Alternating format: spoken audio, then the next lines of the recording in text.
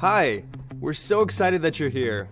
I'm Emilio, and I'm a program manager on the Responsible Innovation team here at Google. And I'd like to officially welcome you to Google's certificate program in project management. Let's start with a simple exercise. Take a moment and think about some of the different tasks that you've completed in your life. Maybe you planned your wedding or a birthday party, or you filed your annual tax returns. Maybe you moved from one state to another, or maybe you're the family member who somehow every year is tasked with organizing the annual family reunion. Believe it or not, you've been developing all kinds of skills through these tasks that'll help you become a successful project manager for any organization or your own business. With this program in project management by Google, we've put together a set of courses, activities, quizzes, and exercises that'll teach you the fundamentals of project management. And of course, help you get a job or advance in your career. Wondering how I started my own career in project management? Well, in college, I always gravitated towards things that were more hands-on and action-oriented and less theoretical. I wanted to make an impact in whichever career I took on. So my first job out of college was as a Spanish and leadership teacher in Los Angeles, California. My main objective in guiding the student leadership team at the school was to identify, mobilize, and inspire the student leaders. After 2 years of teaching, I realized that the moments when I felt the most energized were when I was building a vision for how to get a big project done, or when I was working to bring different groups together around a common goal. That's when I realized I had a lot of core project management skills, and I could focus on growing and developing them in the business world. I'm grateful that I get to be here for the start of your journey. When I was first starting to think about my career, project management wasn't even on my radar. It was one of those professions that I didn't even know existed until I entered the business world and experienced how great of a need there is for folks who are organized, action-oriented, diligent, and strategic. I hope that by the end of this program, you'll be as excited as I am about the prospects of a career in project management. Okay, let's get into it. We'll start with an important question. What exactly is project management? Project management is the application of knowledge, skills, tools, and techniques to meet the project requirements and achieve the desired outcome. It's possible that you've been project managing every day on some level without even knowing it. In this course, you'll learn how to hone those skills to become a truly great project manager. And the awesome thing about project management is that it spans a lot of industries and company types, and it doesn't require deep technical knowledge. This means that any job or life experience you've gained so far will help you in building those skills to become successful in a project management career. There are a lot of people around the world like you who are hoping to learn the skills to get a project management role. Whatever your reason for being here, we're glad you've joined us. This program is rooted in a belief that a strong foundation in project management can help anyone start a great career as a project manager. This program includes 6 industry-relevant courses that focus on topics like project management fundamentals, goals, objectives, and deliverables, risk management, team dynamics, project management methodologies, data-driven decision-making, and more. Each course is made up of personal anecdotes, reading materials, quizzes, and case studies. And you can go through the program at your own pace, skip the sections that you might already know, and review the videos again if you need a refresher. You'll be doing a lot of hands-on learning. You'll build project plans and timelines. You'll learn how to manage budgets and meet the needs of the people involved in the project. And you'll learn different project methodologies like Agile, Scrum, and Waterfall. You'll use tools like Kanban and learn about project management software like Asana. You'll also develop your soft skills, some of which you likely already have. Don't worry, even if you aren't quite sure how to tap into them yet, we'll explore which skills are transferable to a project management role. Above all, this program will help get you ready for a new job. But we're taking it one step further. When you complete this program, you'll have the opportunity to share your work with Google and other top employers aiming to hire project management professionals. And the best part is, you'll have professional work examples you can share with them to showcase what you've learned. Along the way, you'll hear from Google employees like me. We'll share personal stories about how we became project managers and how our foundations in project management launched our careers. We'll also share what we do at work every day and give you tips for job interviews. We've got a truly amazing group of course instructors for you to learn from. Ready to meet them? Hi, I'm Juanne, a Senior Program Manager on Cloud Security Programs. I'm your instructor for Course 2, where we'll learn more about what's needed to set the stage for a successful project. Hey there, my name's Rowena, a Senior Program Manager in Google Cloud. I'm your instructor for Course 3, Project Planning, Putting It All Together, where we'll learn about the importance of thorough project planning, identifying key milestones and dependencies, documenting project plans, scheduling, budgeting, and risk management. I'm Elita, a Senior Engineering Program Manager at Google, and I'm your instructor for Course 4, Project Execution, Running a Project, where we'll learn about communicating effectively, managing risks, understanding team dynamics, using data to inform decision-making, and tracking progress. Hi, I'm Sue. I'm a Technical Program Manager for Google's Support Platform. I'm your instructor for Course 5, Agile Project Management, where we'll gain a deeper understanding of Agile project management, including principles and practices, the benefits and costs of Agile transformations, the dynamics of Agile teams, and the process of running sprints and releases. And I'm Dan, a Program Manager in Google Research. I'm really excited to be your instructor for Course 6, Applying Project Management in the Real World, where we'll take all the knowledge, skills, and understanding you've built up throughout this certificate and apply it to an advanced project scenario. Ready to get started? Let's go. So far, we've previewed what you can expect throughout this program. In this video, we'll discuss the details of this course, and you'll have a greater understanding for which types of jobs are suitable for learners like you. We'll cover some key project management terms and the roles and responsibilities of any entry-level project manager. Plus, we'll discuss the kinds of jobs you can pursue after you complete this program. One thing you'll learn soon is that there's other roles and jobs outside of just project manager that this program will prepare you for. Later in this course, we'll have a video on how to search for those roles and how to view project management as both a position and a skill. But for now, we'll start by going even deeper into what a project is, what a project manager is, and what kinds of skills they have.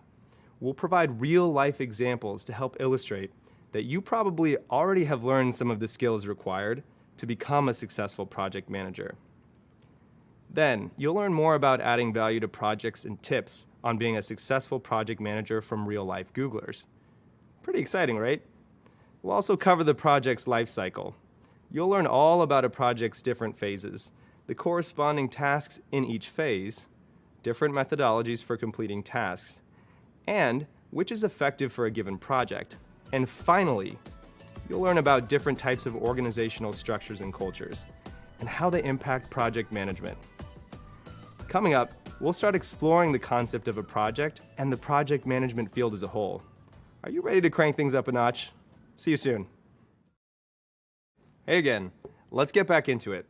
In this video, we'll define a project, define project management, and explain its value to an organization. Let's start by defining exactly what a project is. A project is a unique endeavor and usually includes a set of unique deliverables. It's also a temporary pursuit. It has a defined beginning and an end. To put it another way, a project is a series of tasks that need to be completed to reach a desired outcome. Reaching that desired outcome takes collaboration and careful planning that keeps the project on track and on budget. That's where project management comes in. Project management is critical to the success of projects both big and small. So let's break it down into the what, the why, and the how. So what is project management? Why is project management an important part of an organization? And how is it vital to a project's success? As I mentioned, Project management is the application of knowledge, skills, tools, and techniques to meet the project requirements and achieve the desired outcome. Project management is valuable to businesses because it helps ensure that a project delivers the expected outcomes, both on time and within budget. To demonstrate what I mean, I'll take you through a real-life example of project management. Imagine a school district signs a deal with a telehealth company to make sure students don't have to miss school for simple health issues like fevers or headaches. The deal will be completed by the end of the school year.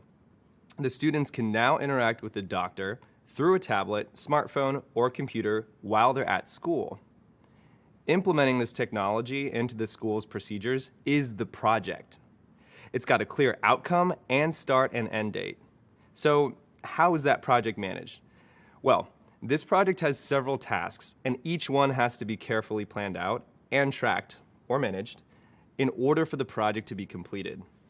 For example, to start, you can organize training sessions for faculty to get them better acquainted with the technology, policies, and procedures.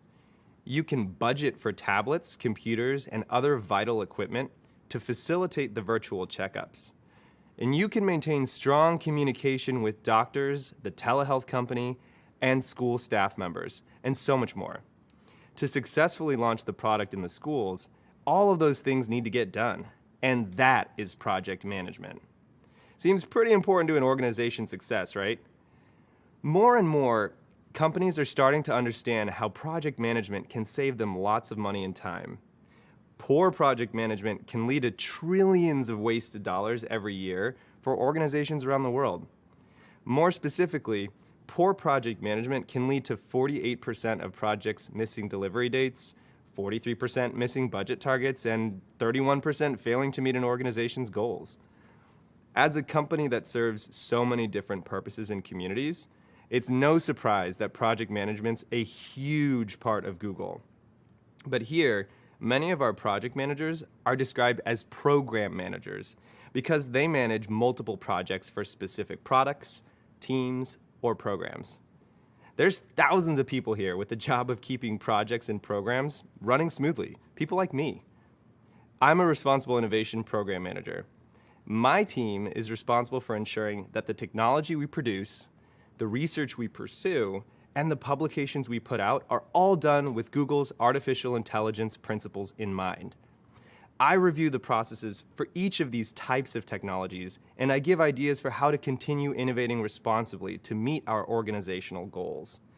So my job adds value to Google through the core aspects of project management we've mentioned: planning and organizing, managing tasks, and budgeting and controlling costs. Hopefully you have a better sense of what a project is, what project management is, and why project management is an important part of every company, and how it's vital to a project's success. Next up, we'll learn more about what a project manager does. Hey, so we've covered what project management is and why it's important to organizations. Now, let's learn more about what project managers do on a day-to-day basis. Project managers usually follow a process that involves planning and organizing, managing tasks, budgeting, and controlling costs and other factors. Everything they do helps make sure the project can be completed on time and on budget. In broad terms, a project manager also needs to make sure that the project outcome is bringing value to the company. A project manager can add value in many different ways, whether that's creating a new service for customers or modifying an old service so it's more tailored to the customer's needs. No matter what the task is, a successful project will always add value. And it's the project manager's job to make sure that project is both valuable and successful. You may be asking yourself, well, if I'm a project manager, how do I add value to an organization every day? What does the day-to-day life of a project manager look like? Well, a project manager's responsibilities can vary depending on the project, the industry, and the company they're working in. Are you constructing a new building? Are you project managing a renewable energy product in a startup? Or are you setting up your own event management company? Your tasks will be different in each scenario, but here's a general overview of what a typical day might look like. A project manager's daily responsibilities always includes some version of the following: planning and organizing. An example of that might be gathering requirements from teammates or customers. This means figuring out what exactly your project's trying to accomplish. You might have a kickoff meeting or send a survey. From here, you may also work on creating project plans. Creating project plans is a key part of project management. It helps set the tone of the project, keeps everyone on pace and aligned, and helps move tasks along. Which leads me to my second point, managing tasks. Once the project is underway, the project manager helps manage tasks for the team members and communicates key milestones to the larger team or customers. This helps keep team members and customers updated on how the project is progressing.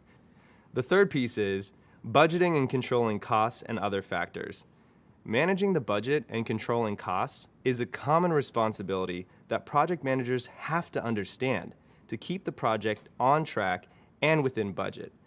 This is a full-time job because the plan you've created and managed may change, causing unexpected costs to come up. And that's just to name a few. I could go on for days, but the most important thing to know about the day-to-day of a project manager is this: you'll use different tools, techniques, and methodologies every single day. There's never a dull moment. Personally, my favorite part about being a project manager is that I get to watch the project's growth from start to finish. It's really special to create something from nothing, working from the ground up. It's a really satisfying feeling. As a project manager, you'll use a variety of skills every day, and a lot of these skills you might already have. And we'll discuss this more coming up. See you there. Welcome back. Let's get right into it and explore the variety of skills you'll use.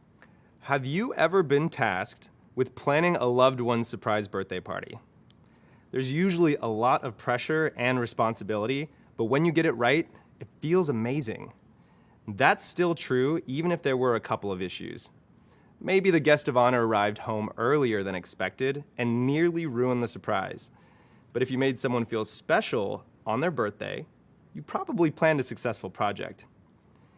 As you chose a venue, sent out invitations, and calculated your budget based on your number of guests, you were using several project management skills, like planning and organizing, managing tasks, budgeting, and controlling costs, and more. Or maybe you've never planned a party. Have you ever worked in the retail space or in the service industry? Then you might have experience that'll translate into the project management field too. For example, you might have been in charge of managing several employees' schedules. To do that, you had to plan and organize which employees' work styles would complement each other in a productive way. You also had to make sure that all duties and responsibilities would be covered during each shift. Plus, you had to be aware of all employees' availability. Doesn't sound familiar? Well, have you ever had to relocate for a new job and planned a big move? To successfully move all of your belongings, you may have coordinated friends and family to help. You would have had to budget and control costs for moving companies, boxes, and miscellaneous expenses. And you probably packed your boxes one room at a time and clearly labeled the boxes so that you knew what each box was when you arrived at the new place. You had to manage all of these tasks simultaneously. You've likely handled several tasks like these in your lifetime. And in studying project management, you'll learn to further advance and sharpen these skills so that you'll be equipped to manage even bigger, more daunting tasks. The abilities that helped you complete these past projects are a great selling point for yourself as a future project manager. So be sure to bring up these examples in job interviews to demonstrate your skills. For instance, if you're asked questions like, "Tell me about a time when you had to juggle several tasks at once," or "Tell me about a time when you had to influence a customer or a teammate," it's good to have examples that demonstrate your skills with time management and leadership in both your everyday life and previous workplaces. Are you thinking about all of the skills that you already have and can use in your future project management role? Perfect. Up next, we'll learn more about the types of project management roles that you'll be qualified for after this program. We'll also discuss how to start exploring the various job opportunities out there for you. See you soon.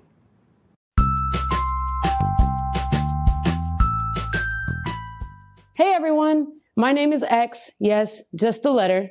And at Google, I'm a program manager for a department called Responsible Innovation. Most of us in our everyday life use program management. When you have only a couple hours left in a day and you have to figure out, well, do I clean my house or do I go to the grocery store and how long will each of those tasks take? Those are just different elements or variations of program management and project management. My path to program management is pretty non-traditional. I didn't go graduate from a great college. In fact, I dropped out of high school and I dropped out of college. So a GED is like the highest credential that I have. So after I dropped out of high school, I taught myself how to code. I built a whole bunch of websites, but realized I didn't have the responsible skills to make me a mature adult. So I ended up joining the military. After spending 8 years in the Army, I traveled the world building apps for really big companies and governments around the world. When I came into Google, I realized I could still be technical, but then I'm just using the skills I already have. So how can I grow myself as a person by learning new skills? And that's when I heard about the program manager role. The program manager role at Google is super cool because it varies depending on which team you're on. So if you're a program manager in Google Cloud, that could look very different than being a program manager in YouTube. That switch up and that change from coding all day long in front of a computer screen was something that was really, really attractive to me. Some of the biggest skills from my past and my history that helped me become a program manager and make that transition from somebody who was managed by program and project managers to actually becoming one myself was taking a little bit more accountability in my personal life. There's lots of things I want to learn in life, and I started doing things like making schedules to practice, like different instruments, like the bass guitar.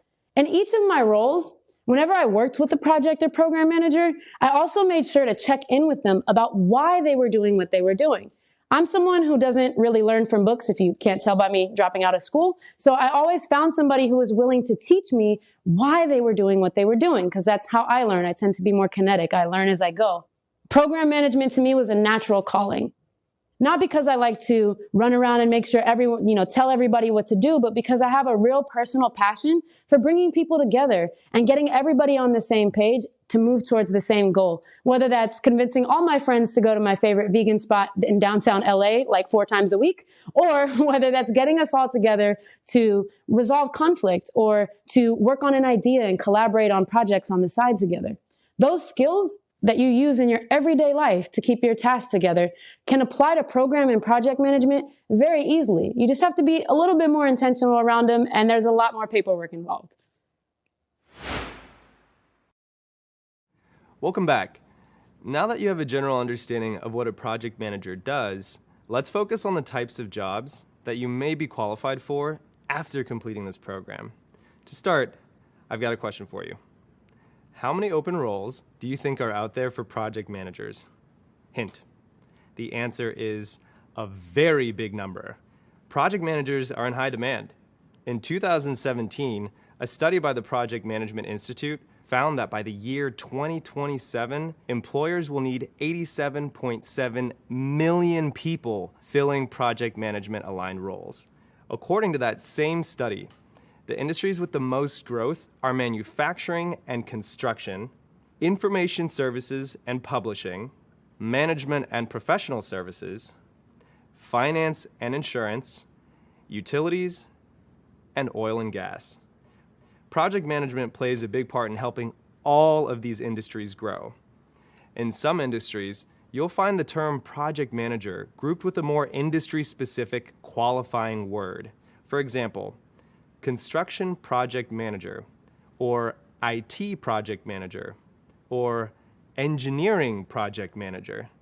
Don't worry, these are all still project manager roles. They're just specific to an industry. And it's important to keep in mind that the skills you learn in one industry can be applied to another industry. New projects are popping up every single day. Across all industries, we notice that new technology is introduced, which leads to processes changing and a need to manage those processes.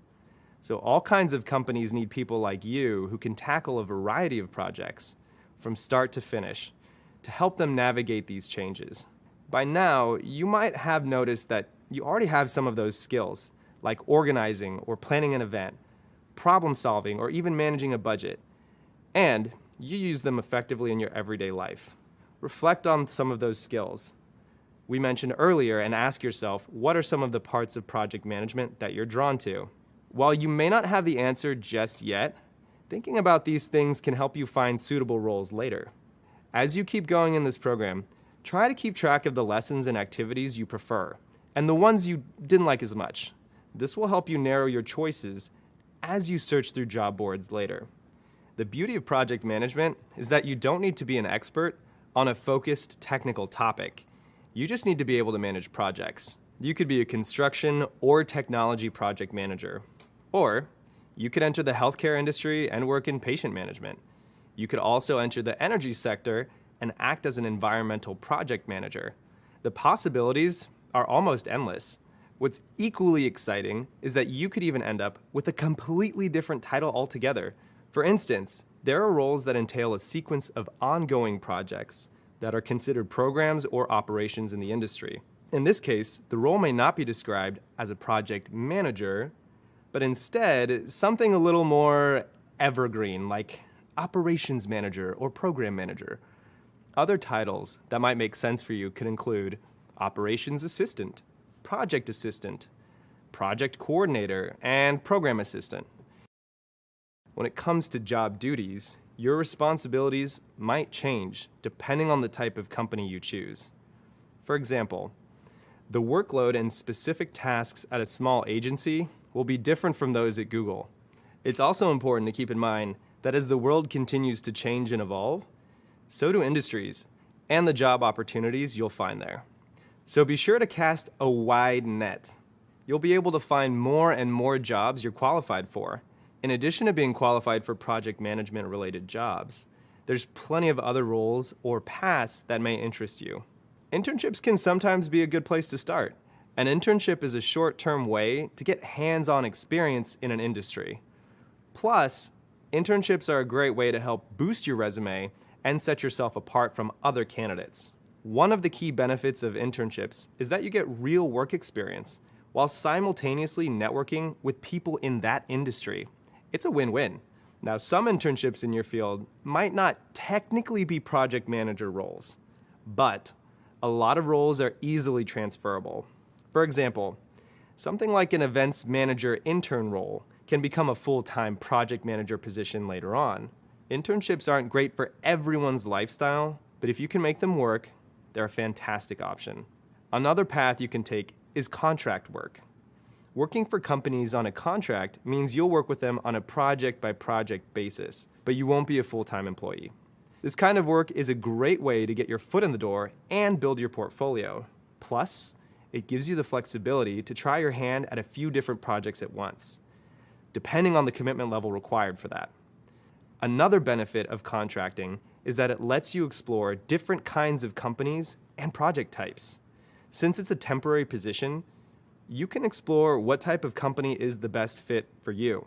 Maybe you find you like working with a large or a small team, or you find you enjoy specific types of projects. And if you find a situation that suits you and the organization, your contract position might just lead to a full-time position. As you keep charging forward, try thinking about the type of job you might be interested in going after when we're done here.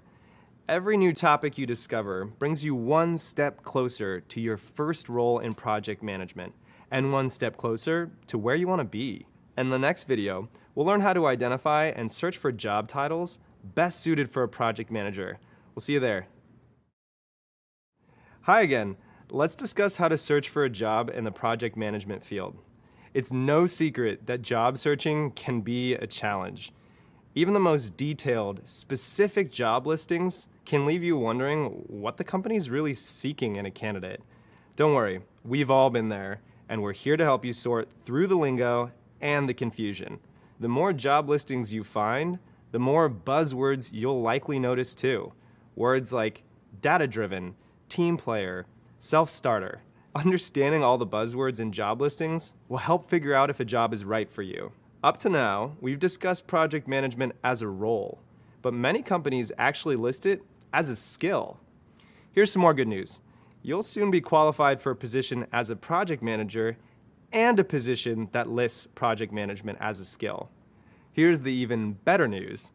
If you have the skills to manage projects, you'll be qualified for program manager or operational roles that require you to manage an end-to-end system or department too, which ask for the same skill set. Now, let's check out different types of jobs that use your project management skills. When job hunting, keep your options open. As I just mentioned, you don't have to limit yourself to just project manager titles. There's lots of other titles you're qualified for too. You'll know what's a good fit for you by reading the job descriptions, so cast a wide net. Depending on the field you choose, you might find roles like operations manager, program manager, operations associate, or project assistant. All of these could be a great fit for your skills. For example, let's say you're searching a job board for project management roles when you notice a community operations manager role for a small city open up. The job title isn't project manager, but you'll notice that the job functions match your skill set and years of experience also match the job requirements. The job description may include a list of required skills like organizational management, strong planning and communication skills, budget preparation and monitoring. Sound familiar? Maybe you'll even start to notice that the job's responsibilities seem like tasks you've covered in this course, like creating monthly status reports, helping to implement new and necessary technologies, tracking work plans and performance metrics, assisting other members of the operations team on given projects, and ensuring timely responses to requests for information. These duties are nearly a perfect match for your project management skills. And there are plenty more listings like these too. How great is that? The skills that go into project management are used in all kinds of roles and professions. Believe it or not, we've all worked with or learned from a project manager at some point in the past. Can you guess who that is? It's your teachers. Think about it. Everything that goes into being a teacher takes project management skills. Designing a curriculum that's accessible to students with unique needs, managing a budget, communicating with others like parents, department heads, or school admins, developing processes to make things run efficiently in the classroom, and so on. For example, when I went for my first interview at Google, I highlighted my experience as the founder and advisor to a student leadership group.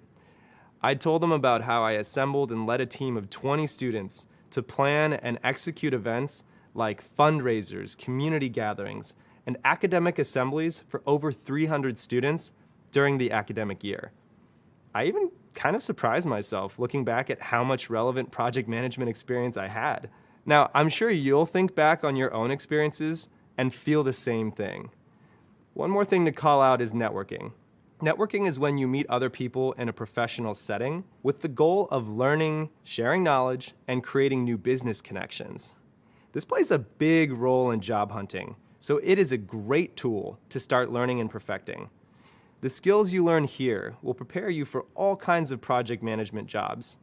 Knowing how to search for jobs will make it even easier to match those skills with the best opportunities for you.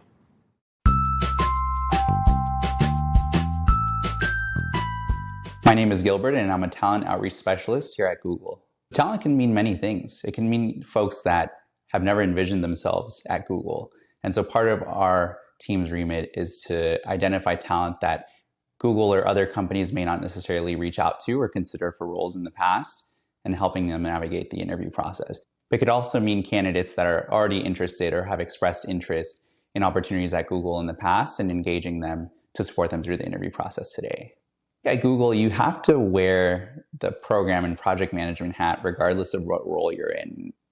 And that's definitely been the case for me. So in my role, I've had to practice skills such as communicating to stakeholders, managing a budget, managing a project timeline in many different projects within my role. An example of this could be organizing events for university students to come to Google's campus and hear from guest speakers about the projects we work on, the roles and their career journeys. And so as you can imagine, this is can be a complex project. My first job out of college was completely unrelated to what I'm doing now. I was an assistant manager at a big box retailer. And so a lot of the skills that I actually learned in that role have translated to support me in my role and allowed me to have success.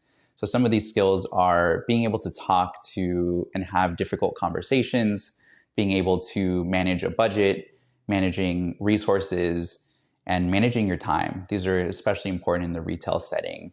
I started applying a lot of these project management frameworks or practices, even into the smallest projects. Maybe it's related to my goals for the next 3 months, setting a project plan based around that, right? I was the only stakeholder. I was the only one reviewing maybe this documentation. But the practice of being able to do this really helped me so that when I had to do it for a project at Google with multiple stakeholders, with multiple timelines, competing priorities, it was already second nature to me because I even applied it just in my day-to-day. So I think one of the biggest support that I had as far as working through imposter syndrome or like lack of confidence as I stepped into a lot of these skills is really just practice. And you can practice it in many different ways, in your personal life, in your professional life, and anything in between. So that was really important for me as I've gone through this journey of upskilling as a program and project manager. So I'd say that by joining this course and stepping into this, you're already taking the first step. And I think that's just as important, right? Like not letting fear or fear of failure get in the way of new opportunities for you. And the second piece is don't be afraid to ask for help. I think that folks are generally willing to help and support you. So the biggest thing that you can do is reach out and not be afraid to ask questions, not be afraid to do an informational interview, to ask for resume tips, to ask for advice from people that are maybe already in the role that you're hoping to step into or in the field that you're looking to work in. Just reach out to them, ask them questions. I think people like to connect with folks that are intuitive, that are curious, and are just eager to learn. And so if you can leverage those two pieces, I think that you're going to have success in whatever you do. And just like that, you're done with the first module. Congrats on hitting this exciting milestone. You're one step closer to becoming a rock star in project management. Let's revisit the concepts we've learned so far. We started by discussing how project management is the application of knowledge, skills, tools, and techniques to meet the project requirements and achieve the desired outcome. Then we learned that project management is alive in nearly every industry and company.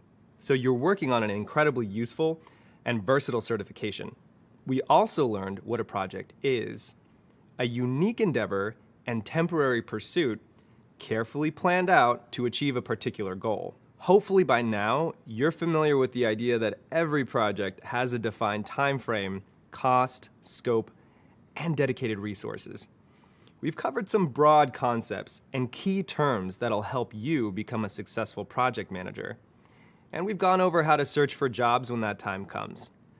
We've also discussed how to effectively translate your past experiences into talking points for why you'll be a successful project manager. We talked about how you can transfer skills from your previous job into your new project management role, and how that'll really set you apart. Everything from juggling a to-do list to budgeting for a loved one's birthday party demonstrates that you probably already have some of the skills to be a phenomenal project manager. But no worries if you don't. We're starting from scratch here. By the end of this course, you'll have the skills, but also the experience and knowledge to find the role you want. Whether that's contract work, internships, or general project management positions, you'll be able to figure out what's the best fit for you. And as we go forward, I want to encourage you to keep thinking about what kind of work you might like to do in the future. And let's not forget the most exciting news we learned about project management. Just about everyone needs a project manager. This position's in high demand, and that demand just keeps growing. Wow, okay, that's a lot of ground we covered, and we've just barely scratched the surface. I hope you've enjoyed the course so far, because it's about to get even more fun. Coming up, we have your first graded assignment, and I know you'll ace it. Remember, take your time and relax. Trust yourself, you've got this. Don't forget, you can always review your notes and readings, or go back and rewatch some of the videos if you're unsure about an answer. Good luck, and I'll see you again soon. Welcome back. Let's start by reviewing what we've discussed so far. Earlier, you were introduced to project management as a career path. We discussed how this course can help you advance your career goals with a project management certification. And we also discussed some of the basics of project management. like how to define a project and its different components. Then we went over some distinct project management careers, roles, and responsibilities. Now, it's time to gain a deeper understanding of a project manager's role. By the end of this module, you'll be able to explain the unique value a project manager brings to their team. You'll also be able to describe a project manager's roles and responsibilities and list their core skills. This course will help you continue to recognize the skills that you already have that will help you become a successful project manager. It will also help you identify new skills that you may need to learn in preparation for your new career. Ready? Let's get started. Earlier in this course, we introduced you to the world of project management. We discussed how project management spans industries and companies of all kinds, from large corporations to small businesses. Now let's define what a project manager is and describe how they add value to their teams and organizations. Let's start with the definition. Project managers shepherd projects from start to finish and serve as guides for their team, using their impeccable organizational and interpersonal skills every step of the way. As you learned earlier, project managers usually follow a process that involves planning and organizing, managing tasks, budgeting, and controlling costs so that the project can be completed within the approved time frame. We'll dig deeper into these topics throughout this program. What you need to know right now is that project managers play a crucial role in their organizations. Project managers add value to their teams and organizations in key ways that include prioritization, delegation, and effective communication. So let's break these down. First, we'll discuss prioritization. Project managers add value to their teams and organizations through effective prioritization of tasks required to complete a project. They're experts at helping team members identify and break down large tasks into smaller steps. There will be times when a project manager may not know which tasks to prioritize. To determine which ones are the most critical to the success of the project, they'll connect with their teams and with stakeholders to gather information and make a plan. Stakeholders are people who are interested in and affected by the project's completion and success, like the leader of an organization. You've probably used prioritization to complete work in the past. In any kind of project, personal or professional, there are tasks with different levels of priority. For example, let's imagine that you've decided to rent a house and plan to repaint the rooms. You've picked out your paint and you're eager to get started. While it may be tempting to start painting right away, you'll need to prioritize tasks like laying out drop cloths to protect the floors and furniture, applying blue tape to the room's edges, and much more. Those preliminary steps are critical and need to come before painting. Other related steps, like choosing new faceplates for your light switches, can come later in the process or be switched out of the project entirely if you run out of time or money. When you choose to take care of these preliminary steps before wedging open the paint can, you're prioritizing the tasks or steps of your project. You're also increasing the likelihood that you'll be satisfied with your newly painted rooms. This process is similar for professional projects. When you effectively prioritize important tasks, you set up your team and yourself for a better project outcome. Now, let's discuss delegation. Project managers use delegation to add value to their teams and organizations by matching tasks to individuals who can best complete the work. Let's return to our house painting example for a second here. Painting multiple rooms can be a time-consuming project, so it's possible that you might enlist a few friends to help you get it done. Maybe one friend has professional painting experience. Now, with that in mind, you might ask her to handle the more challenging aspects of the project, like painting the ceiling or the detailed molding. You might also schedule her to paint the molding before another friend paints the walls. So by delegating this task to the person with the right skills to complete the work and ordering the tasks appropriately, you're applying knowledge of your team's strengths to the planning of your project. That makes sense, right? Finally, let's talk about effective communication. Project managers deliver value through effective communication, both with their team and with key stakeholders. This refers to being transparent, which means being upfront with plans and ideas and making information readily available. Project managers keep in regular contact with their team about the progress of the work and help identify areas where a teammate may need support. In our house painting example, this might involve checking in with your friends periodically to ask if they have enough paint or supplies left to complete their tasks. Checking in regularly means you'll know if you need to buy more paint before the can is empty, which ensures that the project stays on track. In addition to keeping up with teammates, project managers keep in regular contact with people outside of the team, like company leaders who are invested in the project outcomes. For example, you might reach out to your landlord to get permission to paint and to share the days you'll be working on this project. Though your landlord isn't directly involved in the project's execution, the outcomes will affect her property, and so it's important to keep her informed. Without your project management skills, you might run out of paint halfway through the project, your walls might get painted without drop cloths to protect the floors, and your landlord could be caught off guard about your plans. So it's a good thing you're here to keep the project running smoothly and efficiently. Great. Now you should be able to define what a project manager is and explain how they use prioritization, delegation, and effective communication to deliver value to their organizations. Coming up, you'll hear about the career path of a real-life project manager at Google. Their journey, to me, is fascinating, and we can't wait to share it with you.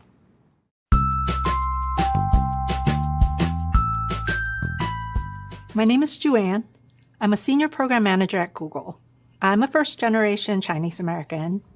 My family and I came to the United States when I was young. My parents worked really hard when I was growing up, and I spent a lot of time by myself, basically just having to take care of myself, planning my meals, doing my homework, taking care of chores.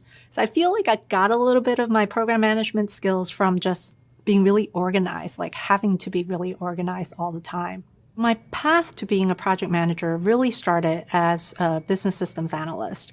I was writing requirements or gathering requirements for our customers and translating them into documentation for our engineers so that they could implement it. Through that process, I became a project manager. I started to manage the timelines, manage the tasks, understand all the pieces and who needed to be involved. And there you go. You have a project manager. I think the funnest part about being a project manager is really working with people. You get to meet all different kinds of people, different personalities. Sometimes you get to travel to places to meet them, but even when you don't, I think just meeting new people and understanding how we interact, how people interact and behave is fascinating. I think if you build a relationship, focus on the relationship, and really understand what their style, where they're coming from, what their concerns are, it will help your relationship, your working relationship, much better. You can communicate with them in the style that's necessary. You can work with them in the style that's more receptive to them. And that would just make the project better all around.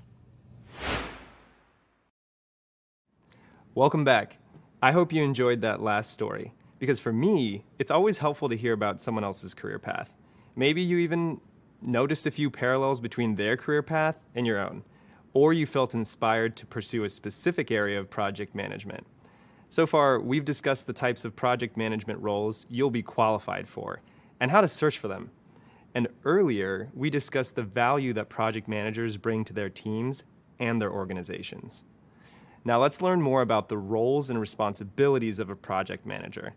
Earlier, you learned that project management is the application of knowledge, skills, tools, and techniques to meet the project requirements and achieve the desired outcome. So, how does that actually happen? Well, that's where you come in.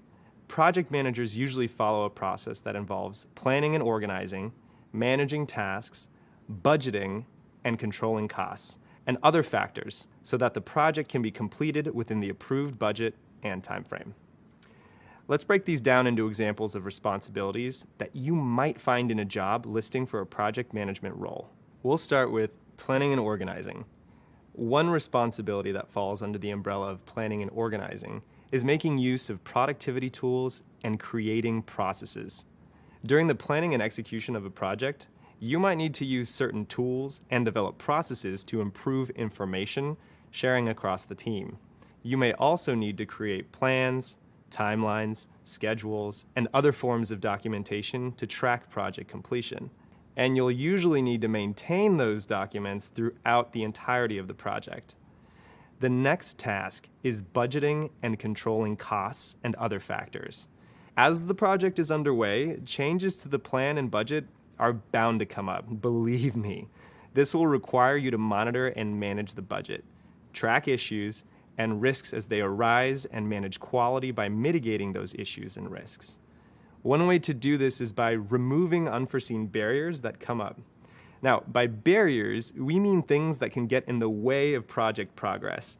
For example, if your teammates lack the resources needed to complete a task, you might identify that issue or barrier up front, escalate the issue to a stakeholder, and work to secure the resource so your team can move forward. Another huge piece of the project manager's role is managing tasks. A project task is an activity that needs to be accomplished within a set period of time by you, your team, or your stakeholders. Keeping track of tasks is a great way to help manage the team's workload and ensure that things are getting done. Keeping track of tasks is also a great tool for demonstrating progress to people outside the immediate team, like your stakeholders. Back when I was a program manager in student development here at Google, one of our goals was to create pathways for students who identify with communities that are underrepresented in the technology industry. A large part of my day-to-day responsibilities involved working with two separate engineering teams to create our technical curriculum. To manage the tasks associated with this project, I created separate project trackers for each team that outlined the vision for the curriculum. These trackers kept both teams in the loop about the timeline for delivery, the categories and subcategories for work, and the team members assigned to each task. I also made sure to update our stakeholders every step of the way. By actively managing tasks throughout the project lifecycle, I was able to keep tabs on everyone's work and efficiently inform stakeholders, which allowed us to achieve our project goal with minimal issues. Nice job. Now you should be able to describe the roles and responsibilities of a project manager. Coming up, we'll discuss a project manager's role within the extended team, including how to work alongside the people tasked with executing the project. Catch you in a bit. Hey, and welcome back. Earlier, you learned more about the responsibilities of a project manager. And while it might seem like a lot to keep track of, it's important to know that you, as the project manager, won't need to do everything on your own. Let's discuss the role of the project manager and how that role relates to other roles within the project team. It's easier to hear the term manager and immediately think of your boss, but a project manager is not often the direct manager of the people working on a project team. Here we're discussing the project manager as someone who manages the tasks of a project. But what does that really mean, right? Well, although you might have a few teammates working with you on a project, you're probably not their day-to-day boss. With the help of your team, you can get a lot more done together. Everyone on your team will have their own set of roles and responsibilities, and you'll come together to ensure that everyone is able to do their part to advance the project. Each person will be an expert on their portion of the project, but no one will be an expert on every aspect of the project. And honestly, neither will you. For instance, the graphic designer will focus on graphic design, but probably won't be an expert on copywriting.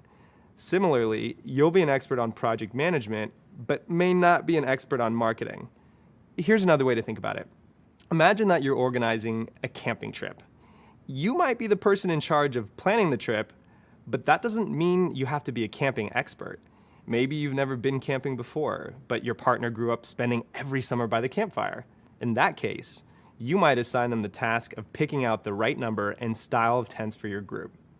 So, in this example, you are planning the trip by giving your partner the job of finding the right number of tents and the right size tents to make sure everyone's covered.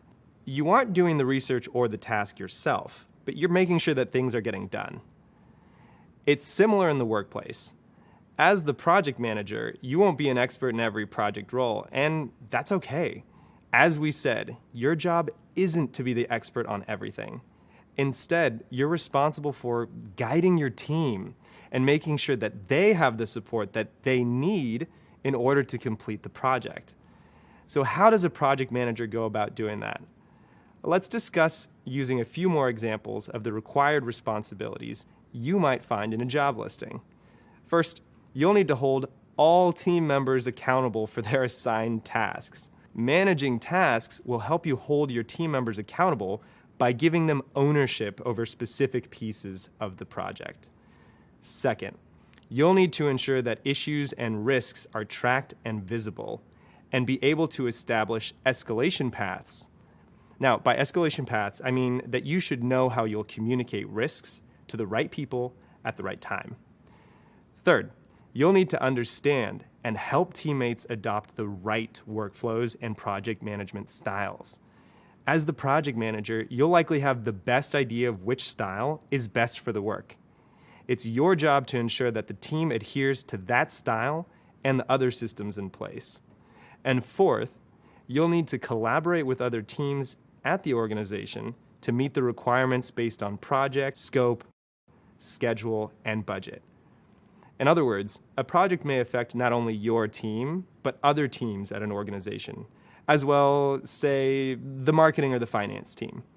So you'll need to work with those teams to ensure that everyone is happy with the project outcomes. You'll learn more about working with other stakeholders in a later course. Catch all that? Let's recap. You've learned that a project manager isn't always the direct manager of each member of the project team.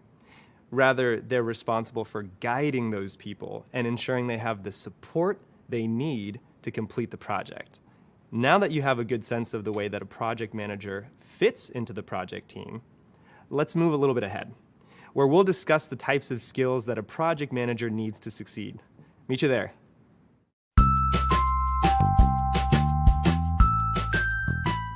A great project manager is some funky combination of EMT, ninja, and jazz musician. An EMT who can show up on a scene that's full of chaos, figure out what needs to happen now, triage all of the things on site, and then develop a plan of action while also participating in that action. A ninja, because you kind of have to be stealth about how you go about influencing other people. Overt action or pushing people too hard isn't necessarily received well. And a jazz musician, particularly a jazz drummer, who keeps a steady beat as a lot of things are happening around you. On a team, you're going to be surrounded by a bunch of talented people. A trombone player, a bass player, a trumpet player, a pianist, and you, keeping the beat and making sure that everybody is working in time. I spend most of my days with my product and engineering counterparts talking a lot about strategy, updating status to key stakeholders, and trying to figure out what comes next for our product. Some things about my job never change from this day to my very first day. The fact that I communicate with a lot of people in a day, a lot of different types of people, from engineers to product managers to partnerships to sales and marketing, all of that's the same. The biggest difference is the number of people that I communicate with and the complexity of the topics I cover. The most important thing for you to keep in mind is staying organized. The more organized you are in your actions, the more organized your team is in their thinking and their actions. What I do to stay organized is lists. Lists. All day long. I have Post-it notes, I have electronic lists, I have lists in emails, and those lists help me stay on top of what actions need to happen now, what actions need to happen next, and which I can put off for a few more days. I do use the list to help manage my time. I think one of the things my lists are most important for is making sure I know what needs to be done today. And then, once my list is made and I'm sure of what needs to be done today, I budget time for those things. A stand-up is a quick meeting, usually at the start of the day, but you can have them really at any time. My stand-ups usually happened in the morning, around 9:30 or 10 o'clock, depending on when the engineering team got in. They lasted for about 15 minutes so that we were clear on what had gotten done the day before and what was on the docket to get done today. And then we usually checked in again quickly around lunch to make sure that people were still on track or ran into any technical issues that might require a longer time to finish the task. I think the thing that makes me a great project manager is a bias to action and resilience. One of my favorite phrases is pick it and stick it, in part because I think it's important to make a decision to get yourself unstuck, to follow through on that action, learn some things, and decide to take a new action once you've learned something. The latter half of that is resilience. I am resilient and my teams are resilient. So if we've taken a bad action, we've learned that we can learn and change our mind with new information. I'm Elita, a senior engineering program manager at Google. Hey, and welcome back. Now that you've learned about the roles and responsibilities of a project manager, let's discuss the core skill sets that a project manager should bring to the role. While there are lots of different skills a project manager can bring to their role, there are 4 specific skill sets that we think can help a project manager be successful. Those are enabling decision-making, communicating and escalating, flexibility, and strong organizational skills. First, let's talk about enabling decision-making. The ability to enable decision-making on the team, or gathering decisions from the appropriate leader, is crucial to keep projects on task and achieve their goals. Lots of the day-to-day decisions within the project will likely fall to you and your teammates to discuss and agree on. You'll ensure that projects stay on schedule by gathering information from teammates and using those insights to help the team make informed decisions. You'll also make sure that those decisions are communicated to the necessary coworkers, whether that's the immediate team or company leaders. For example, you might provide relevant data or feedback to help your teammates make an informed decision between choice A and choice B. The second skill is communicating and escalating. As a project manager, you'll use your communication skills in just about everything you do. This might look like documenting plans, sending emails about the status of the project, or holding a meeting to escalate risks or issues to stakeholders. The third skill is flexibility. As a project manager, knowing how to be flexible when changes are needed is key. Plans definitively will change, even with careful upfront planning. For example, maybe the goals of your company change, or maybe a member of your team unexpectedly takes a new position at another company. A good project manager knows that unpredictable moments like these are almost always guaranteed. A quote we love here at Google is, "The only constant is change," and that's true. By staying cool under pressure, you'll be able to adjust while helping your team stay calm too. And finally, a successful project manager needs strong organizational skills. As you learned earlier, the role of a project manager requires using a lot of different processes to keep the project on track. Having strong organizational skills means having the ability to organize these processes and the core elements of a project, to ensure nothing gets lost or overlooked, which, trust me, can and does happen. To prevent this, you might decide to track daily tasks in a spreadsheet or send frequent status updates or reminders. There are many ways to stay organized and hone your organizational skills, and we'll talk more about them throughout the program.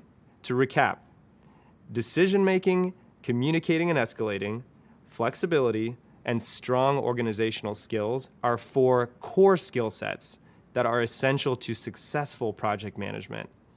You can continue to build on these skills by becoming familiar with industry knowledge that applies to most project management roles. Knowledge of helpful tools and templates and familiarity with popular project management styles like Waterfall and Agile can help you organize and document the project throughout its life cycle. We'll learn about these throughout this program. Hopefully, you feel better equipped to explain the core skills a project manager should bring to the role. These skills really help enforce team morale and accountability for the tasks of a project. We'll discuss this coming up. See you soon.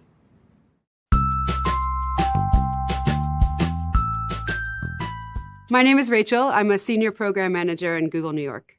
Google hired me out of a bar in the East Village about 12 years ago. For about 3 years, a group of NY Ops and SRE drank at my bar. And like everyone at the bar, they asked the bartender for advice. So I gave them advice and helped them through a lot of problems and also became friends with them. I really admired them. They were incredibly smart and charming and really good drinkers and tippers.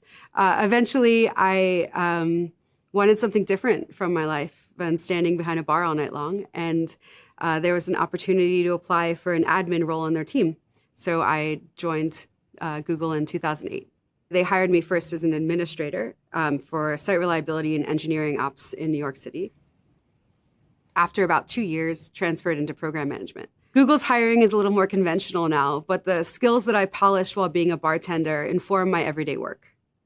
A wise old bartender that I knew on the Lower East Side once told me that a bar was a room full of tables and chairs and some beer, and a meeting room was the same, a room full of tables and chairs. People come into a bar like they come into a meeting room, wanting to leave feeling something else. So as a program manager, my job was to help people through that experience, the aesthetic experience of meeting with each other, making decisions, and coming to conclusions together. Very similar to bartending and helping people have a better night.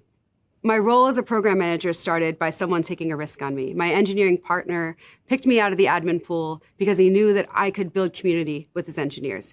When you work at a bar, you have to talk to anyone who comes into the bar. Anyone who walks through that door is your customer. You have to understand what they want to drink, whether they can continue drinking, whether they might be done drinking. All of these things. When you are working with a subject matter expert, an engineer, a product designer, a UX person, the same things apply. So you have to be able to talk to any engineer on your team, any product manager you need to work with, and you have to understand their unique needs. Program management isn't just about the process and the artifacts that you create. It's about how you relate to people. Understanding what you've learned in other parts of your life, whether it was in a bar or art school, these are the experiences that you bring into the job that make your work unique. Your skills at talking to people or de-escalating conflict or understanding what people need. This is what makes you a great program manager. Earlier, you learned about the role of the project manager and the core skills you'll need to be successful in that role. You've also learned more about your role within the project team. Now let's discuss a few key skills that you'll use to build relationships with your teammates and stakeholders. Using your interpersonal skills is key to building relationships with the people involved in your project. By developing these relationships, you'll learn about the needs and concerns of the team. This will help you determine the priorities of the project and motivate your team throughout the process. Possessing strong interpersonal skills is a huge part of good leadership. Even if you've never held a formal leadership position, having these skills will help you when you need to guide a team. This is called influencing without authority, which refers to a project manager's ability to guide teammates to complete their assigned work without acting as their direct managers. There's a few key interpersonal skills that you can use to accomplish this and guide the project outcomes, even without the authority of being your teammate's boss. These skills include communication, negotiation, conflict mediation, and understanding motivations. So let's break these down. First up is a key skill we've mentioned a few times now, communication.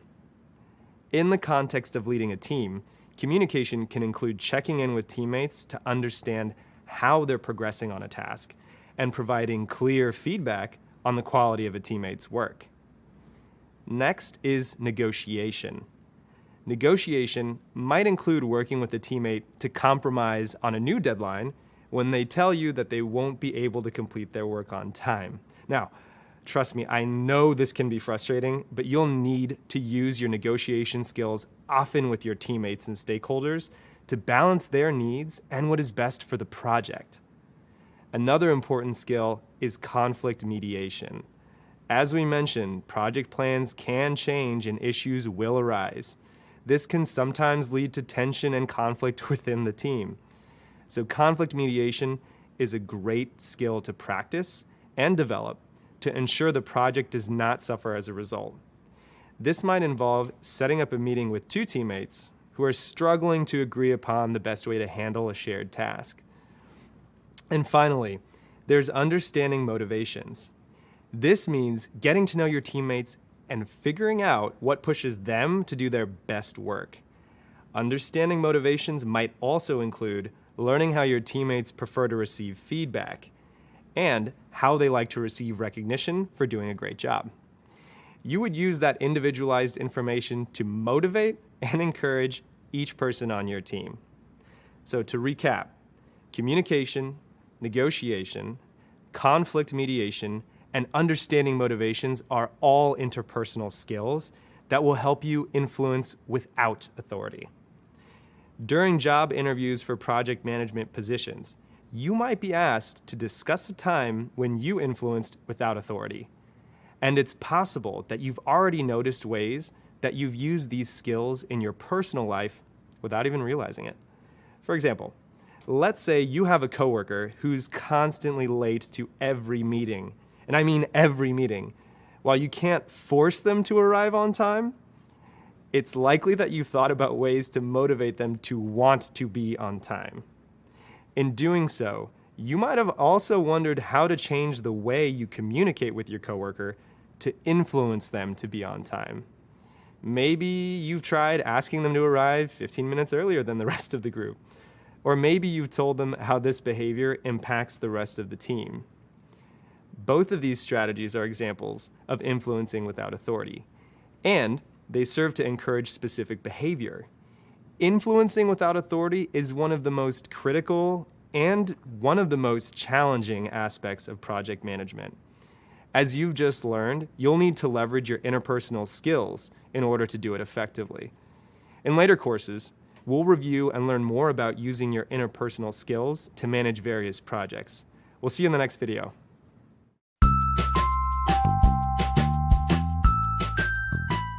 I'm Ellen, and I'm a Director of Technical Program Management. And that means I lead a team of program managers at Google. I love project management because I really like this idea that you can do more together as a team with a group of people than you could do alone. By bringing in a bunch of people together and getting organized, getting aligned around a common goal, we can do some pretty amazing things. I think a successful project manager is somebody who really knows how to pull together a group of people. To me, there's really two parts of project management. One is this laser-like focus on executing on this goal. But then the other part is the people. And so a successful project manager can do both. When I first started managing project managers, it was really about, everyone works on their own project. How do I just guide them, give them guidance and help them with their projects? Over the years, I've shifted to mentoring on project management to mentoring project managers. And what I mean by that is it's different. I'm no longer saying, here's what you should do on your project. I'm really trying to help them think about how to think about their projects. One of the things that I think about a lot as I'm building a project management team is having a really diverse set of folks who with different backgrounds, different experiences, and we're a global company, so we're really trying to make sure we are a global team as well. And when I talk about diversity of background and experience, it really is about, working in different types of environments with different types of teams. When I chat with new project managers, and they say how do I continue to grow as a project manager? My answer is work on different projects, right? Work on as many projects as you can, but don't be afraid to try different areas, different domains, work with different people. With every project you work on, you're going to really learn something. Nice work. So far, you've started learning all about project managers and the value they bring to their teams. We also introduced you to a few program managers here at Google who spoke about their own experiences working in the field. You also learn more about the day-to-day responsibilities of a project manager and how they guide their teammates to do their best work. And you learned about the types of skills you'll need to succeed in a program management role. As we move forward, you'll develop and hone lots of the skills needed for the daily tasks of a project manager. And hopefully, you've also identified the skills you already have that can help you become a great project manager and an asset to employers. Next up, we'll discuss the project life cycle. You'll learn more about the different phases of a project and the tasks associated with each phase. You'll also learn more about some of the most popular project management methodologies used across industries today and how to choose the best one for your project. See you soon. Welcome back. Before we move on, let's recap what's already been covered. You learn how to define project management, what a project is, what it isn't, and how to explain its value to businesses. You also discussed when and why it's necessary to have a project manager, the role and day-to-day responsibilities of a project manager, and the core skills needed to be a successful project manager. Now's a good time to stop and recognize how much you've learned. By now, you're familiar with the job of project management, and you've started learning what it takes to be an effective project manager. Now you'll go a little further and learn some of the ins and outs of the job. And before you know it, you'll be ready to guide any project successfully. Are you ready? Well, coming up, I'll introduce you to the two most popular approaches to project management, waterfall and agile. We'll also cover the project management life cycle and phases, and you'll learn about the different styles, scenarios, and factors that can impact a project and its tasks at any given phase. When we're done, you'll be able to explain and follow the life cycle of a project, define and outline a project's phases and each phase's tasks, compare different project management methodologies to determine which methodology is most effective for a project, and finally, organize how a project is run according to different program management methodologies. Ready? Let's get started. No two projects are exactly the same, which means there are many different ways to manage them. Each project comes with its own needs and factors that impact how you'll take action and achieve your goals. There are many ways to manage projects, and not always one right way to do so. Picture this. You're project managing a political campaign for a local candidate. To make it happen, you need to think about things like your available resources, the people you'll be working with, the election date, and the location. You need to be aware of lots of details to successfully complete your project. Because so many different things can impact a project, it's important to understand its basic structure. We call this structure the project life cycle. The life cycle is a great way to guide your project in the right direction so that you and your project stay on track and end up in the right place.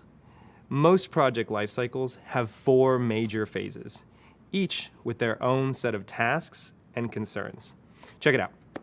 The main phases of a project are initiate the project, make a plan, execute and complete tasks, and finally close the project.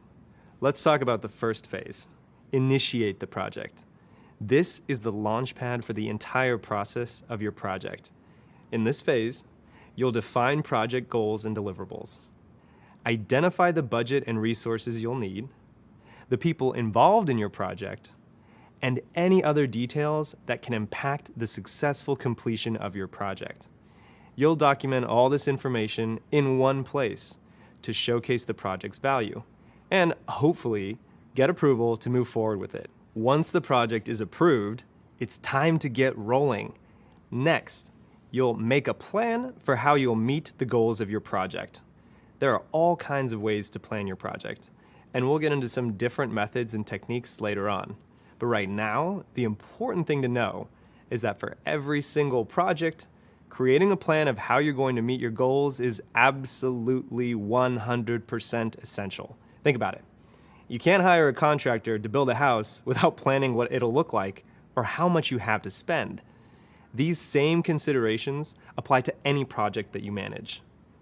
To be effective, your plan needs to include a lot of things. For example, a budget, a breakdown of all the tasks that you need to be completed, ways to communicate team roles and responsibilities, a schedule, resources, and what to do in case your project encounters problems or needs to change. Now, that's just to name a few. Once you have your plan in place, it's time to execute and complete those tasks. It's important to point out that your project team has the job of completing the project tasks. Now, as the project manager, your role is a little different.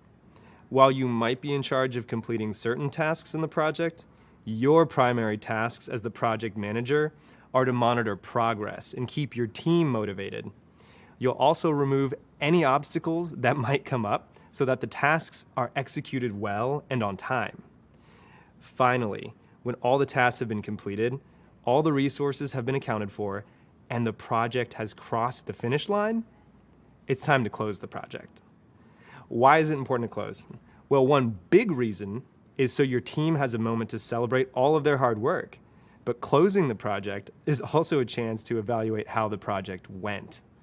You can make note of what worked and what didn't, so you can plan better for next time. Even if the project was a massive success, it's helpful to take time to reflect. Closing the project is also a great way to connect with anyone outside your team who may have had interest in the project's goal. You can let everyone know what was completed and what you accomplished. Some projects, like the campaign example, will have a firm end date. Once the project is finished, that's it. There's no more work to do. Other projects have different finish lines. For example, a project where you're implementing a new ordering system at a restaurant is complete after the system is set up and the employees know how it works. At that point, your goals are completed. Now it's time to hand over the project to another group whose job it is to provide support and make sure the system stays running on a day-to-day basis. Another example of this is, I once project managed the creation of a dashboard that would be used by various stakeholders in my organization. This dashboard would show pertinent information to each stakeholder depending on the team that they were a part of in our broader organization. I project managed the beginning, from writing out the vision for the project, to the end, where we delivered the dashboard. Now, once I passed off the final product, I transitioned the continued update of each team's data and the corresponding dashboard page to the respective teams. Think of it like turning over the keys of a newly built house to its new owner. The project of building the house is complete, and now it's up to the owner to take care of the house's maintenance and the upkeep. So there you have it, the project lifecycle. The exact name for each phase might change depending on the type of project or organization you work for, but the general idea stays the same. And following the project processes you will learn in this course will set you up for project management success. Next, we'll take a closer look into what happens during each phase of the traditional project lifecycle. Now that we've discussed the project lifecycle, we're going to explore some of the different tasks that match up with each lifecycle phase. But first, let's review the phases. The project lifecycle phases are: initiate the project, make a plan, execute and complete tasks, and close out the project. Okay, great. Let's get back to the tasks that need to be accomplished during each phase.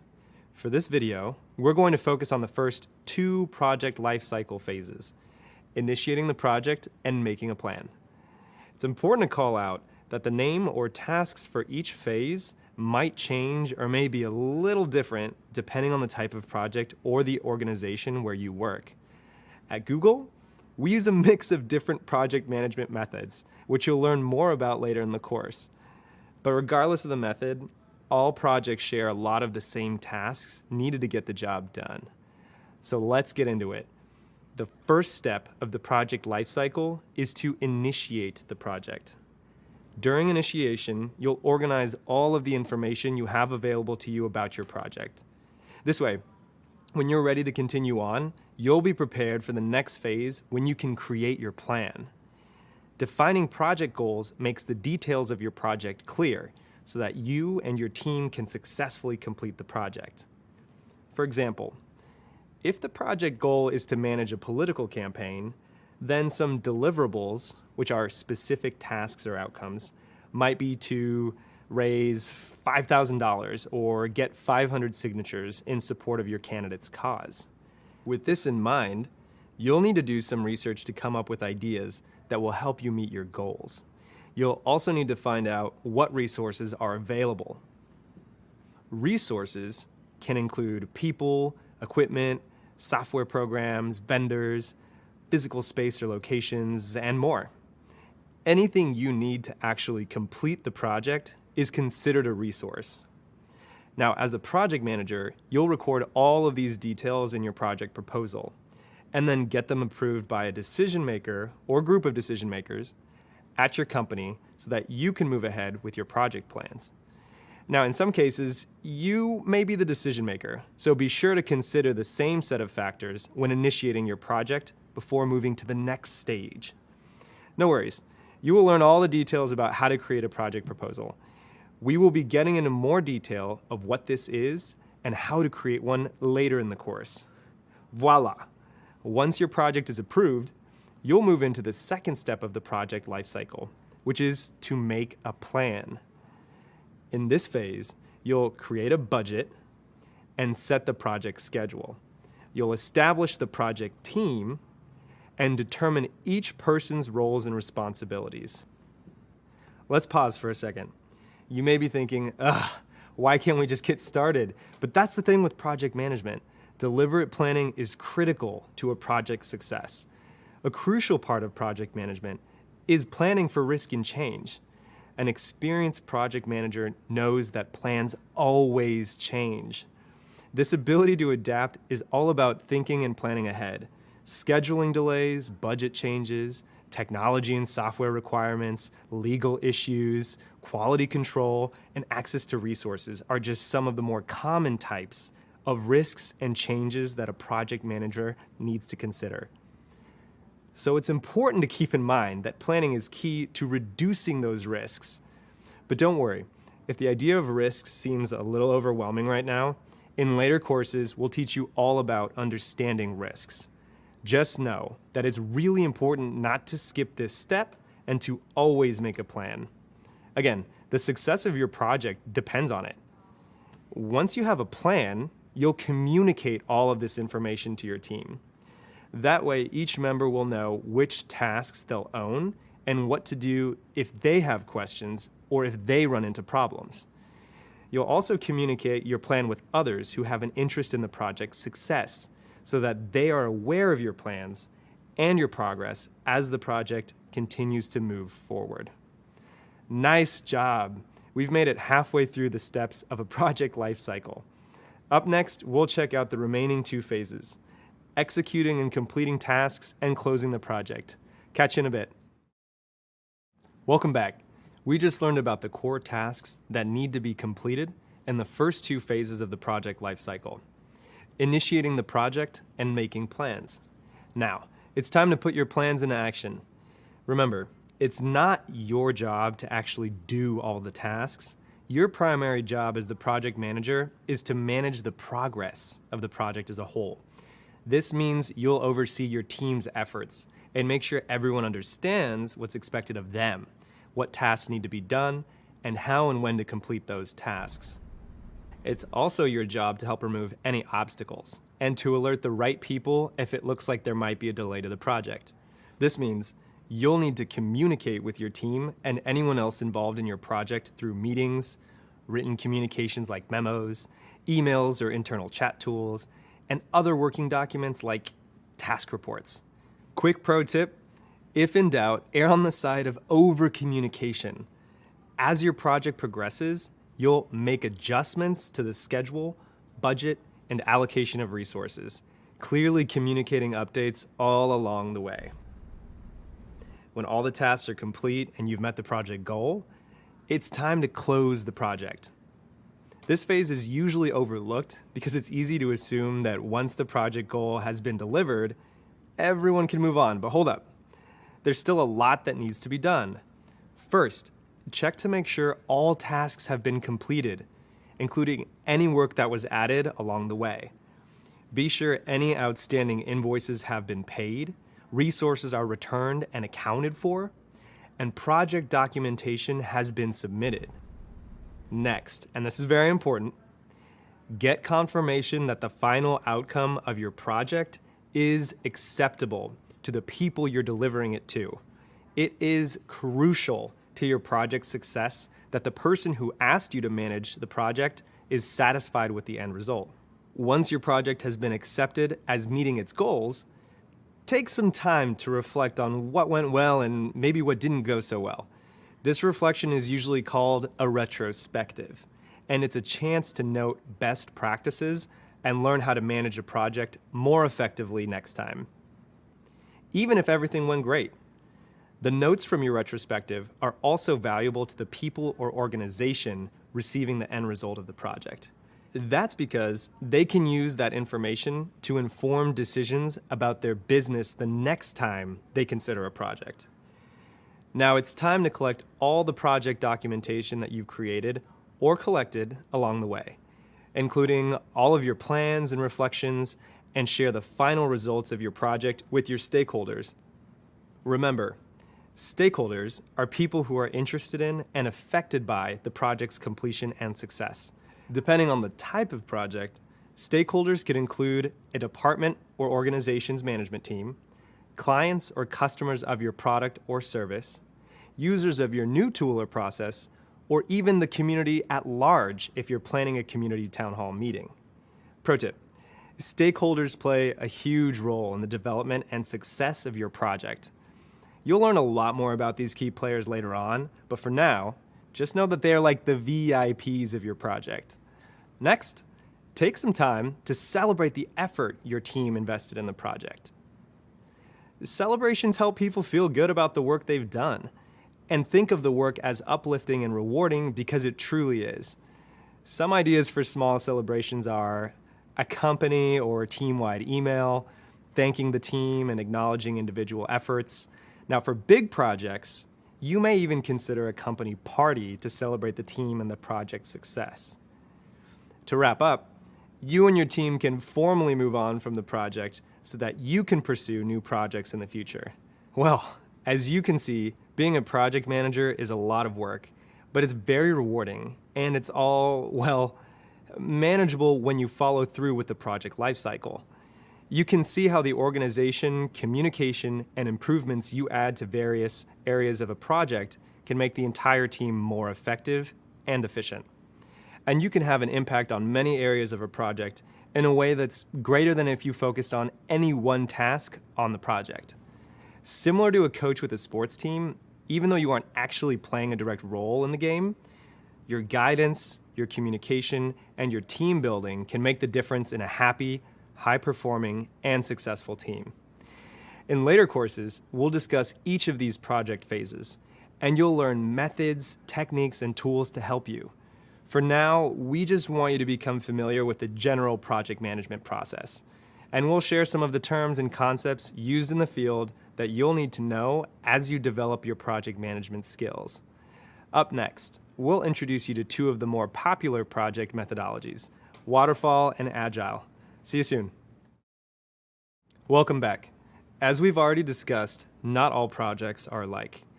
Different types of projects will benefit from applying different project management approaches or methodologies. A project management methodology is a set of guiding principles and processes for owning a project through its life cycle.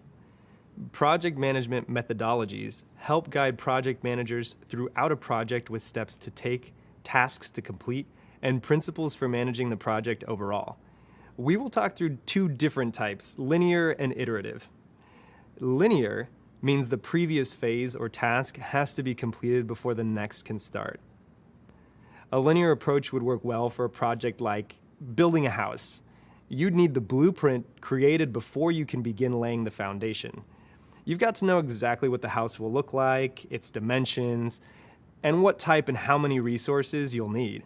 Then you've got to finish the foundation before you put up the walls, and the walls before you put up the roof, and so on, before you have the finished project, which is a bungalow-style home. There's also a clear goal. You know exactly what the house will look like. It's unlikely that in the middle of building the house, your client is going to decide they'd rather have a multi-level Victorian instead of a single-level bungalow. What's more, even if they wanted the change, it's too late. You already laid the foundation and built the walls for the bungalow. Done and done. A bungalow is what they wanted, and a bungalow is what they'll get. Using this type of linear project management approach, completing each step in order and sticking to the agreed upon specific results and being able to deliver just what the client ordered. For a project like producing a new show for a television company, on the other hand, it might be more effective to use a methodology that uses an iterative, more flexible approach, where some of the phases and tasks will overlap or happen at the same time that other tasks are being worked on. Your team comes up with an idea for a show and films a pilot. You run several tests of the pilot in different locations and time slots. As your team gathers feedback about the pilot, adjustments to the show are made. At the same time, you're able to make decisions and start working on other parts of the project, like hiring permanent actors, starting film production, and working on advertising, even while the final version of the show is being worked on.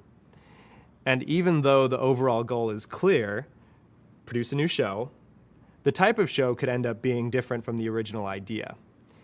Your team may have started out creating a 1-hour show, but during testing, they realized a half-hour show would actually be more popular. Or maybe a supporting character got a lot of positive feedback, so you want to make them one of the main characters. What's more important is that you produce a show that audiences are going to watch. Because of the iterative approach, plans remain flexible, and you're able to make adjustments as you go along. Each of these projects benefits from a different approach to how tasks will be carried out in order to best meet the project's goals. Linear projects don't require many changes during development and have a clear, sequential process. If you stick to the plan, it's likely you'll finish your tasks within the time schedule and all other criteria. Iterative projects allow for more flexibility and anticipate changes. You're able to test out parts of the project to make sure they work before the final result is delivered.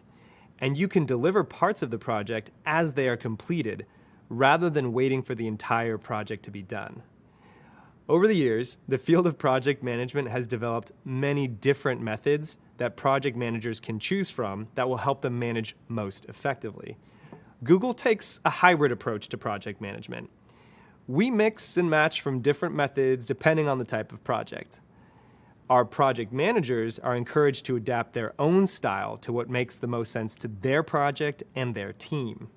So are you starting to see how different approaches might benefit the projects you'll be working on now? Pretty soon, you'll become a pro at picking an approach or combining approaches to fit with your project.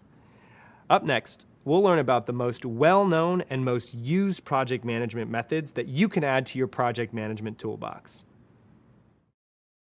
Two of the most popular project management methodologies are Waterfall and Agile. Each of these methods has a rich and complex history.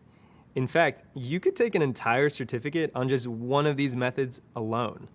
You'll have a chance to learn more about Waterfall and Agile methods in the upcoming courses of this certificate. So be sure to check those out after completing this one to learn more. For now, I'll just give you a brief introduction and provide you with some examples that illustrate how different types of projects can be more successful or easier to manage when you consider which method to use. First, let's take a look at the waterfall approach. Waterfall, as a methodology, was created in the 70s and refers to the sequential ordering of phases. You complete one at a time, down the line, like a waterfall starting at the top of a mountain and traveling to the bottom. Remember the definition and example of linear from that last video?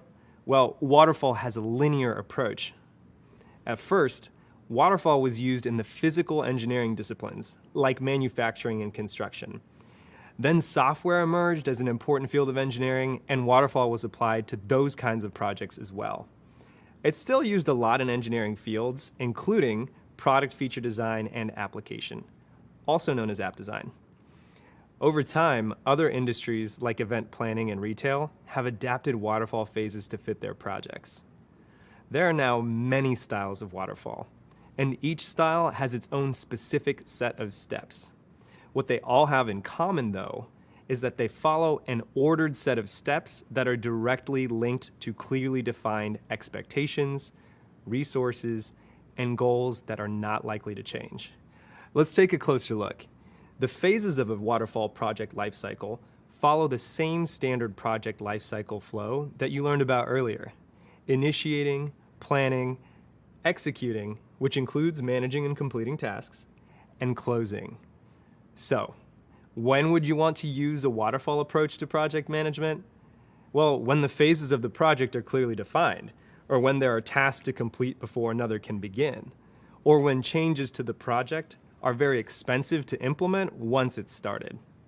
For example, if you were catering an event for a client on a very tight budget, you might want to use waterfall methodology. This way, you could confirm the number of guests first, then very clearly define the menu, get approval and agreement on the menu items and costs, order the unreturnable ingredients, and successfully feed the guests. Because the budget is limited, you can't afford to make changes or waste food. The traditional method won't allow for the client to make changes to the menu once the order has been placed. You can also reserve tables, chairs, and dishes because you know exactly how much and what kind of food is being prepared. A well thought out traditional approach to managing a project can help you reach your desired outcome with as little pain as possible during the project implementation. By spending extra effort thinking through the entire project up front, you'll set yourself up for success. Now, in an ideal world, following this approach will help you identify the right people and tasks, plan accordingly to avoid any hiccups along the way, create room for documenting your plans and progress, and enable you to hit that goal. However, plans don't always go, well, according to plan. In fact, they rarely do. The waterfall method has some risk management practices to help avoid and deal with project changes. Luckily, there are other methodologies that are entirely built for change and flexibility. One of these is Agile, another popular project management approach. The term Agile means being able to move quickly and easily. It also refers to flexibility, which means being willing and able to change and adapt. Projects that use an Agile approach often have many tasks being worked on at the same time, or in various stages of completion, which makes it an iterative approach. The concepts that shaped Agile methodology began to emerge in the 90s as a response to the growing demand for faster delivery of products, mainly software applications at that time.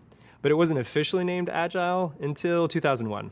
The phases of an Agile project also follow the project lifecycle stages we described earlier, generally speaking. However, rather than having to always go in order or wait for one phase to end before starting the next, Agile project phases overlap and tasks are completed in iterations, which in Scrum are called sprints. Scrum is a form of Agile that you'll learn more about in the course focused entirely on Agile. And by sprint, we do not mean running a race as fast as possible. In this case, sprints are short chunks of time, usually 1 to 4 weeks, where a team works together to focus on completing specific tasks. What's important to understand is that Agile is more of a mindset than just a series of steps or phases. It's concerned with building an effective collaborative team that seeks regular feedback from the client so that they can deliver the best value as quickly as possible and adjust as changes emerge. Projects that are best suited for an Agile approach are those where the client has an idea of what they want, but doesn't have a concrete picture in mind. Or they have a set of qualities they'd like to see in the end result, but aren't as concerned with exactly what it looks like. Another indicator that a project may benefit from Agile is the level of high uncertainty and risk involved with the project. We'll talk more about those things later. An example of a project that would work well with an Agile approach might be building a website. Your team would build the different parts of the website in sprints and deliver each part to the client as they are built. This way, the website can be launched with some parts, say the main homepage, that are complete and ready for public view, while other parts, maybe the company blog or the ability to book online appointments, continue to get built out over time. This allows the team to get feedback early on about what works and what doesn't, make adjustments along the way, and reduce wasted efforts. In this same website example, the waterfall method will plan for and require the whole website to be complete before it can launch. Having a basic understanding of waterfall and agile will help you figure out an effective way to organize and plan out your project. And knowing about these two methodologies will come in handy during future job interviews, because you'll be able to demonstrate a solid understanding of the project management landscape. Waterfall and Agile are two of the more common and well-known project management methodologies, but they are by no means the only or the best ones. In the next videos, you'll learn about Lean Six Sigma, another way to approach projects. Here at Google, believe it or not, we select from many of these methodologies for project management. Hey again, now you've got Waterfall and Agile methodologies in your project manager toolbox. Lean Six Sigma is one more you can add. It's a combination of two parent methodologies, Lean and Six Sigma. The uses for Lean Six Sigma are common in projects that have goals to save money, improve quality, and move through processes quickly. It also focuses on team collaboration, which promotes a positive work environment. The idea is that when your team feels valued, motivation and productivity increases, and the whole process functions more smoothly. There are 5 phases in the Lean Six Sigma approach. They are define, measure, analyze, improve, and control, commonly known as DMAIC. DMAIC is a strategy for process improvement, meaning you're trying to figure out where the problems are in the current process and fix them so that everything runs more smoothly. The goal of each step is to ensure the best possible results for your project. Just like with Waterfall and Agile, there are more specific details for using DMAIC and the Lean Six Sigma approach. But what's great about the DMAIC process is that it can be used to solve any business problem. Let's break it down. The first phase is to define the project goal and what it will take to meet it. This first phase is very similar to the initiation phase of traditional project management. Let's take a real scenario to illustrate. Imagine that you are brought on as a project manager for a large travel company to help streamline and minimize customer service wait times that have been surging due to a recent sales promotion. Before you begin working on tackling the issue, you're going to need to define the project goal and talk to stakeholders about expectations for the project. In this case, the goal is to take average wait times down to less than 10 minutes on average compared to 30 minutes. Next, it's time to measure how the current process is performing. In order to improve processes, DMAIC focuses on data. Here you want to map out the current process and locate exactly where the problems are and what kind of effect the problems have on the process. Using our example, you're trying to figure out why it's taking so long for the travel company to address a customer service issue. To do this, you look at company data like average wait times, number of customers per day, and seasonal variations. Then you'll set a plan for how you'll get that data and how often to measure it. This could look something like having the company generate reports on a weekly, monthly, quarterly basis. In other situations, you might have employees or customers fill out surveys or look at inventory, shipping, and tracking records, things like that. Once you have the data and measurements, you can move on to the next phase, which is analyze. Here, you'll begin to identify gaps and issues. In our example, after mapping out the process and data points, you may see that staffing is inadequate on days where customers are the highest. Data analysis is important for project managers regardless of which method you choose, and we will learn more about that in an upcoming course. From your data, you'll have a strong understanding of causes and solutions to get to the next stage. Improve. Oftentimes, project managers may want to leap straight to this phase, but really, projects and process improvements should only be made after a careful analysis. This is the point where you'd present your findings and get ready to start making improvements. In our example, this could be modifying staffing to address customer needs. The last step of this cycle is control. You've gotten the process and project to a good place, and now it's time to implement it and keep it there. Controlling is all about learning from the work you did up front to put new processes and documentation in place. and continue to monitor so the company doesn't revert back to the old, inefficient way of doing things. To sum it all up, you can remember DMAIC like this. Defining tells you what to measure. Measuring tells you what to analyze. Analyzing tells you what to improve, and improving tells you what to control. Lean Six Sigma and the DMAIC approach are ideal when the project goal includes improving a current process to fix complex or high-risk problems, like improving sales conversions or eliminating a bottleneck, which is when things get backed up during a process. Following the DMAIC process prevents the likelihood of skipping important steps and increases the chances of a successful project, and is a way for your team to discover best practices that your client can use going forward.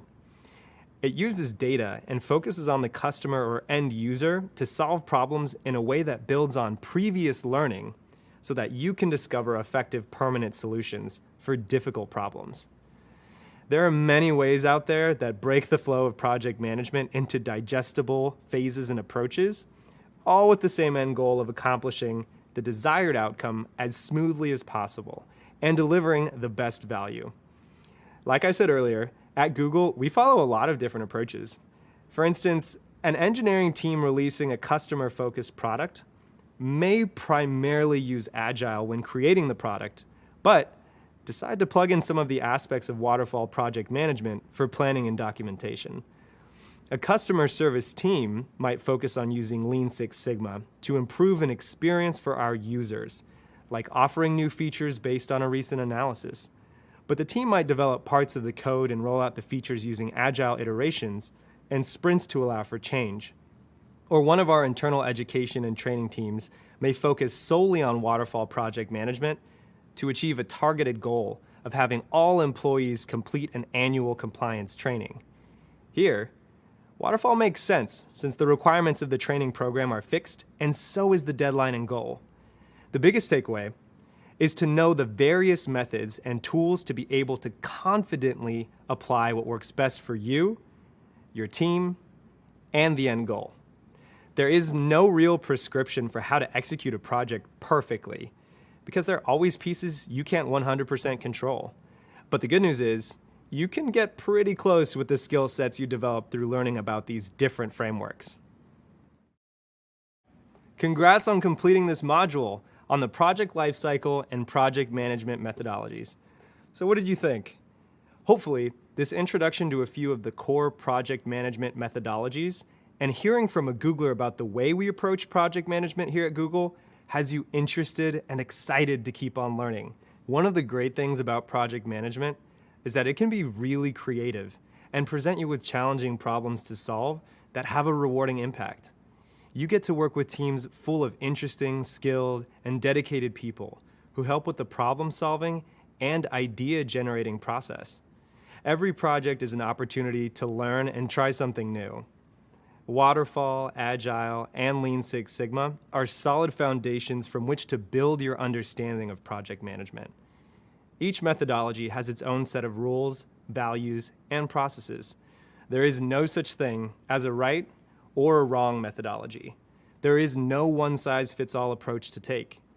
And there's almost no limit to the number of ways you can blend different approaches to fit the needs of your project.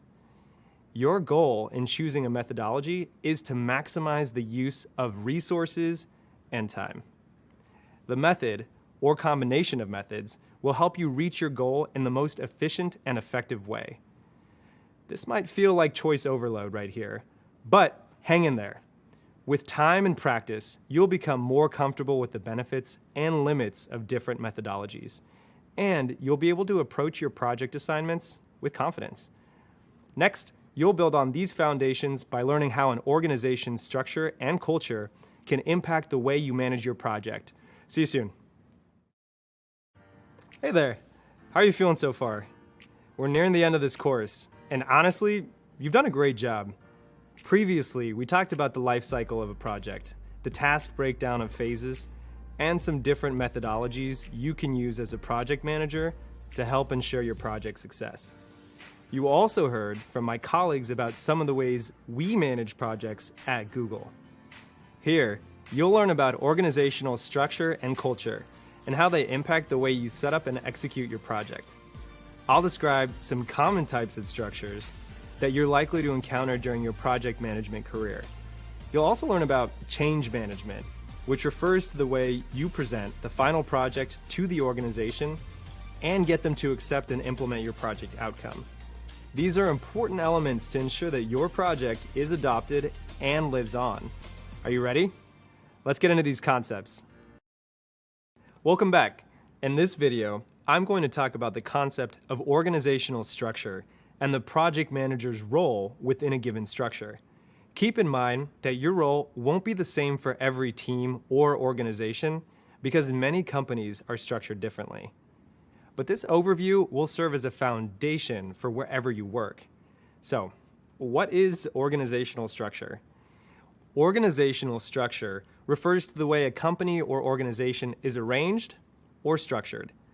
This structure also tells you how job tasks are divided and coordinated, and how all the different members of the organization relate to one another.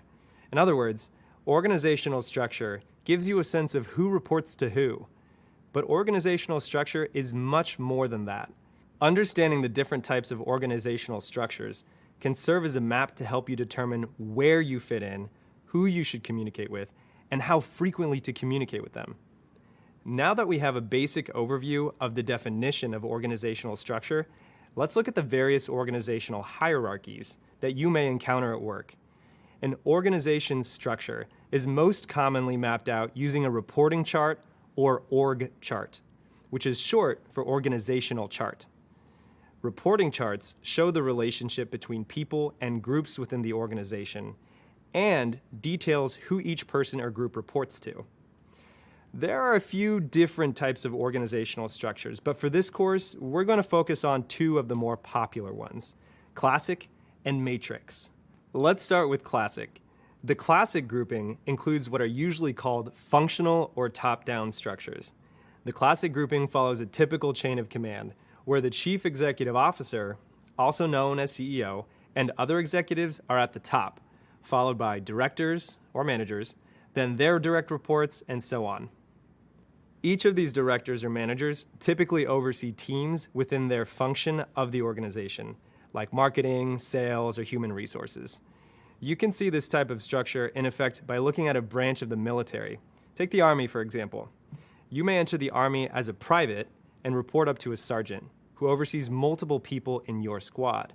And that sergeant ultimately reports up to a lieutenant, and so on. If your organization works in this structure, as the project manager, you might communicate regularly with your manager, the person directly above you, and also with your peers who work on the same types of projects as you. But it isn't always a straightforward top-down approach. There are other factors at play that make organizational structures a bit more complicated than we can see on paper. For instance, you may have project teams that sit across different functions. This is common in many companies, Google included, and is usually referred to as the matrix structure. You might think of a matrix structure as a grid, where you still have people above you, but you also have people in adjacent departments who expect to hear updates on your work progress.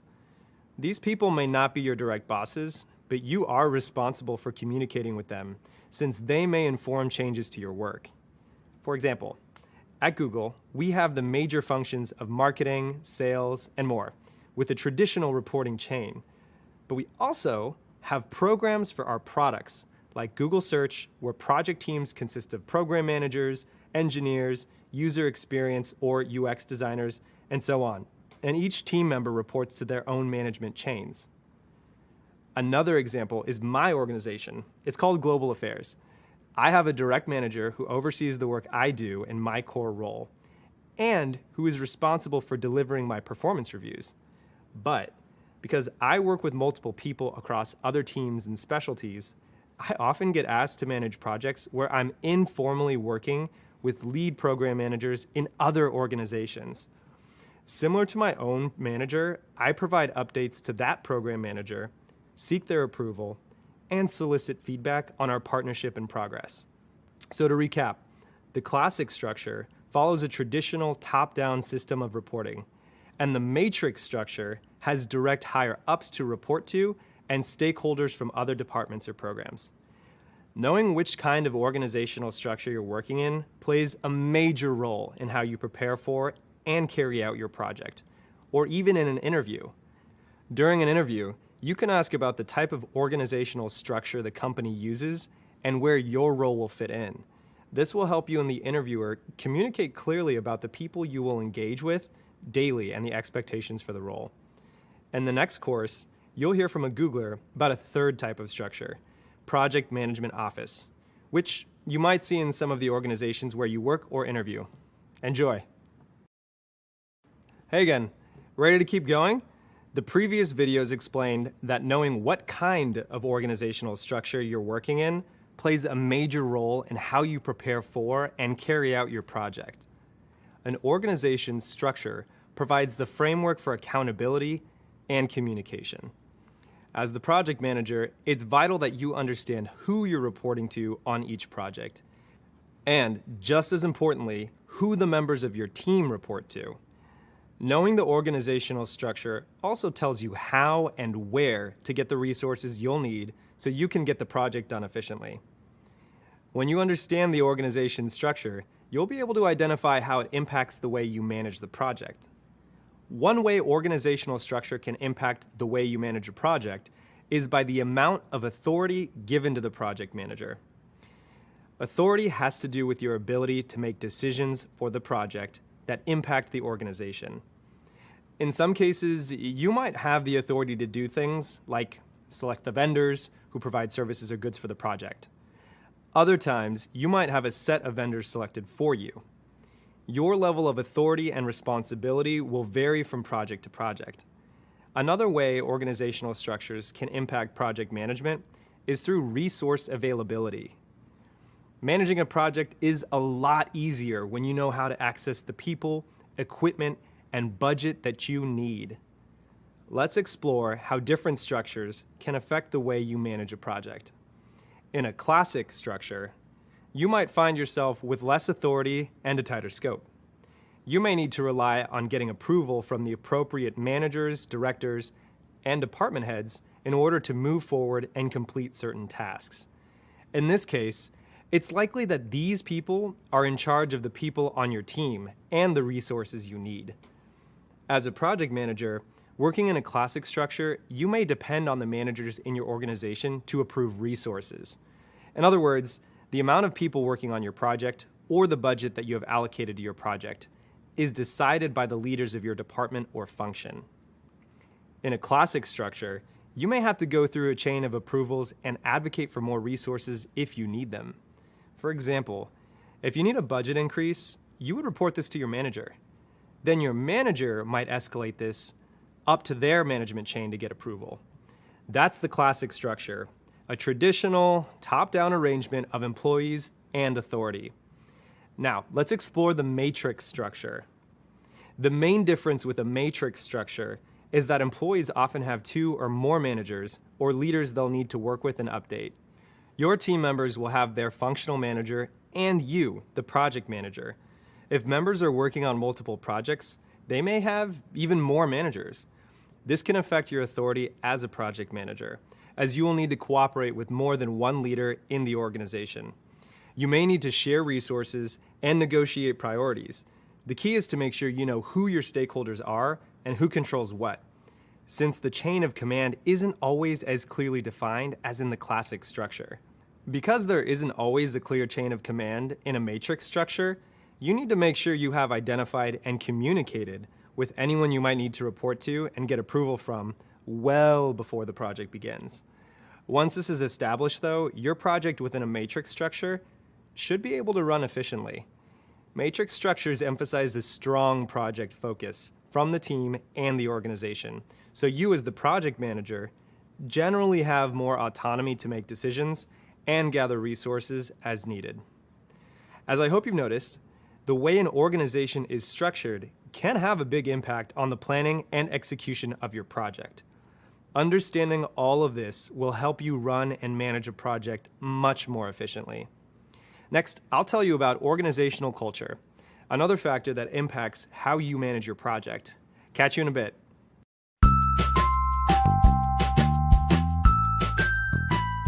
Hi, I'm Lon. I'm a director of program management at Google. A program management director has a team of project managers to help execute and bring products to our users. I work on the project management team, or the PMO team, for a group called Geo. And in Geo, we bring geospatial products to our users, things like Google Maps and Google Earth. And the team that I'm a part of actually works on all of the data and imagery that powers all of those products. A project management office is a team of project managers. We are a group that coordinates all of the different parts of a project together, including folks who work on our product, engineers, and many business functions, and we help bring all of those ideas to life. My role specifically in working in a PMO is ensuring that we're connecting all of the different parts that are associated with projects to ensure that they're all connected together. Sometimes we find out when projects are happening, there's a piece of it here and a piece of it there, and they may not even know about each other. One of the most critical things that project managers get to do is they get to have a bird's eye view of everything that's happening in a project. So that's a lot of my role, and what I'm working on with my team is ensuring that all of the pieces that need to connect together actually do connect together. I've had many different roles inside of many different PMOs inside my career, all the way from taking just a piece of a part of a project when I was really early in my career, and then expanded that into taking a full end-to-end project, which were smaller, and then building up my career and then moving into really large, complex projects. And at each stage of these, I had loved every piece of it. So even from the time that I had only a part of a project, I got to go really deep inside of some of those technologies and have really deep and meaningful relationships with the teams that I have been working with. And that's not always possible when you're working on a really large project that has hundreds of people. You won't be able to develop deep relationships across that large group. On the flip side, when you're working on a large, complex project, you get to see all of the different gears turning inside of a large ecosystem of things that are happening. But that took a long time in my career to build up. But at each phase of it, I realized I was learning a little bit more, and I was learning how to work a little bit more broadly and think a little bit more differently, but really ensuring how do you continue to keep the execution and rigor of a project to ensure that ideas were coming to life. One of the biggest benefits I see in working in a PMO is that you get to share a lot of best practices with each other. One of the downsides, I think, for project management is typically we don't get to work with each other because we're working with a lot of client teams and we're working with other disciplines. But a huge benefit in working in a PMO is that you get to connect with other project managers where you can share your challenges and see how somebody else has gotten through it. Or you can share templates or tools that you may take time to develop on your own, but somebody else already has handy, so you can borrow or just steal their tool for your own use. But the best part is you have a community of people who think the same way about problems in a very methodical, in a very task-oriented, in a very action-oriented and goal-oriented way, which is not typically true if you're working across all other disciplines all the time. Hey again. Let's begin with two quick questions. What do you know about culture? And how do you define culture? When I hear the term culture, the first things that come to mind are things like languages, food, clothing, and types of dress. It's important to note that there are other, maybe less obvious, but just as impactful parts of culture, like beliefs, traditions, and customs. When we learn about someone's culture, we gain a much deeper insight and more complete picture into who they are and how they navigate the world. The same can be true for organizations. An organization's culture provides context and acts as a guide for what their people value, how they operate on a daily basis, how they relate to one another, and how they can be expected to perform. There are many ways to define organizational culture. Some definitions emphasize teamwork and innovation, while others focus on attention to detail and achievement. Entire thesis papers, workshops, and conferences are dedicated to defining and analyzing organizational culture. We only have a few minutes here, so I'll do my best to sum it up. Organizational culture is, in part, the values employees share, as well as the organization's values, mission, history, and so on. In other words, organizational culture can be thought of as the company's personality. Understanding an organization's culture will help you navigate your team more effectively toward achieving the project's goal. It also impacts the way you plan your project. You'll need to be familiar with an organization's culture so that you can minimize conflict and complete the project with as much support and harmony as possible. An organization's mission and values can provide clues to its culture. If you can demonstrate how the project supports the company's mission or how the project aligns with the company's values, you'll have more support from executives and stakeholders to get the approvals and resources you need. Pay attention to what leaders in the organization value when conducting business. Does the management team care about speed over perfection? How do people within the organization make decisions? Do they thoroughly examine every option for every decision? This will help inform which values are the most important to them and how you can approach your decision making. If you're ever stuck in your project and need guidance about making a certain decision or are unsure how to communicate with someone in the organization, reviewing the mission and values may help direct you toward the right way to handle that situation. Here's an example. If the company values stability and user feedback, it might encourage expanding the project timeline to allow for testing and then making decisions based on those testing results. If the company values innovation and revenue growth, it might encourage a shorter timeline to get the product out faster and taking some risks to try out new ideas. As a project manager, when you understand the different types of values and what to prioritize, you'll have an idea of how you can better prepare for conversations within the organization. Ideally, you'll want to have a good sense of an organization's culture before you start the first phase of your project. If you are interviewing for a project management position, asking about the culture is a great way to get more information about the company. It also shows the interviewer that you're knowledgeable about the impact culture can have on a project. To help you gain a better sense of an organization's culture, consider the following questions. How do people prefer to communicate? Is it primarily through scheduled meetings, via email, over the phone? How are decisions made? Majority vote or top-down approvals? What kinds of rituals are in place when someone new comes to the office? Are they taken out to lunch, given a tour of the building, or introduced to the staff? How are projects typically run? Do they prefer classic? Do they prefer matrix or some other style of project management? And finally, what kinds of practices, behaviors, and values are reflected by the people in the organization? Is overtime or weekend work an expectation? Are there company-sanctioned social events? Finding out what the company values will tell you a lot about the culture and how to handle communication, manage expectations, and identify potential conflicts as you work through your project. Once you begin working on a project, here are some ways to navigate company culture that will help you get the most out of your team and ensure that your project is supported. As I just discussed, make sure to ask questions. As you observe the culture, try asking your peers what they think is going well and what they would change. Your peers may have the same opinion as you, and if not, you may learn something new you didn't learn in the interview process.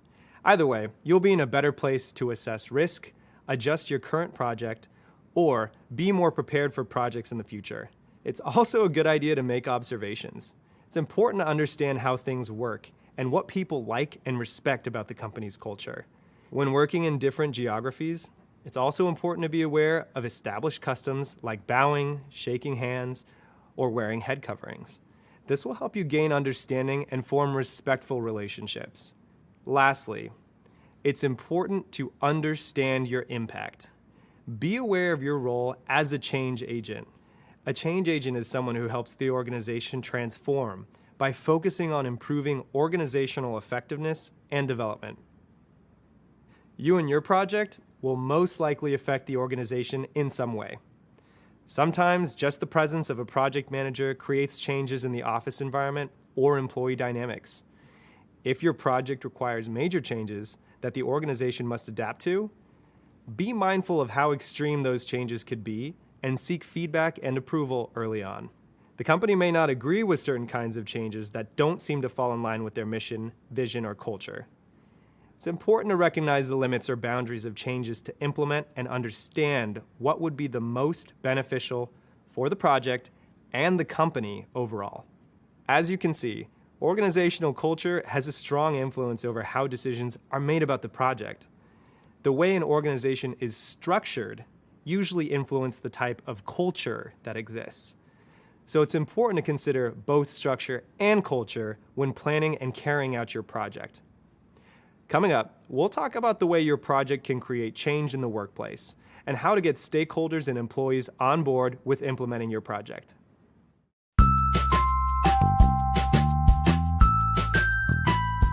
Hi, I'm Amar. I'm a senior engineering program manager at Google Shopping.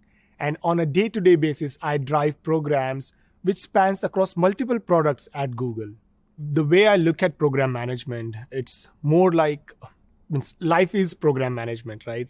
Everything in life is program. Having kids, building a house, buying car, everything we do, there's a start and end kind of deal.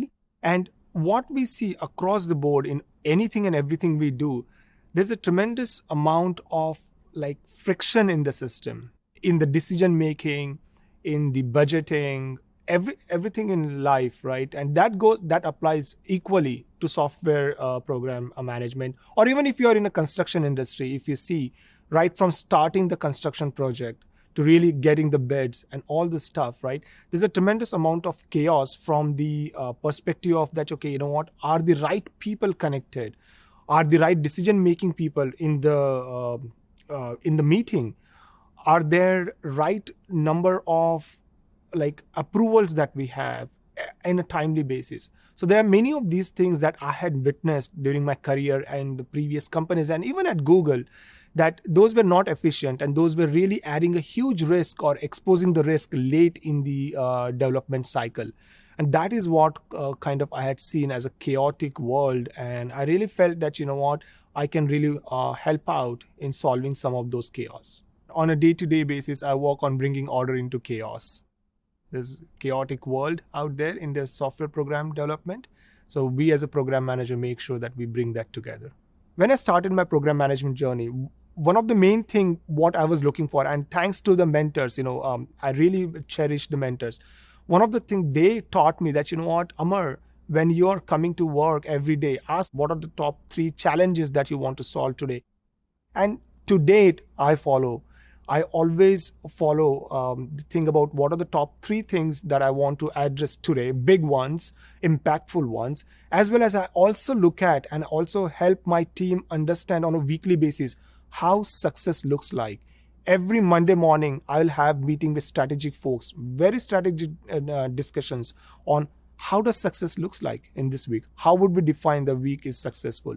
And that is how I start my week. It worked miracles in the program delivery and overall in life. So I love those aspects. Welcome back. Let's talk about change management. Sometimes the deliverable of a project is a new tool or new process that must be adopted by the organization. You've just learned that understanding organizational structure and culture will help you plan for and manage your project. It will also help you roll out changes from your project to an organization. In project management, the process of delivering your completed project and getting people to adopt it is called change management. Understanding change management can ensure that a project is completed successfully and that the organization accepts and adopts the recommendations from the project. For example, if you were launching a new time tracking system for employees, the project wouldn't be successful if the employees didn't adopt the new system. When you understand change management and your role in the process, it can ensure a smooth rollout of changes and easier adoption. Adoption is often the first step to your project having the desired impact once it goes live. So let's get started. As a new project manager, you may not be responsible for planning all of the required change management for your project. But regardless, you can help the success of the project by understanding your role in the process and how your organization may react to that change. It's important to recognize that it's the people in an organization who are directly impacted by any changes in the workplace. Implementing a new project can mean changes to processes, budgets, schedules, and employee roles and responsibilities. Even aesthetic changes, like building a new wing, renovating the lobby, or switching to a new company logo, means employees will have to adjust to something new and different. Something as simple as adding a new logo can lead to a major headache for the employees who have to swap out all the old stationery and make sure everyone in the office is using the new logo correctly. When you consider the success of your project, it's important to keep in mind the changes that people will need to implement as a result. Thinking through these changes will set you up for success in getting your project accepted and adopted. There are many change management models and strategies, and a quick internet search will provide you with more explanations and examples than you will probably ever need. While we have additional readings on change management coming up, feel free to read on any articles on the topic from well-respected project management organizations to keep learning. Though there are lots of different models, they all share the same general concepts. Change management in project management is centered around 3 core concepts and best practices. The first core concept is creating a sense of ownership and urgency around the project. Ownership means getting others to feel like they are empowered to take responsibility for the successful completion of their tasks. Urgency means getting them to understand that the project is important and to identify what actions need to be taken to move the project along. When team members feel a sense of ownership and urgency around a project, it increases interest, motivation, and engagement with the project outcome. Another core concept is to figure out the right combination of skills and personalities when selecting the people who will work on your team. Find people whose knowledge and skills complement one another. If your team is selected for you, see if you're able to choose who gets assigned which tasks. And if that's not possible, then it's extra important for you to find ways to connect with your team. This will get them excited about the project, so then they can be advocates for change when it's needed. One effective way of motivating your team is to communicate clearly your vision and approach for the project. Then you can share how you see everyone working together as a team to make it happen. Communicating this idea clearly allows others to share in your vision and take ownership in bringing it to life. The final core concept is that ever important one, effective communication, and I can't stress this enough. Communication is key. Having effective communication with your team means being transparent and upfront with your plans and ideas, and making information available. Make sure your team, along with the rest of the organization, is kept up to date on your progress. This will allow everyone to feel like they are included in part of the project. Once your project is complete, you may experience some resistance or a few roadblocks. Remember, change doesn't happen overnight, so don't give up on it yet. If you do get some pushback, you can move the process along by helping folks adjust, rewarding their efforts, and reminding them of the overall value the project is providing long-term. Understanding the change process can help you determine how you can support a successful response to your project. For example, understanding the importance of communication will help you be mindful of clearly communicating project plans to your team, as well as communicating the expected impact of the project with the rest of the organization. Remember learning about Agile project management? Well, since it's a popular methodology that you'll probably use at some point, I wanted to point out that many of the principles of Agile project management align with successful change management. How might an Agile team approach change management, you ask? Well, being receptive to change is a core value in Agile teams. So you will often find that they are in a state of evolution or are constantly adapting to change. If this seems like a lot to remember, no stress. We'll continue learning more about these concepts throughout the course. Just know, as the project manager, you can enact effective change management approaches in all of your interactions. In the next video, we'll discuss the differences between managing and participating in the process. See you soon. Hey, welcome back. In the previous video, we talked about the process of change management. Change management is actually a huge undertaking and a project in itself. As mentioned, you may not always be responsible for leading and planning the entire end-to-end change management process. Instead, you may ask a member of the project team, your manager, or another senior leader to help take on that transition. If you are participating in change management, then someone else is responsible for successfully implementing the changes. Let's say you've just completed the project of creating the new check-in system. The project is now at the point where it needs to be installed and adopted by the organization, but you don't have the formal authority or influence to enact this change. Your role as a project manager then doesn't include getting employees to use the new system. That's someone else's job. But just because you are not the one directly calling for or leading the change, there are still ways in which you can and should participate. And that's what this section is about. The process of handing off the project and the ways in which you, as the project manager who created the new system, can stay involved. Being empathetic to the challenges of change management can help you support the process in subtle ways. In this case, participating in change management might mean communicating with employees throughout the project about how the system will provide a better experience for their customers. You support the process by providing employees with information so they feel prepared to adjust to changes once the system is ready to launch.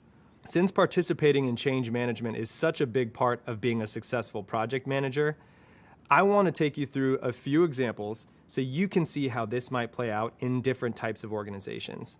You'll see how to combine your knowledge of organizational structure and culture to make decisions about planning for the change management process. Let's explore the same pharmacy check-in project in two different organizational structures and with different team cultures to understand how these ideas are applied. Say the pharmacy chain is a classic organizational structure and has an informal corporate culture. The final project requires a name change from the old check-in system called SpeedyCare to the new system called Speedy Check-in. Getting this change implemented is an example of change management. As the project manager, you need to participate in the change management process by communicating the project needs through the appropriate channels.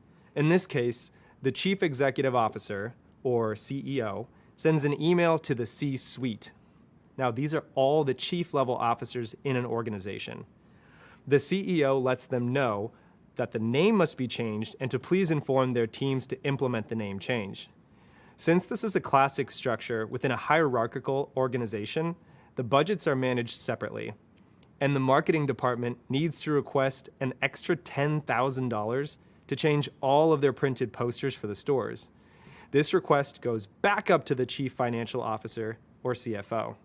There may be other cost adjustments and process changes that need to happen across the organization to ensure a successful system name change.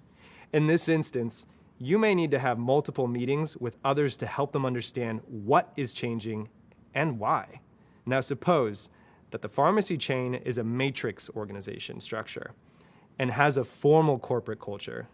What does change management look like in this scenario? Well, you might meet with representatives from marketing and technology to explain the overall budget impact for all the necessary changes. With the formal culture, you might write a document that describes all budget, timeline, and training impacted by the name change. Then you might circulate that document to get feedback and alignment from all the stakeholders and share that feedback with the CEO so they can understand the full scope of the name change. The feedback and alignment from the stakeholders will tell the CEO how the change management process went. Did everyone agree on the implications? Was the feedback positive or was there resistance? Then, when the CEO needs to communicate the name change to the entire organization, she may have someone on her team write up a formal memo that describes why the name change needs to happen and share out the memo to her staff and their teams. Keep in mind, these are just examples, and every organization's structure, team culture, and change management processes are going to be different. But understanding this framework can help you navigate how to effectively participate in and support change management. This understanding can allow you to ask yourself questions that will inform change management, such as how will the organization react to change? Which influencers can affect change? What are the best means of communication? What change management practices will lead to the successful implementation of my project, and so on. The answers to these questions will help you prepare for a variety of possible scenarios and craft solutions to effectively support the adoption of your project. They will also help you navigate possible challenges along the way and lead your project through a successful change management process. I know this is a lot, but you're doing a great job. We'll continue to talk about these concepts throughout the course, so no sweat if you're still processing all this new information. See you in a bit. Hi, I'm Lon Harmon, and I'm a Program Management Director here at Google. During my career journey here, I've supported products like Google Maps and Google Earth, and I've had a ton of fun creating maps for our users. Earlier in my career, I held many different roles that were not project management jobs: bussing tables at a chain restaurant, interning at the Forest Service, and working as a business analyst, and I was even a software engineer. My journey into project management has not been the most straightforward, but it has been fulfilling. Your career journey will be a unique one as well. Once you complete the project management program, you'll have a new set of skills and knowledge that hiring managers look for in project managers. Deciding what you'd like to do with all that new knowledge is an exciting prospect. And the great thing about project management is that it's a life skill that's useful at almost any organization. Wherever your interests lie, whether that's gaming or biotech or something totally different, there's a good chance that your desired industry needs project managers. Finding the right job takes effort, consistency, and a little expert advice to help you along the way. And that's why I'm here. Throughout the program, there will be a collection of career-based videos included to help you find your next opportunity in project management. We'll cover some basics, such as building a resume and interviewing. We'll also include additional tips for creating an online professional presence through sites like LinkedIn, as well as tips on communicating and interviewing remotely. While you can find a lot of general job search and career information online, the purpose of these videos is to give you insight into specific industry-relevant information as it relates to project management. In addition to what you have already learned about searching for these types of roles, I'll offer some of my own tips and best practices on how to take it a step further to help you navigate through the job search process, breeze through the interview, and land your next opportunity. Sounds exciting, right? Enjoy the rest of the content, and I'll see you soon. Congratulations on completing Course 1, Foundations of Project Management. You're off to a strong start.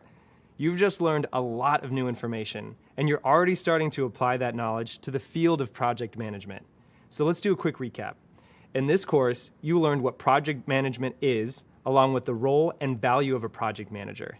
Next, you learned the life cycle of a project and the tasks to manage a project from start to finish. Then you learned about different project management methodologies and tips for choosing the right method for your project. You also learned how creating simple team connections can lead to a successful project outcome. Lastly, you learned how organizational structure and culture can impact your project. These topics provide the foundation for beginning any new project, and you now have the knowledge and tools to build informed plans and set up your projects for success. After all, that's why we created this specialization, to give you, the newbie project manager, the tools you need to confidently move forward with your career. This is just the beginning. Keep at it, and you'll have more opportunities to put your learning into action and develop the skills and mindset you need to manage lots of types of projects. The skills you've learned so far give you a big picture view of project management. You'll use these skills to focus your learning for the next course, where you'll start creating, analyzing, and making decisions about project plans all on your own. In the next course, we're going to kick off the project lifecycle and break down all you need to know and do to get a project off to a great start. It's time for me to say so long. It's been a blast being your guide to project management and sharing my passion for projects and people with you. Best of luck, and maybe I'll see you on a project someday.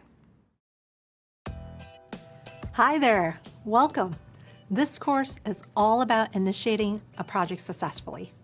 If you haven't gone through our foundational course yet, we recommend checking it out. It covers the foundations of project management and contains lots of helpful information for anyone wanting to start a career in this field.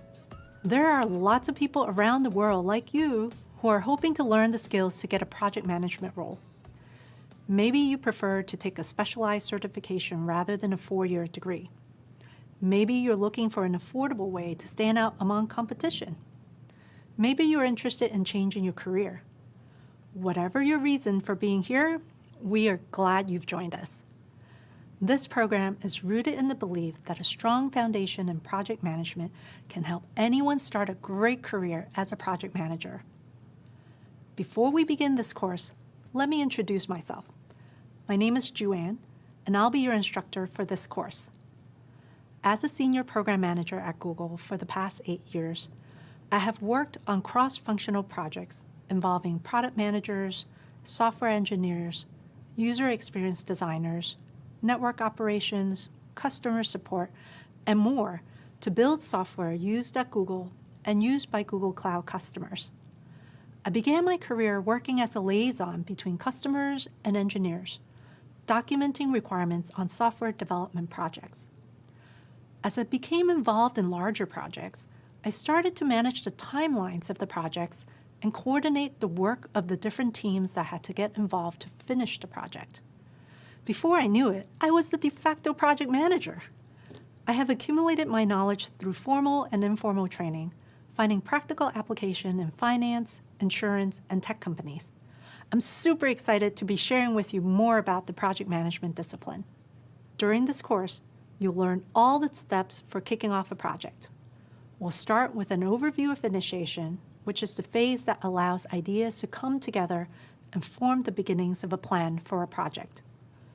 You'll identify the individual components of initiation, like the project scope, goals, and deliverables. You'll also learn how to measure the success of a project. This is a super important piece of the puzzle. After all, you want to be able to meet or exceed all of the requirements for a successful project, right? Later, we'll talk about how to identify stakeholders. Stakeholders have a direct interest in the project's completion and success. We'll teach you about some really helpful tools you can use to define project roles and responsibilities, and more tools and resources you typically need to complete the work of a project.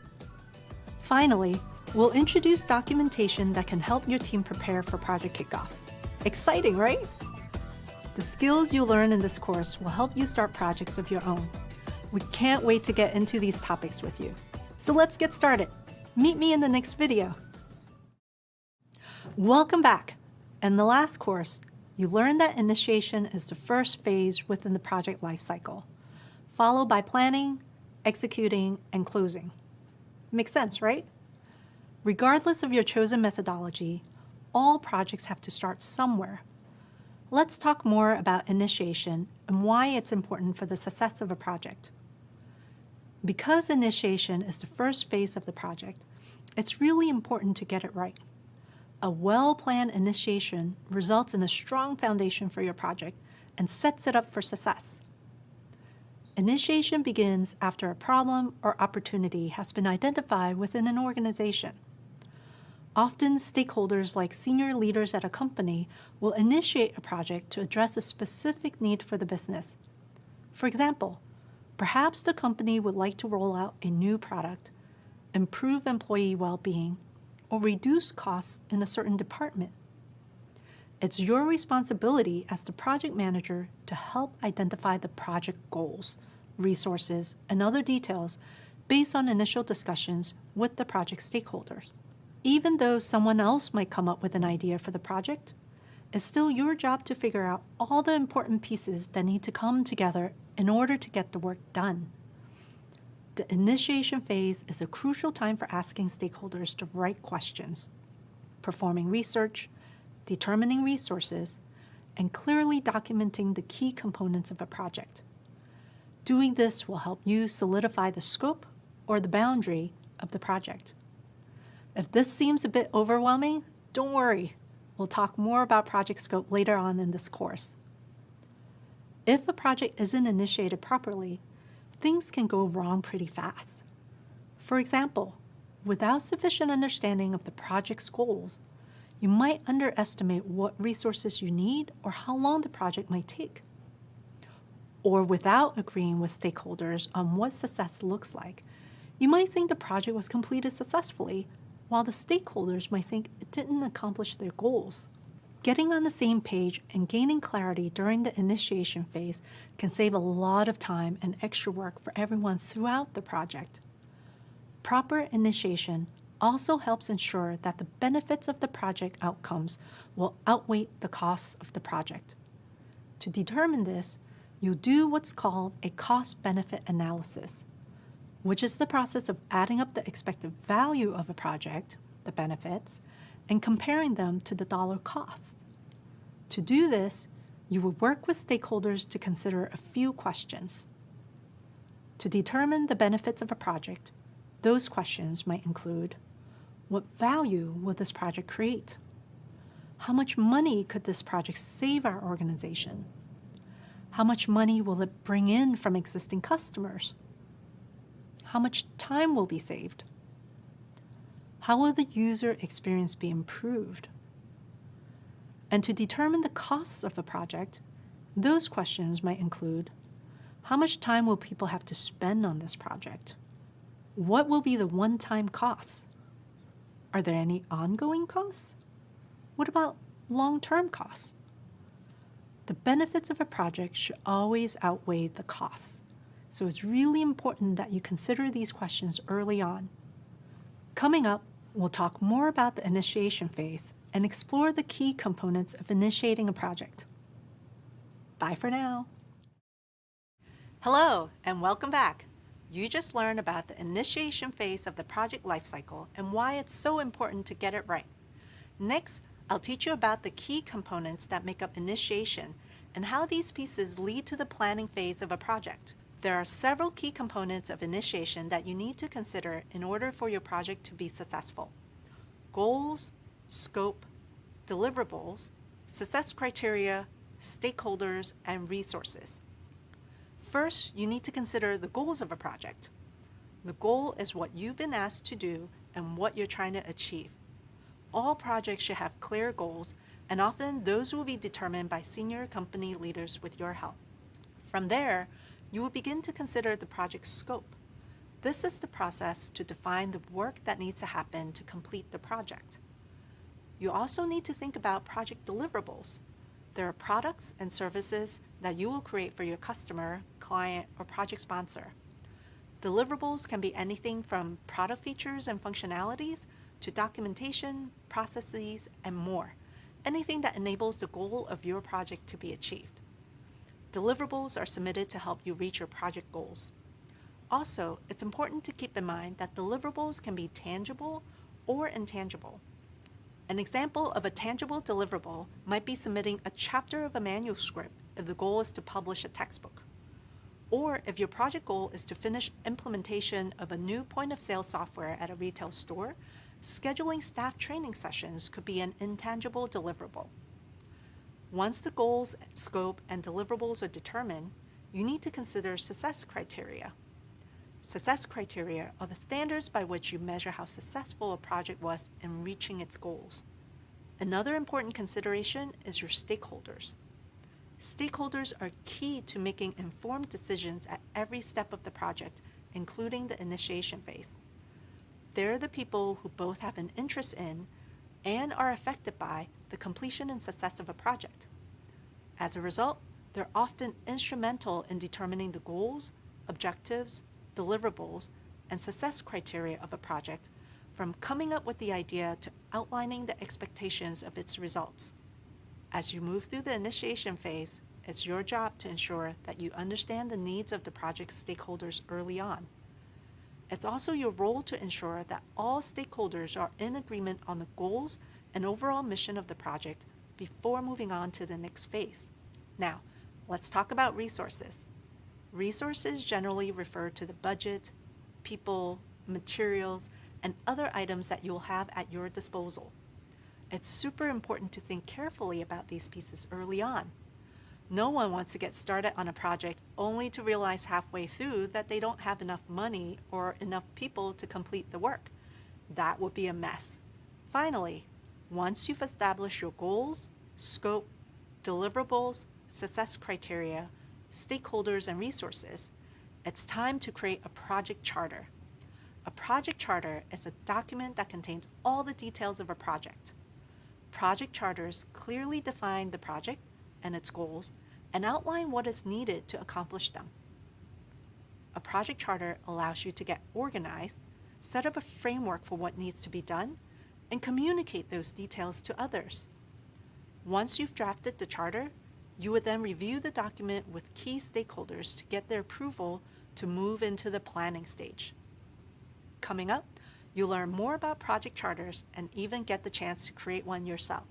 Hopefully, you're starting to see how the key components of initiation help lay the foundation of a solid project.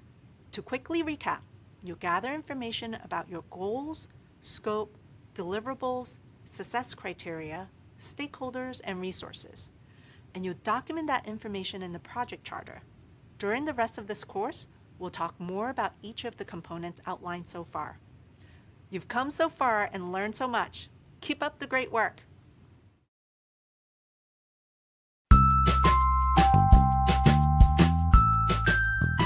Hi, my name is Afshin. I'm the Director of Core Capacity at Google, where we support some of our key products such as Google Maps, Google Photos, Google Search, and many more.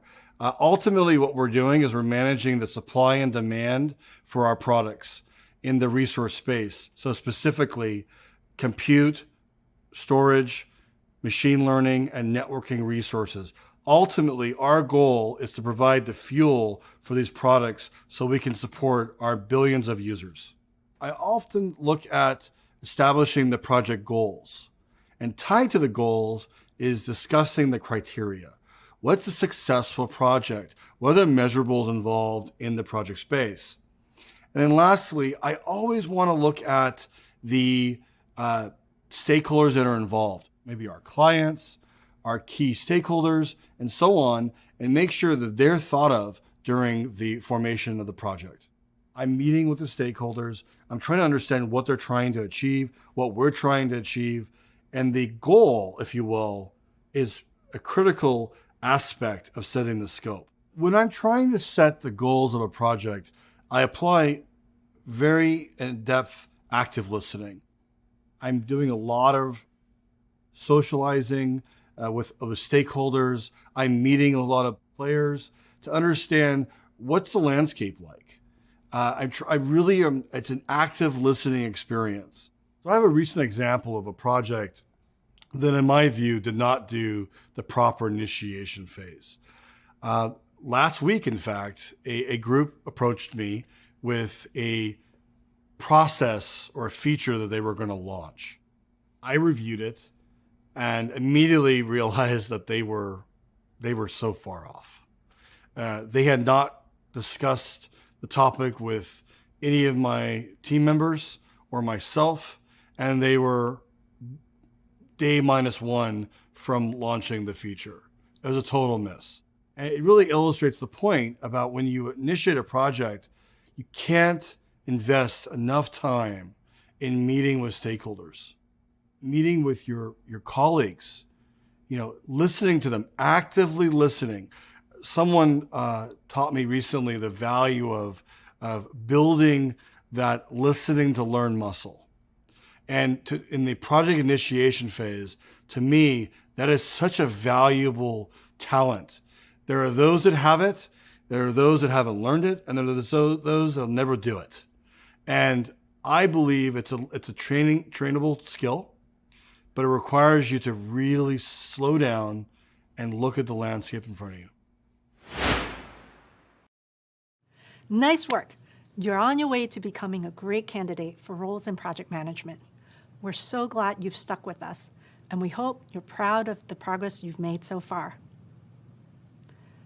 In the last few videos, we've given you a primer on kicking off a project successfully. To recap, you learn more about initiation, the first phase of the project lifecycle. Hopefully, you're starting to see how important this phase is for the overall health of a project. As we talked about earlier, a lack of preparation during the initiation stage can lead to problems later on in the project lifecycle, like a budget shortage, a missed deadline, or too few teammates to complete the work.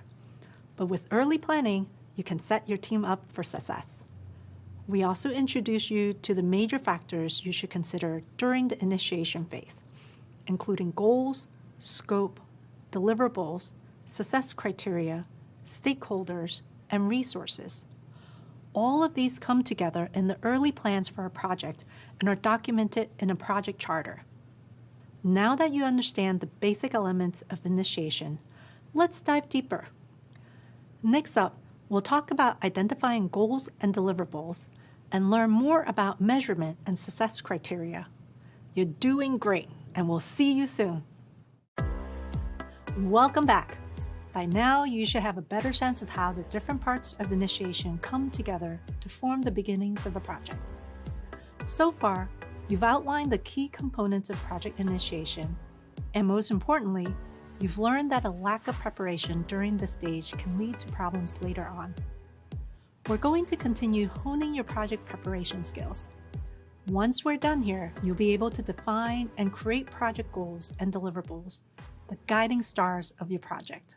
You'll also be able to define project scope, the boundaries of your project that state what is and is not part of your project.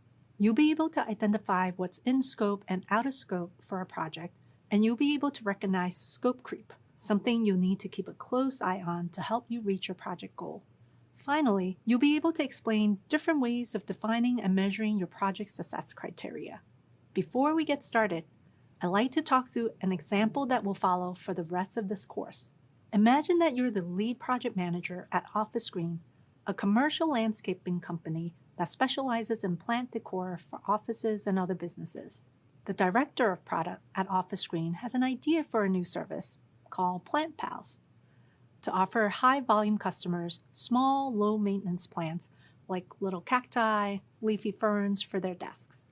As the project manager, you've been tasked with managing the rollout of this new service. As we go through this course, we'll return to your role as the project manager at Office Green to help teach you about project goals, deliverables, and success criteria. You'll also see the role your team and stakeholders play in creating and following these 3 important components. At the end, you'll compile everything you've learned into a shared document that you can use as a portfolio to share with future employers. After this course, you move on to the next phases of the project lifecycle, and so will your Office Green project. Enjoy! Welcome back! In this video, I'll define project goals and deliverables and explain why they're important. Then, I'll teach you how to determine whether a goal or deliverable has been well defined, which means it's got enough detail and information to guide you towards success. First things first, to set up a project for success and to make your job easier, you want to figure out what needs to be done before you actually get started. You need to define exactly what your goals and deliverables are so that you'll be able to tell your team members what to do. You need a clear picture of what you're trying to accomplish, how you're going to accomplish it, and how you know when it has been accomplished. Let's define project goal so that you can start to figure out what your project team needs to reach it. The project goal is the desired outcome of the project. It's what you've been asked to do and what you're trying to achieve. For example, your goal could be to improve the response time to customer inquiries via email by 20%. The goal of your Office Green project might be to increase revenue by 5% through a new service called Plant Pals that offers desk plants to top customers by the end of the year. Goals are important because they give you a roadmap to your destination. Without a clear goal in mind, how can you know where to go or how to get there? Now, one of the biggest differences between what makes a good goal and a not so good goal is how well it's defined, meaning how clear and specific is the goal. If the goal is your destination, are you confident you'll know when you've arrived? The examples I mentioned before, to improve the response time to customer inquiries via email by 20% and to increase the Office Green revenue by 5%, are 2 well-defined goals because they tell you what you're trying to achieve. But wait, there's more. These goals also tell you how to do what you've been asked to do. In this case, it's via email and through a new service offering. And that's not all. These goals clarify the goal even further by saying to improve by 20% and increase by 5%. Now we know where we're going. Well-defined goals are both specific and measurable. They give you a clear sense of what you are trying to accomplish. Really great goals have even more detail, but I'll get to that soon. When you start a project, take time to review your goals and make sure they're well defined. To do this, you might need to get more information from your stakeholders. Talk to them about their vision for the project. Ask how this aligns to the company's larger goals and mission. By the end of that conversation, you and your stakeholders should agree to support the project goals in order to avoid running into issues later on. Here's an example from my own experience as a project manager. Our team had finished a new product feature. Our stated goal was to deliver an early version of this feature and collect user feedback. When we delivered the feature to one of our key customers for user feedback, the customer didn't have anyone available to try it out. Our team debated whether or not we had met the goal if we hadn't collected user feedback. Some felt that we hadn't achieved the stated goal, while others thought we did. The customer was satisfied with our team's ability to deliver a feature in the timeline stated, but our internal team wasted valuable time going back and forth about it. That said, make sure that before you start your project, you, your stakeholders, and your team are all clear on the project goals so that you know you're making the right kind of progress. I'll teach you a process for how to do this coming up. Once you have the goals nailed down, it's time to examine the project deliverables. Project deliverables are the products or services that are created for the customer, client, or project sponsor. In other words, a deliverable is what gets produced or presented at the end of a task, event, or process. Take the goal to improve customer response time. A deliverable for that goal could be the creation of email templates for responding to typical questions. Your office screen project goal to increase revenues could have these two deliverables: launching the plant service and a finished website that highlights the new kinds of plants being offered. These are considered deliverables because they describe tangible outputs that show stakeholders how additional revenues will be generated. There are all sorts of project deliverable examples. A pretty common one is a report.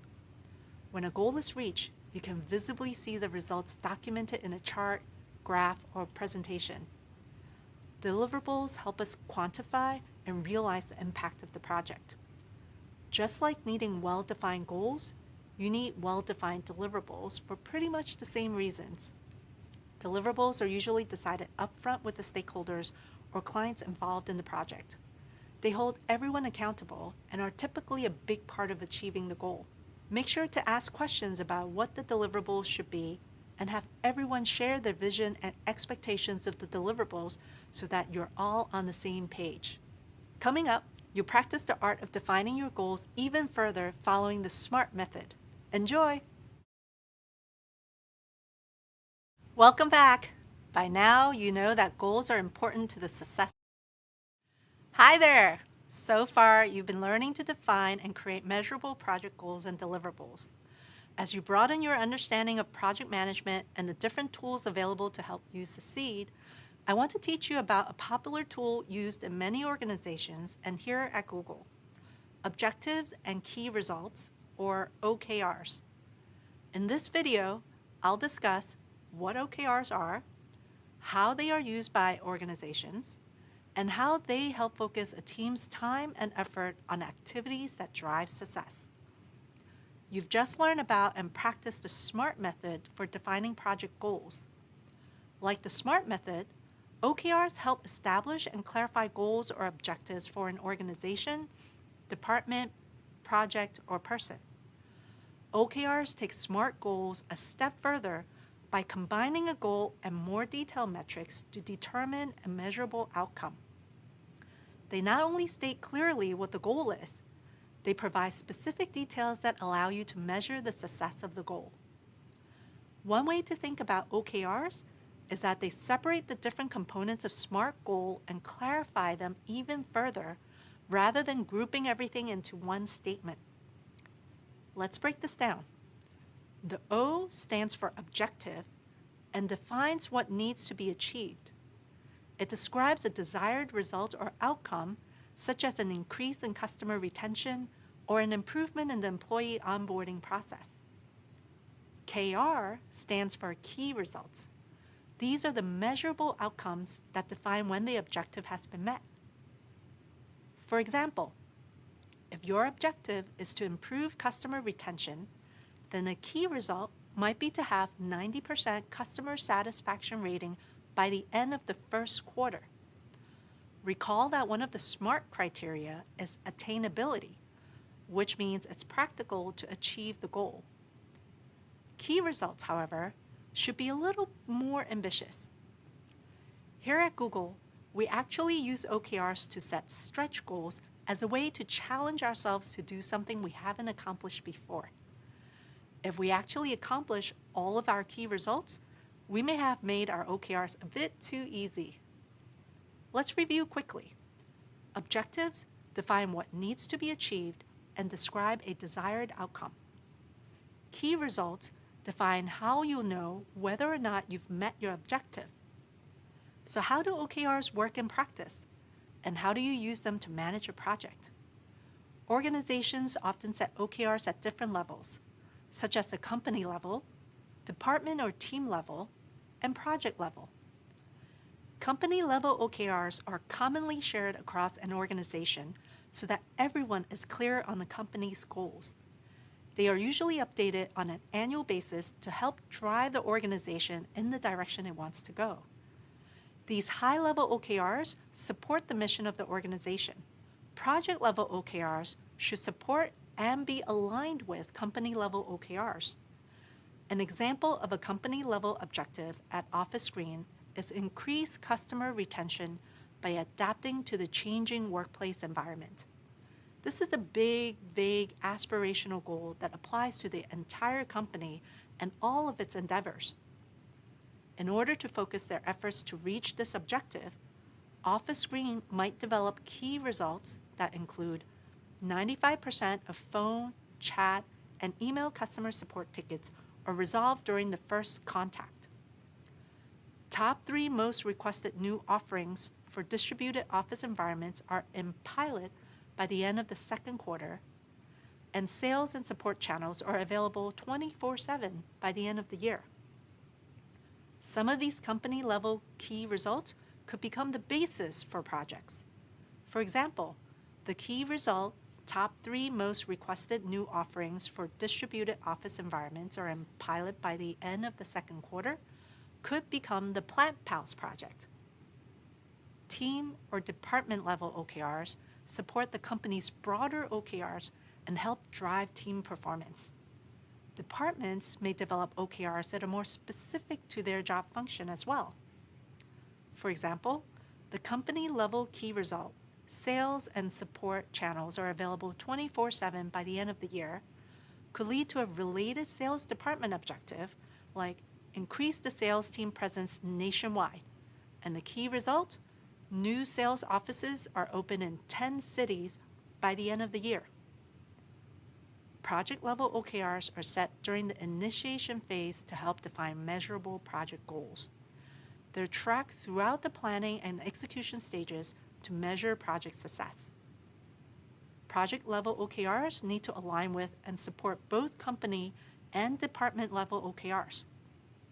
For example, in order to align with Office Green's company-wide objective to increase customer retention by adapting to the changing workplace environment, a project objective for Plant Pals might be to enroll existing customers in the Plant Pal service. A key result for this objective might be 25% of existing customers sign up for the Plant Pals pilot. Let's recap. OKR stands for Objectives and Key Results. They combine a goal and a metric to determine a measurable outcome. Objectives define what needs to be achieved and describe a desired outcome. Key results define how you will measure the outcome of your objective. Company-level OKRs are shared across an organization so that everyone can align and focus their efforts to help the company reach its goals. Project-level OKRs help define measurable project goals. They need to align with and support both company and department-level OKRs. Great! Now that you have a better idea of what OKRs are and how they function, you can practice creating OKRs on your own. Welcome back. Project scope is a really important concept that I want to tell you about. You'll hear it come up time and time again throughout each phase of the project lifecycle. In fact, you may even find yourself defending it. So let's get acquainted with scope. In this video, you will learn how to define and determine scope. Simply put, your project scope includes the boundaries of a project. The way we define it at Google is an agreed upon understanding as to what is included or excluded from a project. Scope helps ensure that your project is clearly defined and mapped out. That means knowing exactly who the project will be delivered to and who will be using the end result of the project. You also need a firm understanding of the project's complexity. Is it straightforward with an easily manageable list of tasks? Or will it require extensive research, multiple rounds of approvals, and a large-scale production process that will take years to complete? Scope also includes the project timeline, budget, and resources. You'll need to clearly define these so that you can make sure you're working within those boundaries and what's actually possible for the project to work. Poorly defined scope or major changes to your scope can cause changes to the budget, timeline, or even final outcome of the project. Let's look at the scope of your office screen project as an example. As a reminder, the new Plant Pals service offers customers small, low-maintenance plants like cacti and leafy ferns that they can place on their desks. Customers can order them online or from a print catalog, and Office Screen will ship the plants straight to the customer's work address. Things to consider for your scope then might be whether or not to provide replacement plants, which customer segments will be offered the service, whether or not the online catalog is an app, a website, or both, and how to ensure customers can purchase from the online catalog whether by phone, PC, Mac, iPhone, or Android. You might also consider the dimensions of the paper catalog and whether it needs to be in color or black and white and on what kind of paper. Now, how do you actually figure out the scope of your project? It's simple. Talk to your sponsors and stakeholders. Understand what their goals are and find out what is, and this is really important, what is not included in the project. We've covered a number of different ways to help you determine scope. Here are a few more helpful questions to add to the list. Where did the project come from? Why is it needed? What is the project expected to achieve? What does the project sponsor have in mind? Who approves the final results? Now you'll really be set. As for timing, defining project scope should happen during the initial planning stage. You want to start figuring out the scope early on so that everyone can agree to the same set of expectations. It will help mitigate the risks of big changes down the line, although you can always adjust the scope as planning continues if you need to. Once you understand your project scope, you want to document all the details so that anyone can refer back to it throughout the life cycle of the project. We'll talk about some best practices for that at the end of this module. Let's recap. A clearly defined scope describes all the details of a project and regulates what can be added or removed as it progresses. While it's ultimately the project manager's responsibility to monitor the project and make sure all the work and resources fall within its scope, team members and stakeholders can be encouraged to do their part by focusing on the tasks that are the most important to reaching the project's goal. The next video talks about the concepts of in scope and out of scope, and a phenomenon called scope creep. All three will help with ensuring your project stays on track and within budget. Stay tuned. Hi there. As you now know, an important part of project management is keeping an eye on your project scope and knowing which tasks are truly part of the plan and which aren't. Tasks that are included in the project and contribute to the project's overall goal are considered to be in scope. Tasks that aren't included are called out of scope. It's your job as a project manager to set and maintain firm boundaries for your project so that your team can stay on track. For example, if the copywriters or designers of the Plant Pals catalog came up with the idea to expand the type of plants being offered to top customers, you would have to point out that their suggestion is out of scope and would take extra time and add to your budget costs. As you progress through the project lifecycle, you're going to encounter unexpected challenges or have new details or ideas brought to your attention that could impact your project's success. Changes, growth, and uncontrolled factors that affect a project scope at any point after the project begins are referred to as scope creep. Scope creep is a common problem, and it's not always easy to control. It's one that we struggle with on every single project. It can happen on any project in any industry. Imagine you're working in a tech company, and your project involves working with designers and engineers to update the language icons design on a mobile keyboard app for a smartphone. While the team is making the update, they realize that the search icon and the voice input icon also need a design refresh. These are very small features, and while technically not in scope, the team feels it would take minimal effort and provide lots of value. So they go ahead and make the updates. During a stakeholder review, it's pointed out that there is a keyboard in English, but no keyboards for other languages, and a suggestion is made to design additional keyboards.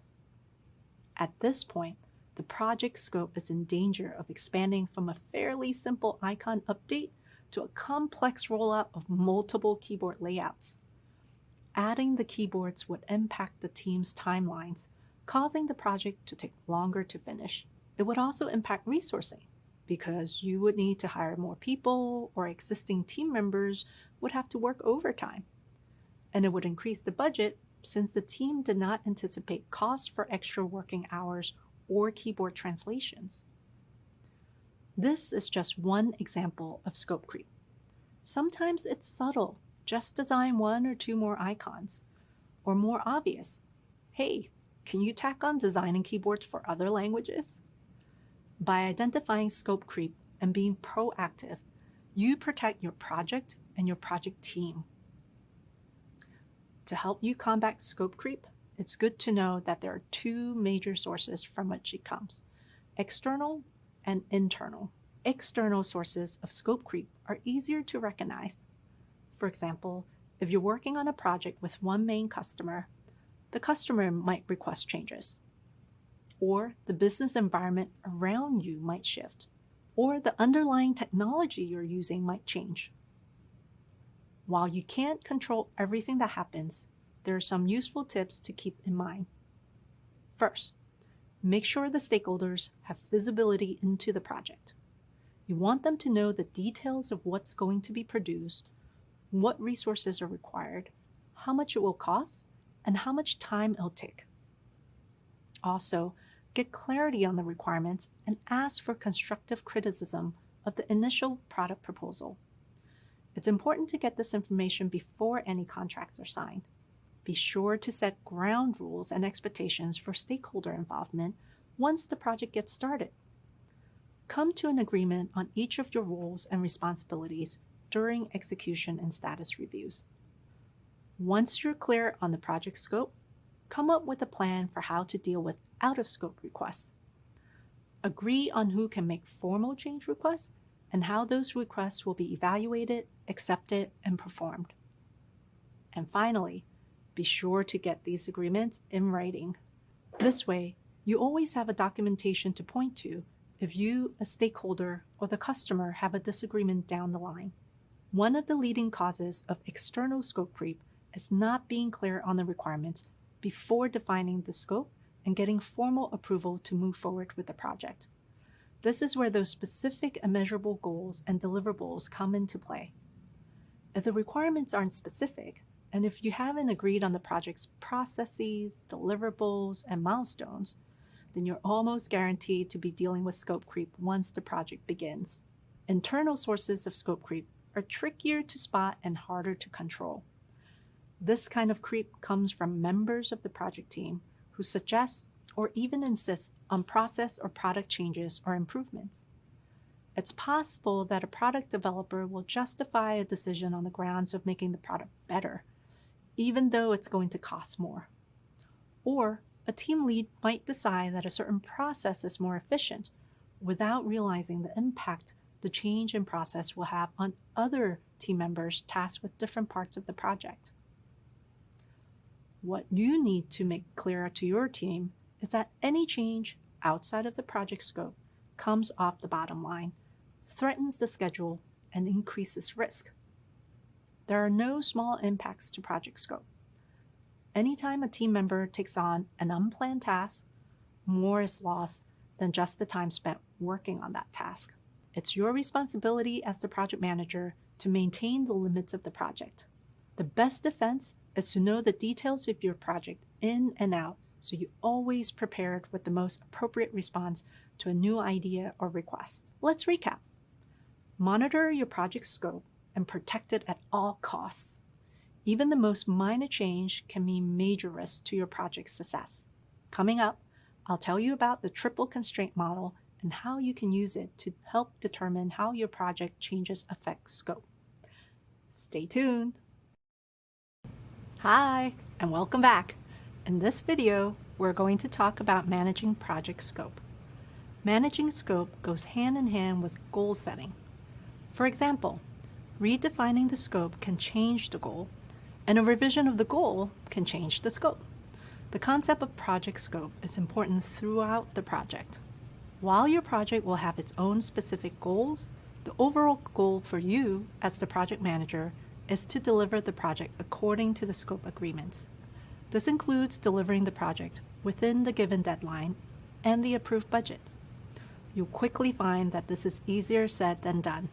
As you progress through your project, you will continually need to make compromises and weigh trade-offs as new challenges and changes and factors present themselves. Anytime a team member takes on an unplanned task, more is lost than just the time spent working on that task. In order to decide if a scope change is acceptable and what impact it will have, project managers usually refer to the triple constraint model. The triple constraint model is the combination of the three most significant restrictions of any project: scope, time, and cost. We've talked a bit about what scope is, so let's focus now on time and cost.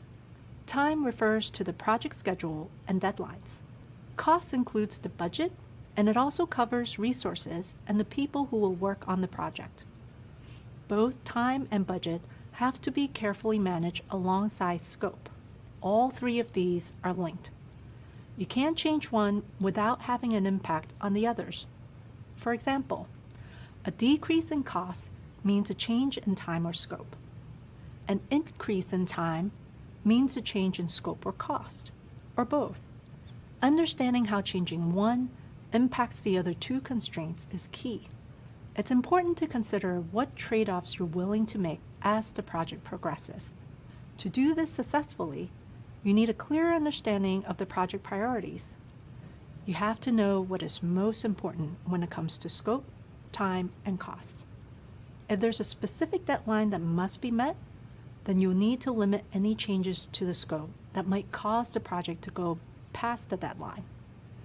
If the product must look or function in a certain way, then the requirements are a priority, and you could justify changes in costs or time in order to meet the scope requirements.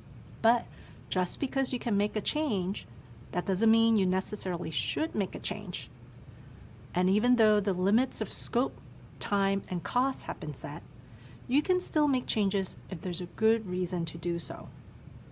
Don't worry, you won't have to decide on these changes all by yourself. If there are scope decisions that need to be made, the project manager will likely need to consult with the project sponsor and stakeholders to get their approvals.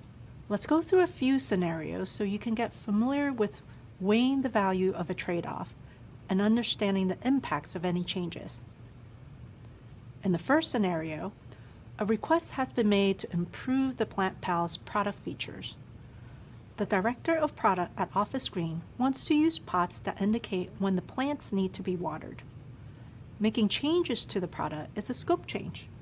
You know that you can't change the budget, but you can extend the timeline. So you can accept the scope change request and extend the timeline as long as the budget doesn't increase. Here's another possible scenario. A request has been made to reduce the budget without making any changes to the scope. the final outcome of PlantPal still needs to look and function as you all originally agreed. If you're going to reduce the budget and keep the scope, you may need to extend the timeline. Okay, here's another scenario.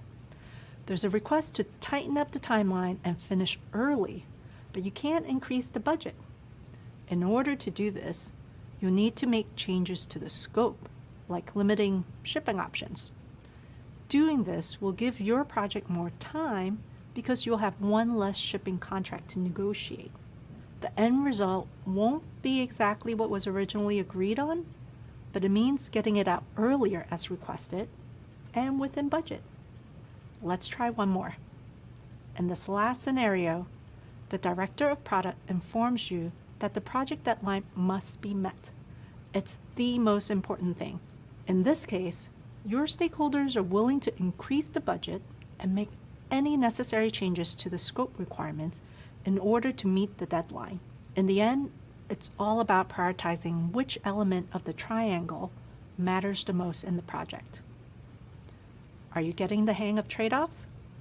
Keeping in mind scope, time, and costs as you manage a project will help you navigate different conditions while still achieving your goals. Remember, change is inevitable when managing projects, and understanding this framework can set you up to plan and communicate accordingly so your project will succeed.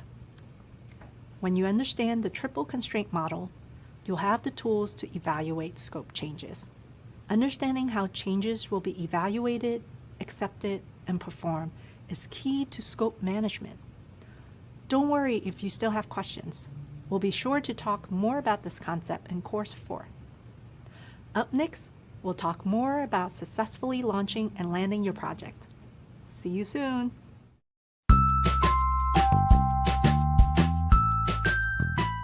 Hi, I'm Tori, and I'm an education program manager at Google.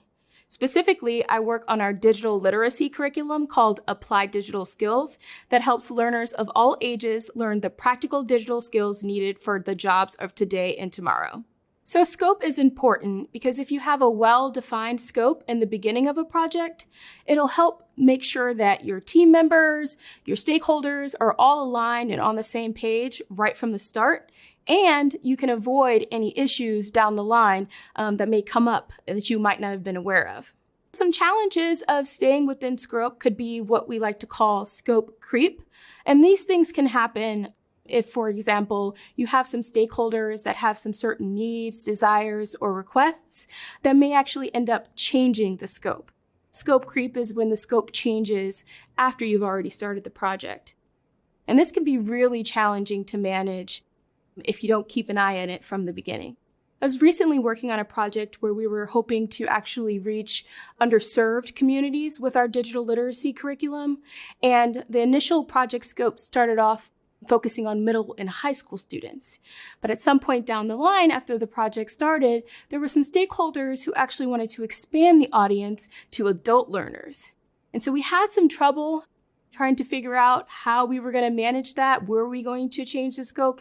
Were we going to keep it the same? And ultimately, we decided to keep the scope the same and referenced back to our original goal in the beginning. Because if you think about it, changing the audience would make the project goals and our strategies for reaching those audiences drastically different. So ultimately, we ended up keeping the scope and communicating that to our stakeholders. Some best practices for managing scope is just make sure you document everything in the beginning and share it with all of your stakeholders and team members and make sure everybody's in agreement on that scope. There are times where the scope may need to change, and that's okay, but you have to be able to make sure that you can also change and potentially change your timeline, your resources, or even the budget to accommodate that scope change. Welcome back. At this point, you've learned a bit about setting SMART goals along with defining and managing the scope. It may be tempting to think that you're ready to kick off this project with these two important pieces, but there is one common element that ensures you'll achieve these goals within scope. And that key element is knowing when your project is delivered and you can call it a success. Many people think the time to decide if a project is successful is when you've produced the final outcome and presented it to the client. That's getting close. Delivering the final result of your project to the client or user, it's what's called a project launch. You finish building or creating a project, the tasks are completed, and the deliverables are done. You've hit your goal. The project is successful and considered complete in that sense. But does it work well? Did it achieve your desired outcome? The real deciding factor of project success is when you put the final outcome to the test. Landing is when you actually measure the success of your project using the success criteria established at the outset of the project. This is a crucial part of goal setting that is often overlooked in the initiation phase. For example, think about taking a trip on an airplane. It's not enough for the pilot to be able to get the plane off the ground. To arrive safely at your destination, they've got to know how to land. Your success has to continue beyond the point of delivering the final project. You need to be able to measure whether the project functions as intended once it's put into practice. Let's take the example of your Project Plant Pals. You've managed to launch the new service with success. The website has launched, the catalogs have been printed and delivered, orders have been received, and revenue is starting to go up. It would be easy to call this a win and move on. But what happens if the customers are unhappy once the plants are delivered? What if the plants start to wilt and discolor after a couple of weeks? Just because launching the project and getting it out the door looks like success on paper, that doesn't mean the project has managed to land. For most projects, a launch itself isn't a meaningful measure of success. It's what comes after the launch that really counts. Launches are only a means to an end, and looking beyond the launch is important to ensure the launch achieves your overall goals. If you start off looking beyond the launch to the landing, you're more likely to get where you're trying to go. Since landing is a concept and not a finite definition, it's important to define what a successful landing looks like for a particular project.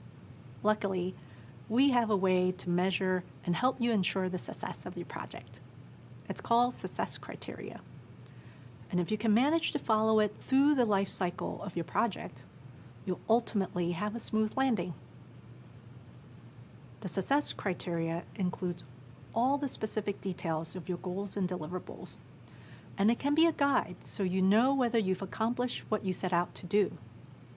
Success criteria will set the standards for how your project will be judged. In the next video, I'll outline what you need to know about defining success criteria and communicating project success. See you in a bit. Hello again. We've learned about the differences between launching and landing. And we've also learned about the differences between delivering your project and finding out if the outcome performs as expected. But how exactly do you know that your project is a success? How do you know if you've actually landed? At the beginning of the project, you define goals and deliverables that are measurable, meaning that you can determine if they were met. Similarly, you need to define success criteria that can also be measured, so you'll know whether they were met. The success criteria will tell you whether or not the project as a whole was successful. They are the specific details of your goals and deliverables that tell you whether you've accomplished what you set out to do. They are the standards by which the project will be judged once it's been delivered to stakeholders and customers. Defining success criteria also clarifies for your team what they're trying to accomplish beyond just launching something to users. Is it to increase customer satisfaction with the service so they can continue to purchase more products? Enhance an existing feature to retain customers? Depending on the project, the answers will be different. But it's important that a team is aligned and working towards a shared goal. Sometimes forcing the conversation and clarifying what the end result looks like can bring to light questions and areas of disagreement. There isn't a set process for determining success criteria, but I'll break down a couple of key points to consider. Remember the measurable part of your SMART goals? One of the questions to ask when making your goals measurable is, how will I know when it is accomplished? The same question applies to your project. How will you know when it's done? Only in this case, you want to ask, how will I know when it's successfully accomplished? You can measure to determine your project's success in a similar way to measuring a goal. So go through your project goals and deliverables, review the scope, and identify the measurable aspects of your project. These are going to be any of the metrics used in the goals and deliverables, along with your budget and schedule details. Another thing you'll need to do is get clarity from stakeholders on the project requirements and expectations. This is key. There are lots of people involved with any project, and that means lots of ideas about what success looks like to each person. You want to ask questions, such as, who ultimately says whether or not the project is successful? What criteria will be measured to determine success? What's the success of this project based on? Once you've collected clarifying information, document and share all of it so that you, your team, and your stakeholders can refer to it later. Let's try creating success criteria with the Office Green project. For example, the goal is to increase revenue by 5% by the end of the year. One of the deliverables is a website with a gallery of the different plan selections that are offered. It's not enough just to make a list of criteria. You need a process for measuring success from start to finish throughout the entire project lifecycle. This way, you can make adjustments and ensure success by the time you're ready to land. There are many metrics you can use, and for some products, it will make sense to use more than one. The metrics you choose should be as closely aligned to your project's goal as possible. For example, happiness metrics measure user attitudes and satisfaction, or perceived ease of use, and you can measure these through surveys. For the Plant Pals project, we may consider a customer satisfaction rate of 85% within the first 3 months of launching as a way to measure success. You can also consider customer adoption and engagement metrics along with more business-oriented metrics that track things like sales and growth. Adoption refers to how the customer uses and adopts a product or service without any issues. Engagement refers to how often or meaningful customer interaction and participation is over time. Adoption metrics might include launching a new product to a group of users and having a high amount of them use or adopt it.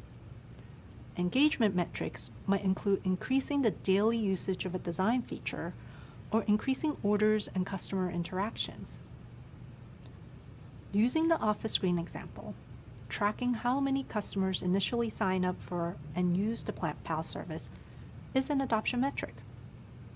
Tracking how many customers renew their Plant Pals service, post about it, or share feedback are engagement metrics.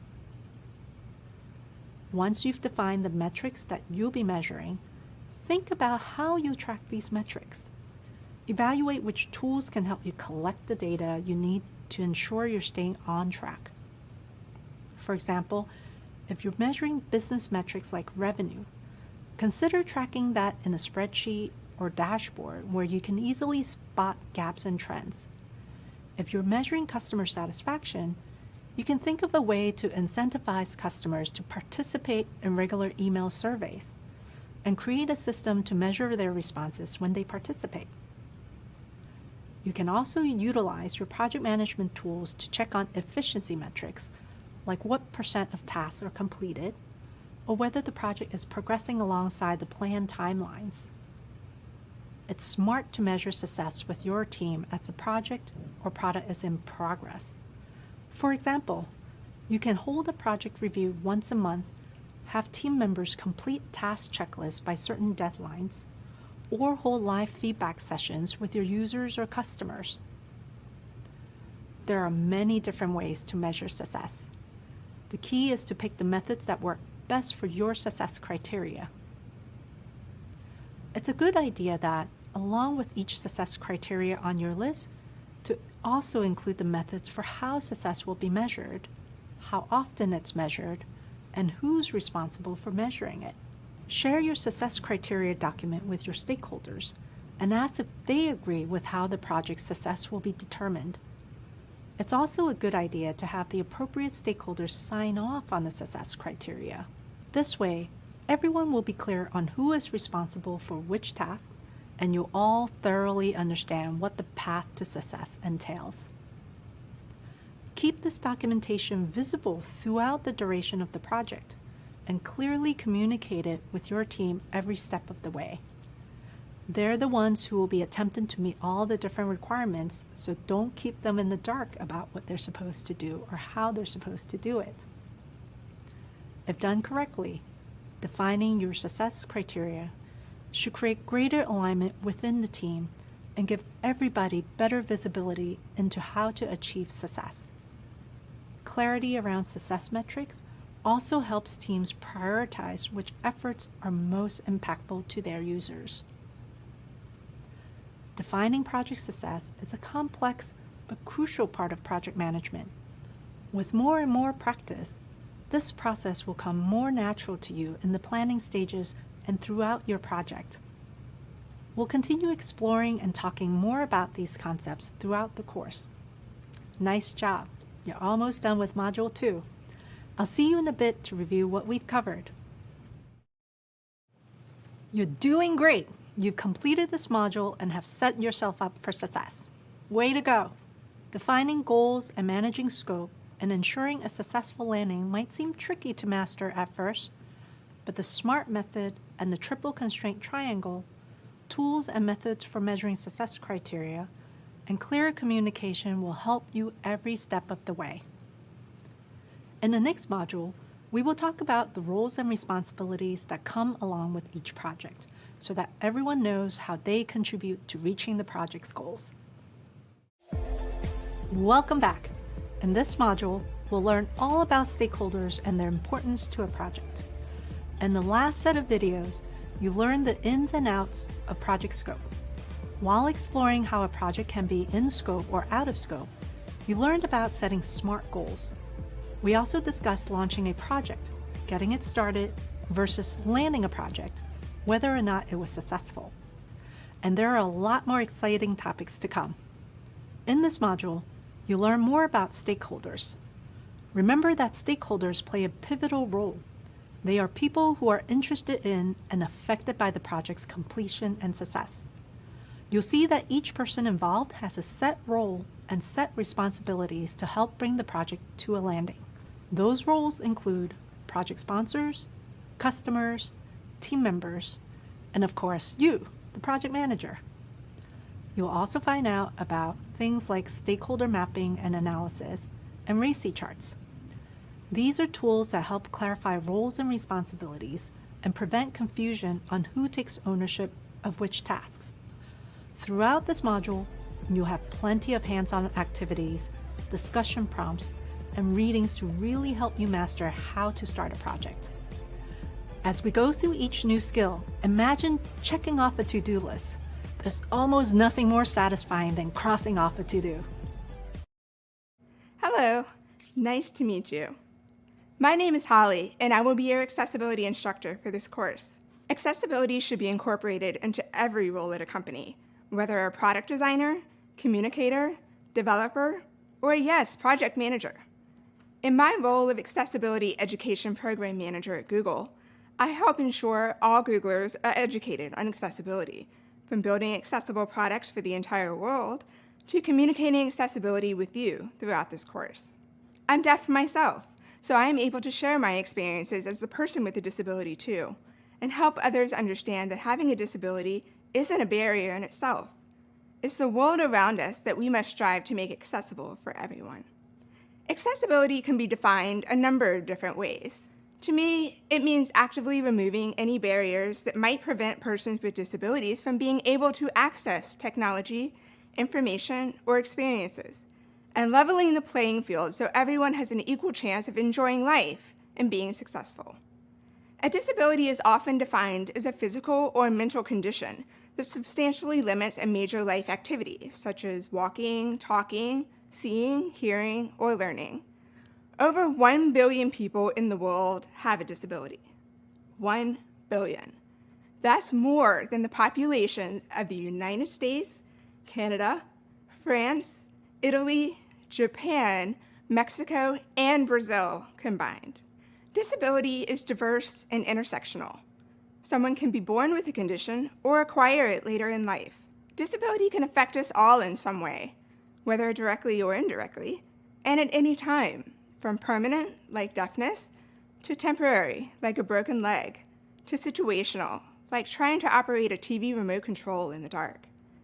When you create solutions for persons with disabilities, you are not only serving the critical audience of people with permanent disabilities, you are also unlocking secondary benefits for everyone who may move in and out of disability over time. As you progress through this course, it's also important to keep in mind your fellow classmates. Setting the expectation that you'll be interacting with others that learn and work differently is a key strength of working with accessibility in mind.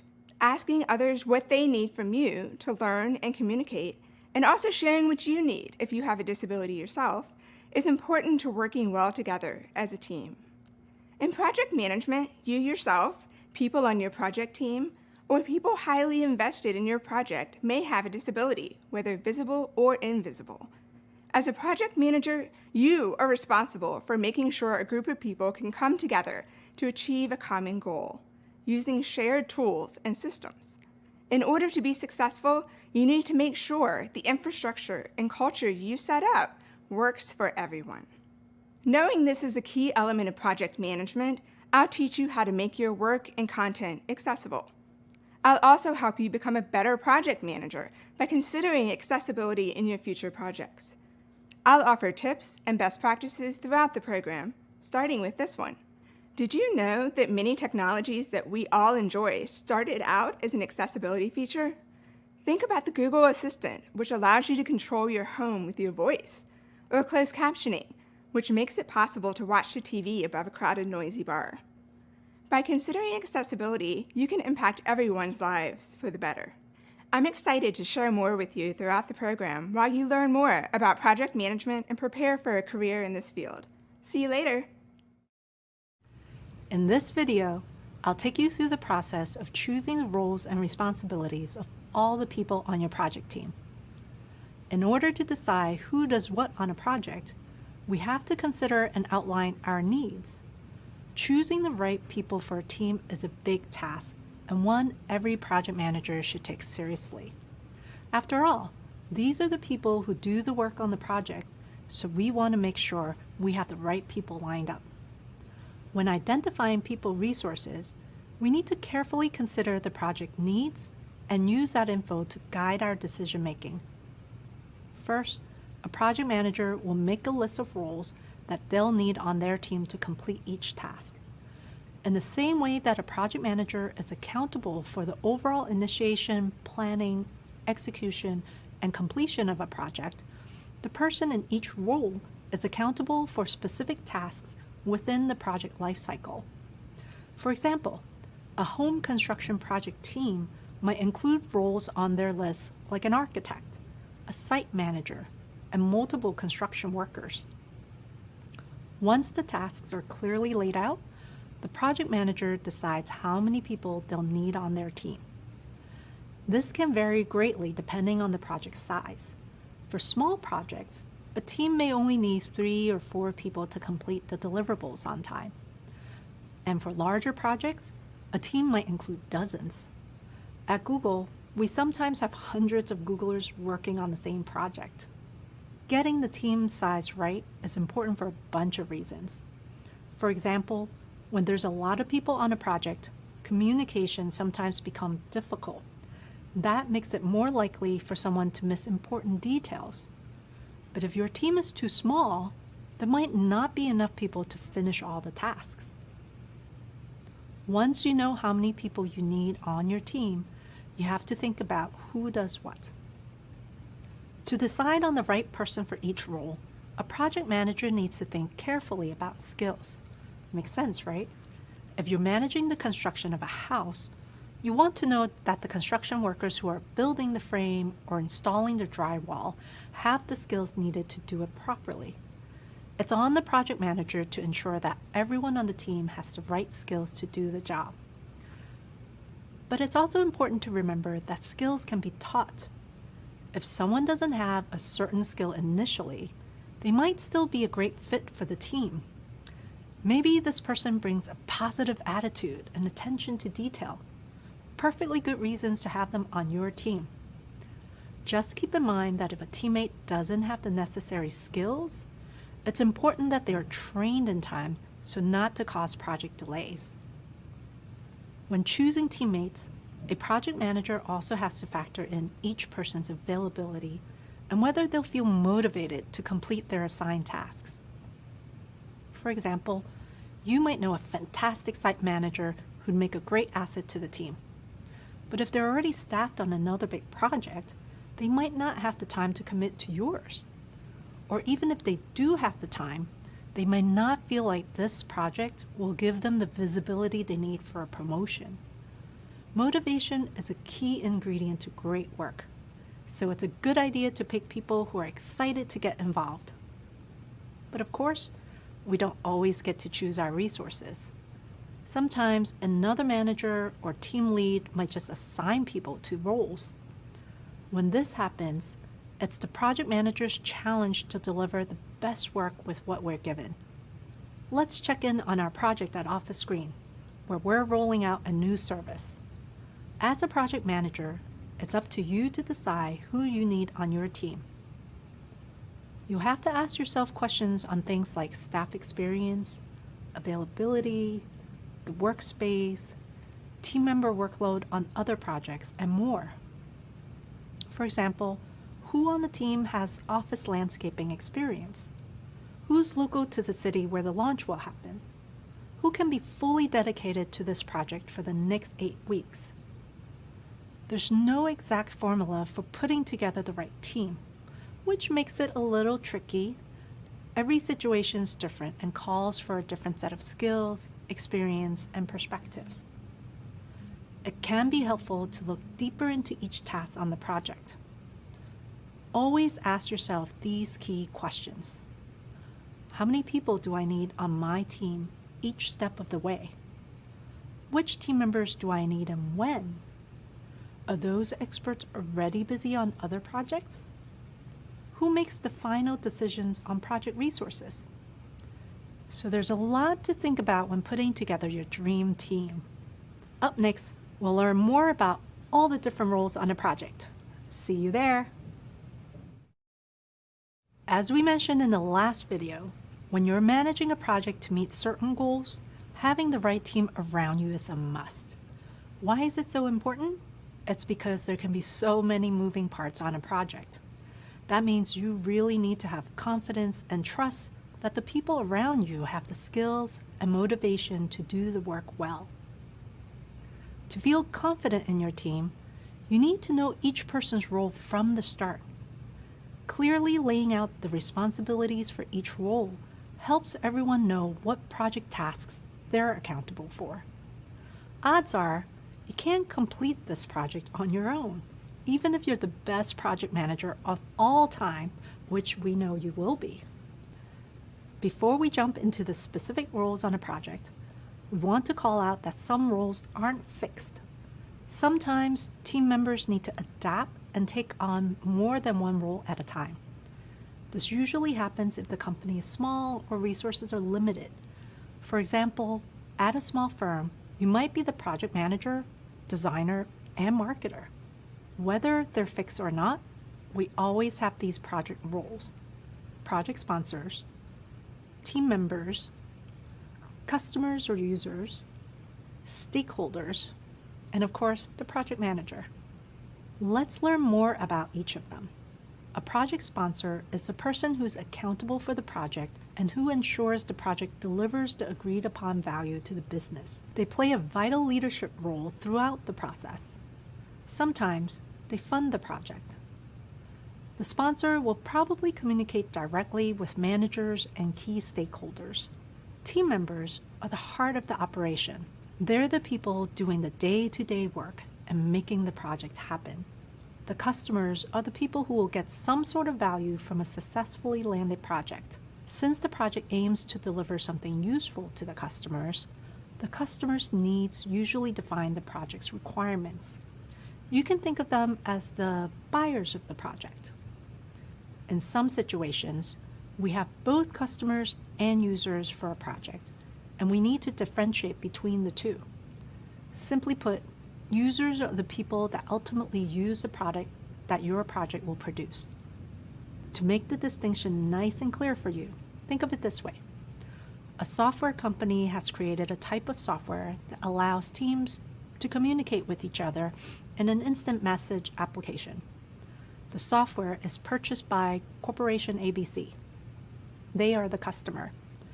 But the users are everyone within Corporation ABC that will be using the instant message application every day.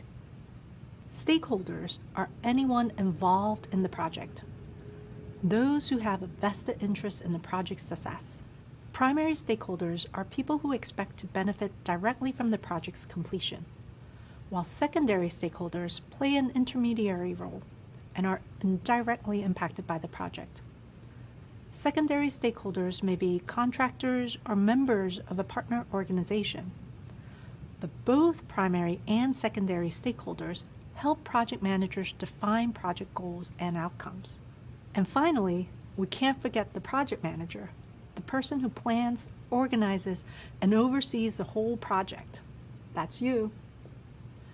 Let's now plug these roles into our Office Screen project. Recall that Office Screen is a commercial plant company that does interior landscaping and plant design for offices and other commercial businesses. We're launching our new plant service, so if you recall our SMART goal, which must be specific, measurable, attainable, relevant, and time-bound, is to roll out a new service to provide office plants to top clients by the end of the year. There's a lot to do when launching a new service. Plants need to be ordered and delivered every few days. New clients will need to be familiarized with Office Screen and its procedures. And there will be ongoing updates to the website and app. For Office Screen's launch, our project sponsor is the Director of Product. They approve the project's budget and ensure that everything stays aligned to the vision, which in this case is that inexpensive and easy to maintain live plants are provided in order to improve the employee work environments. The team's made up of people from across departments, and they're all working together to support the project. For example, the marketing department has assigned some people to the team because they'll need to tell customers about this new service. On this project, the landscape designer is also the website designer. This is an example of where a team member plays more than one role. And you're the project manager. You're the one managing the information, people, and schedule to carry this project to a successful landing. Our customers for this project are buyers at offices who might be interested in Office Screen services, such as office managers or procurement teams. However, the users are the employees who work at the offices because they're the ones who enjoy the plants. And finally, all of these people are project stakeholders. Secondary stakeholders won't play active roles throughout all phases of the project, but still need to be informed as they are a component of what the project needs to succeed. For example, these include Office Screen's investors, who are helping to fund the new service launch, and the Office Screen receptionist, who will answer a lot of customer questions about the new service once it's launched. So, now that we know why it's so important to decide on these roles early on and how these roles work within a project, let's put them into action.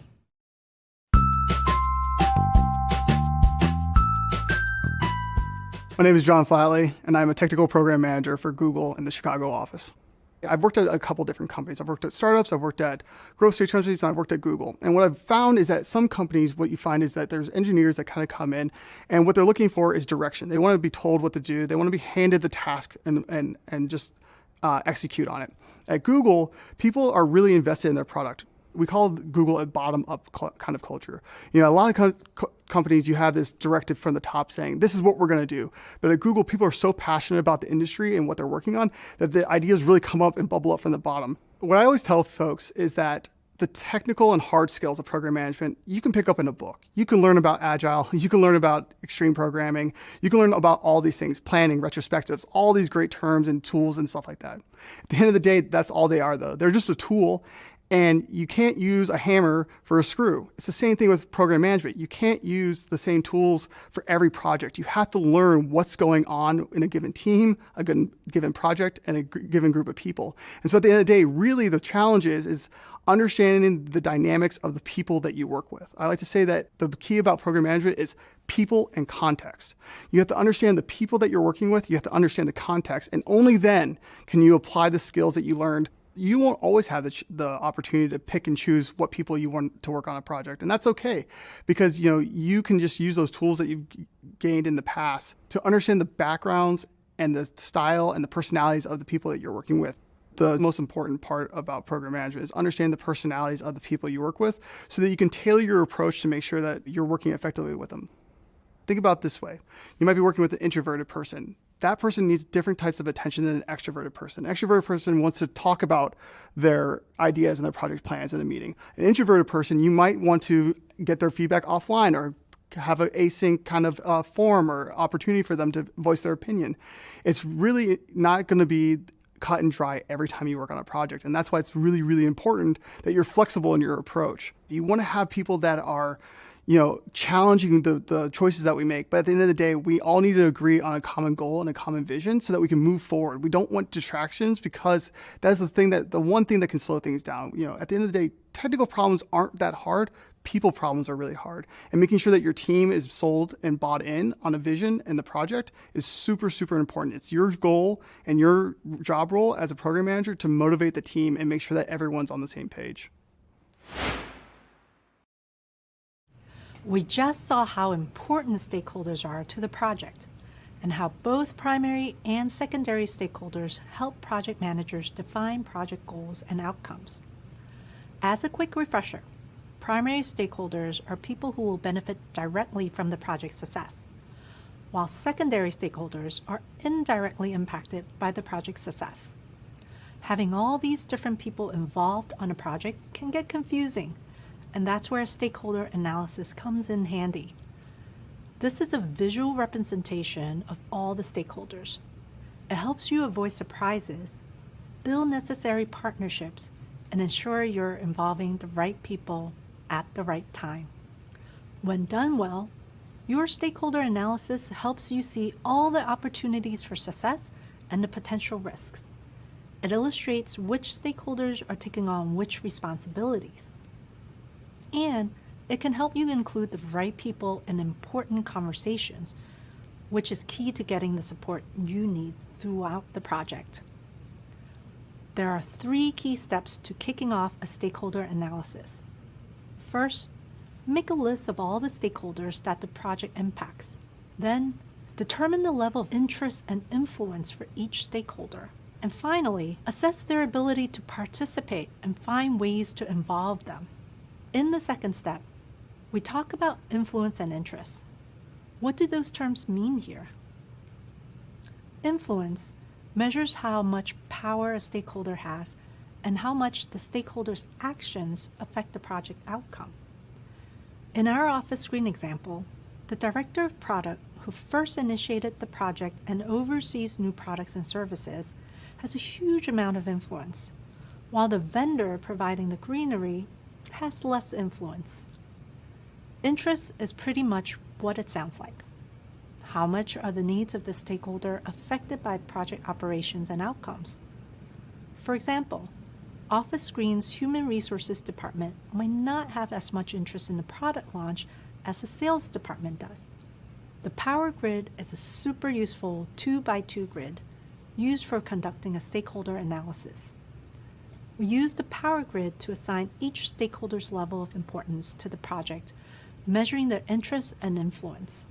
The position of the stakeholder on the grid usually determines their active role in the project.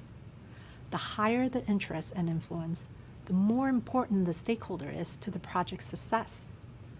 Without their support, it's unlikely that the project will successfully land. These people are our key stakeholders. Now that you have a better idea of each stakeholder's position on the team, you can plan how to best manage everyone. There are 4 different techniques you can use for managing stakeholders. The first group of stakeholders are the key players or key stakeholders. You find these people in the top right corner of the grid. To best manage key stakeholders, you want to closely partner with them to reach the desired outcomes.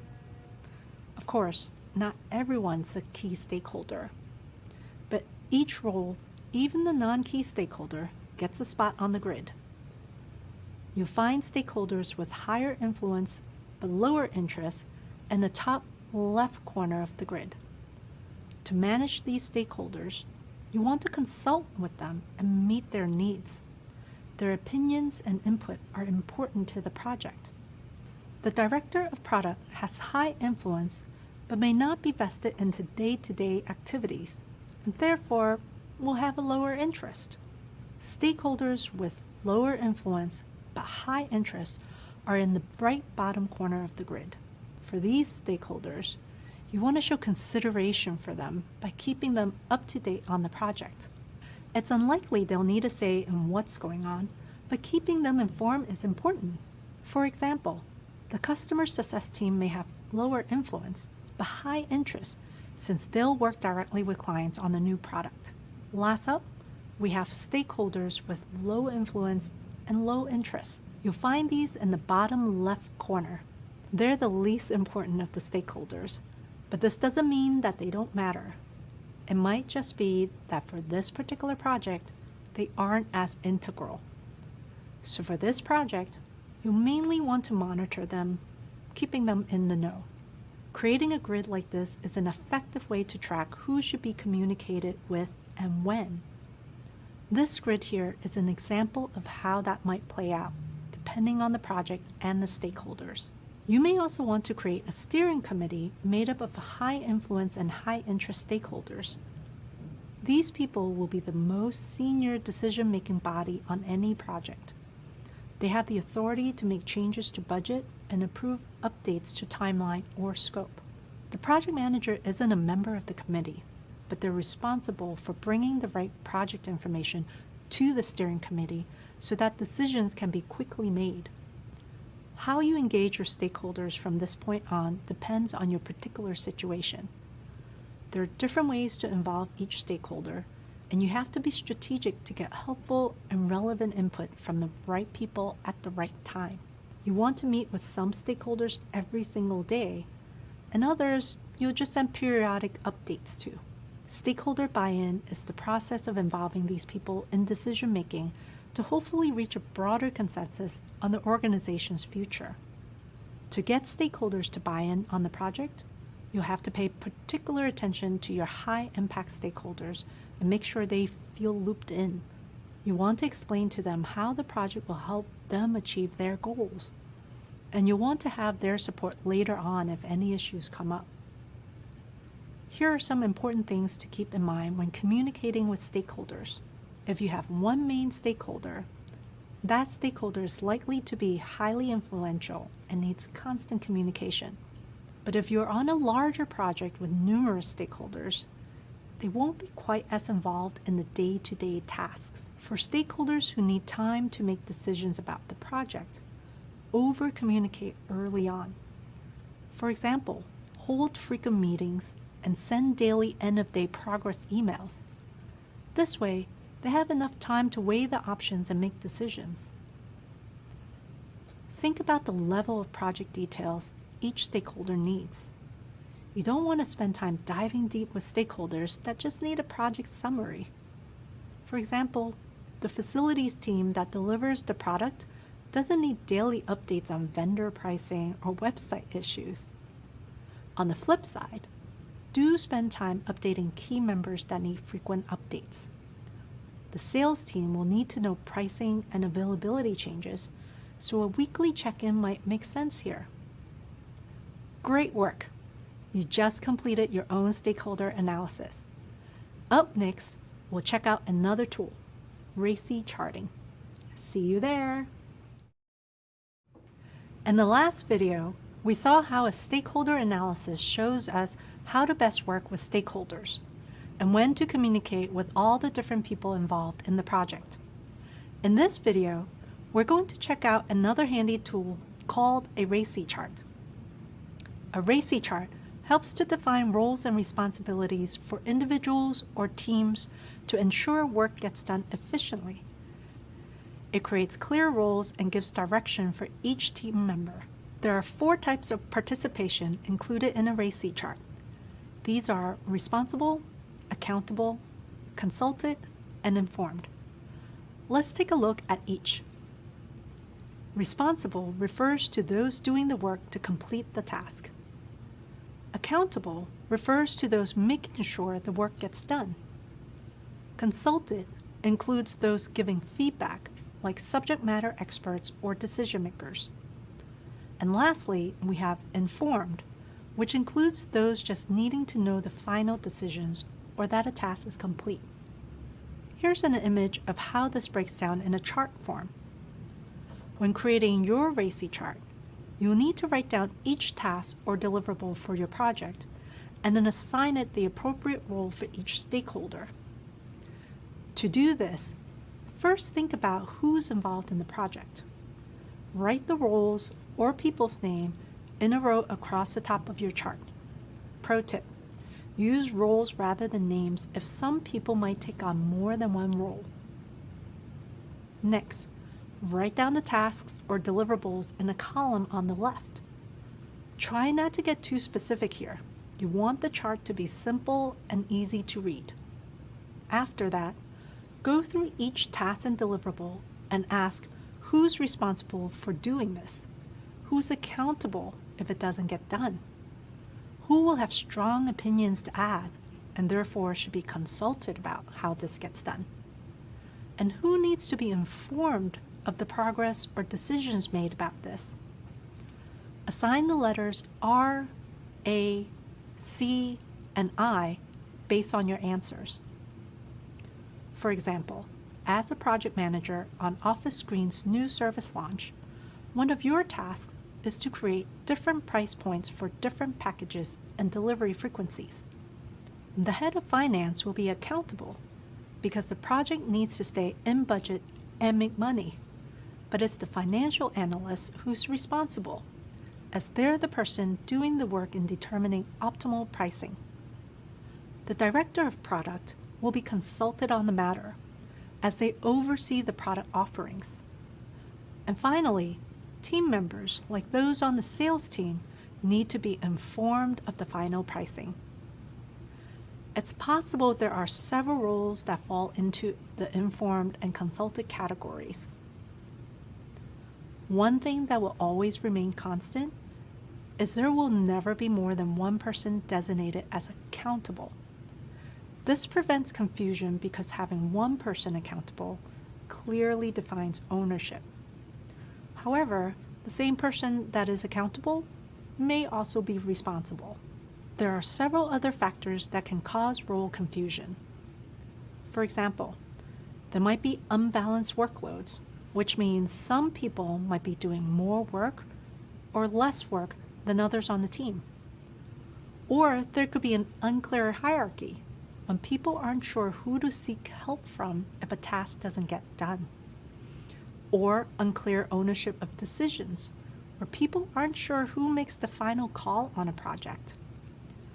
Another issue could be overlapping work.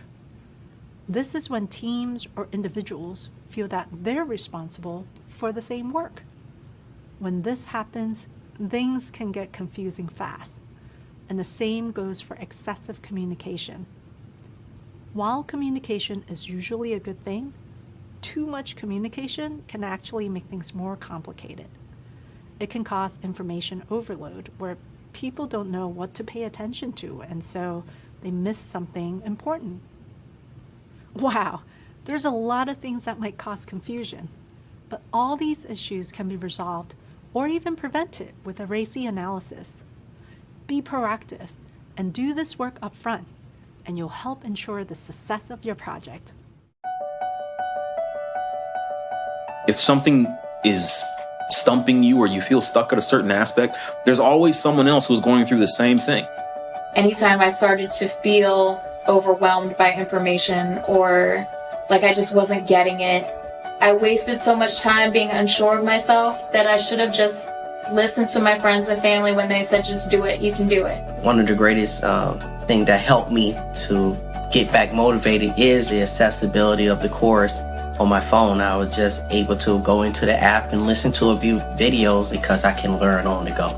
Having a network of people that motivates you, it's so fundamental. You know, even if it's a friend or if it's a family member that you can get from the beginning and it can be there for you on your corner like a coach. And don't be afraid to ask for help, whether it be from your peers, from your coaches, friends, family. There's always someone who knows more and you can learn from them. Kudos! You finished another module. That was a fun one. We covered a lot of topics that were likely new to you. So let's recap. In our first video, we checked out each individual role associated with projects. You learned that as a project manager, you'll have to ask yourself key questions to make sure you build a successful team. You have to consider things like team size, necessary skills, availability, and motivation. Then you completed a stakeholder analysis. This helps you understand how you might manage communication with each person on the project. Next came the RACI chart, which defined roles and responsibilities for individuals or teams. This helps people get work done efficiently, and it creates clear lanes and instruction for each team member to operate within. It does this by assigning which roles are responsible, accountable, informed, and consulted. Overall, you learned some really useful concrete tools to help you stay organized throughout the project. You can use these charts as you work with your stakeholders. And if your project is ever evolving, as some are, stakeholder mapping and RACI charting will help you stay on top of the tasks and communicate effectively. In the next module, you'll learn about other useful resources for managing projects and discover how to know which tool to use when. See you soon! Welcome back, and congrats on completing that graded assessment. In the previous module, you learned all about project roles and responsibilities, and we introduced you to some tools that you can use to ensure team accountability, like stakeholder analysis and RACI charts. Coming up, we'll talk about project tools and resources and the value of documentation. By the end of this module, you'll understand the types of resources available to a project manager. You'll be able to document information in a formal project charter, and you'll be able to compare and use various project management tools. Ready to get started? Meet me in the next video. So far, you've learned how to determine project goals and scope, and how to identify the right stakeholders for a project. Now it's time to add another important ingredient: resources. As a project manager, understanding your resource needs is crucial to achieving your goals. So during the initiation phase, it's important to ask yourself, what are the things we still need to acquire in order to complete our project?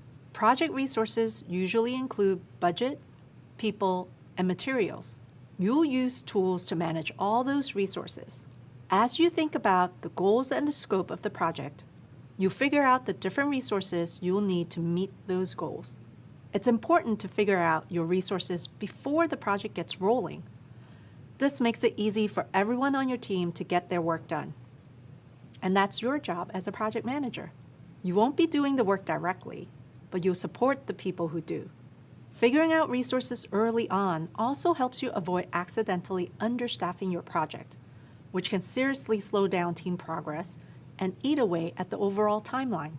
Even worse, if you're not careful with your resource planning, you could wind up underestimating the budget, meaning you might not have enough money to purchase necessary materials, hire vendors, or support overtime requests. Planning your resources early is a great way to set your team up for success. Because when your teammates have what they need to do their work on time and on budget, they're better set up to meet the project's goals. Now let's break down some of the resources that project managers typically work with. First, let's talk about budgets. A budget is an estimate of the amount of money a project will cost to complete.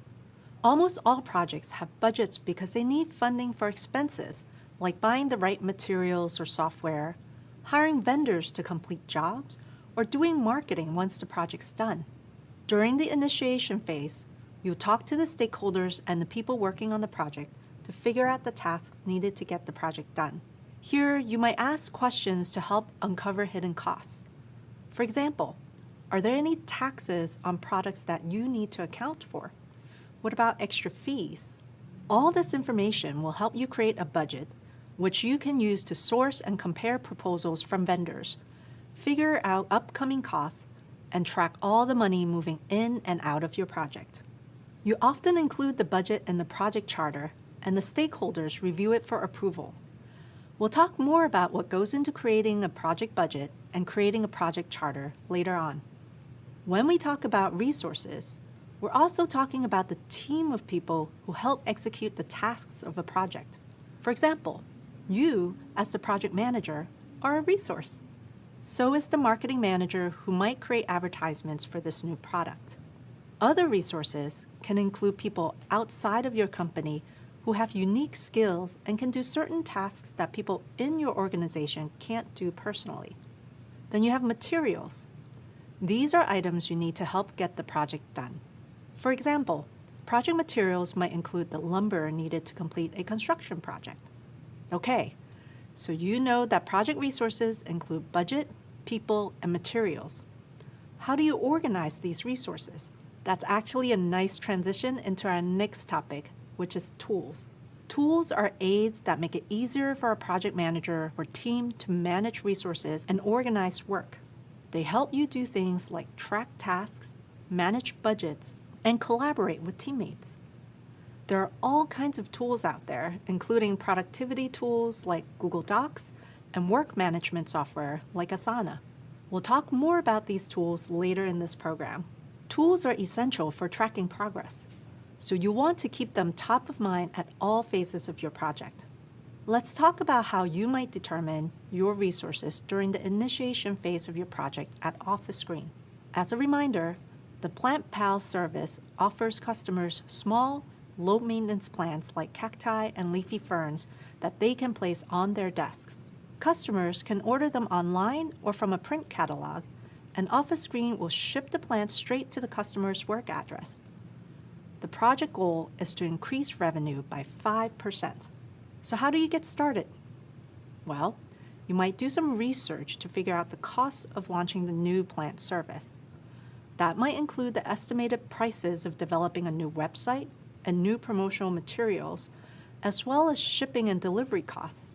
You also might want to budget for specific tools, like a project management software that will help you track progress on this complex project. With that information, you can start to build a realistic budget. And you'll also need to figure out who's working on this project with you. To do this, you might make a list of people and external vendors who will help complete all the project's tasks. For example, the person who manages client communications with customers, or a new plant supplier that can provide you with your product. Great. Hopefully, you're getting more comfortable with the types of resources you'll need not only to get stuff done, but to achieve your project's goals too. In the next video, we'll talk about documentation, another important topic for anyone who manages projects professionally. By now, you've probably noticed that a big part of project management is guiding decision making. Even if you're not the one making final decisions on major aspects of the project, it's still your job to keep track of every new decision and use those decisions to create a plan. And as you've learned, there are a lot of important decisions to keep track of. That includes everything from identifying project goals and deliverables to choosing the right people to add to a team. It's way too much for any one person to mentally keep track of. It's also important information for everyone on the team to be aware of, not just the project manager. If a decision affects a member of the team's tasks, they'll need to know about it, right? That's why documentation is such an important part of a project manager's role. While your team may work deeply on specific areas of the project, you might be the only person on the team who is aware of and communicating across all the different areas of the project. Clear and consistent documentation can ensure transparency and clear communication. Documentation helps set the stage for the project. It communicates the answers to key questions. For example, what problem are you trying to solve? What are the project goals? What are the scope and deliverables? And who are the project stakeholders? And lastly, what resources does a team need to complete their work? This is all crucial information for anyone who's working on a project, regardless of their role. Documentation also helps preserve decisions made early on in the project and can serve as a reference point for team members who might join later in the project lifecycle. It's your job to ensure that this information is easily accessible through some kind of formal documentation like an email, a presentation, or a digital document. Also, documenting decisions can help you uncover tasks, timelines, or costs you hadn't previously considered. And lastly, this process provides a historical record that can be reviewed at the end of your project. You can apply the lessons you've learned in the future. Okay, let's get into different types of documentation. Up next, we'll look at project proposals and project charters, two types of documents that can set you up for success early on. See you soon. Hello, and welcome back. Earlier, we discussed the value of documentation in effective project management. Now let's talk about two common types of documentation you could use to keep track of details and keep your stakeholders informed. These are the project proposal and the project charter. A project proposal is a form of documentation that comes at the very beginning of the project. This document's purpose is to persuade stakeholders that a project should begin. And typically, a senior organizational leader creates the proposal. So you might not need to worry about creating the proposal, but you will have to keep track of the proposal's progress. The project proposal is a great starting point to help you understand the desired goals and impact. A proposal may be a formal document, a presentation, or even a simple email to get others on board with the idea. Then we have the project charter, a formal document that clearly defines the project and outlines the necessary details to reach its goals. A project charter helps you get organized, set up a framework for what needs to be done, and communicate those details to others. So how do these documents differ? A project proposal is created earlier in the project lifecycle than the project charter. The proposal kicks off the initiation phase by influencing and persuading the company to move forward with the project. The project charter serves a similar purpose and often comes at the end of the initiation phase. However, its goal is to more clearly define the key details of the project. Another difference between these two documents is that a charter will often serve as a point of reference throughout the life of a project. The proposal is only used at the earliest stages. Now that you know the difference between these two documents, let's take a closer look at the project charter, which you'll learn more about in this module. The project charter makes clear that the benefits of a project outweigh the costs. As you learned earlier in this course, there are a few questions you might ask yourself when performing a cost-benefit analysis. That includes questions like, what value will this project create? How much money could this project save my organization? And how much time will people have to spend on this project? You will include the answers to these questions in your charter. Including this type of information ensures that you and your stakeholders agree on the project value. The charter also helps ensure that you and your stakeholders agree on the details of the project. Project charter approval means that management is supportive, and it's also a key step to ensure that the project matches the needs of the organization. After the stakeholders and project sponsor has reviewed and approved the project charter, you now have the authority to move forward with the project. Project charters can be formatted in a few ways and can contain different information depending on the project and the organization. The information in a charter might also be tailored to its audience or the needs of specific stakeholders. For example, if you're writing a project charter for a stakeholder who is a marketing executive, The charter might include information about how the project will impact the organization's brand. Or if the stakeholder is the Chief Technology Officer, the charter might include information on the costs of engineering resources needed to maintain the project. Regardless of the format or the audience, creating a project charter is a best practice for ensuring that everyone agrees on how to move forward before entering the planning phase. The project charter is a living document. This means that it can evolve as the project progresses. As the project manager, you'll review and refine the charter throughout the process.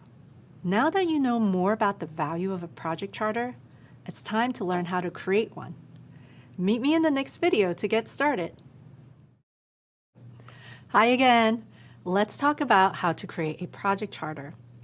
In the last video, we discussed how project charters are a valuable document for project managers. Project charters are key for securing approval from stakeholders and moving forward. Project charters can also be formatted in many different ways, and there are many different templates available online for you to choose from. Here, we'll use a template that's similar to one that program managers often use at Google. And to fill in each section, we'll use details from your project at Office Green. Ready? Let's take a look. At the top of your charter, you want to add in the name of your project. Let's add in the name of your project at Office Green. It's called Project Plant Pals. You also want to add in a brief summary. Let's type that in. Our plan is to offer high-volume customers small, low-maintenance plans that can thrive in an office environment.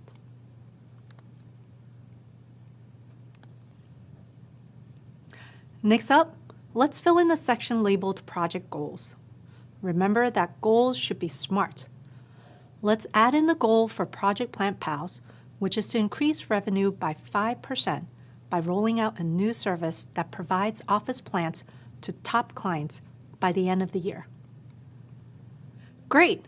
Now let's add in the project deliverable. Remember that a deliverable is a tangible outcome from a project. As you learned earlier, our deliverables for this project are to send 1,000 plants to 100 customers and to launch a new website for orders and customer support. Okay, now let's add in the business case, which captures the reasoning for initiating this project. Let's type in, this is a top requested service from our customers, and it will also improve customer satisfaction and retention.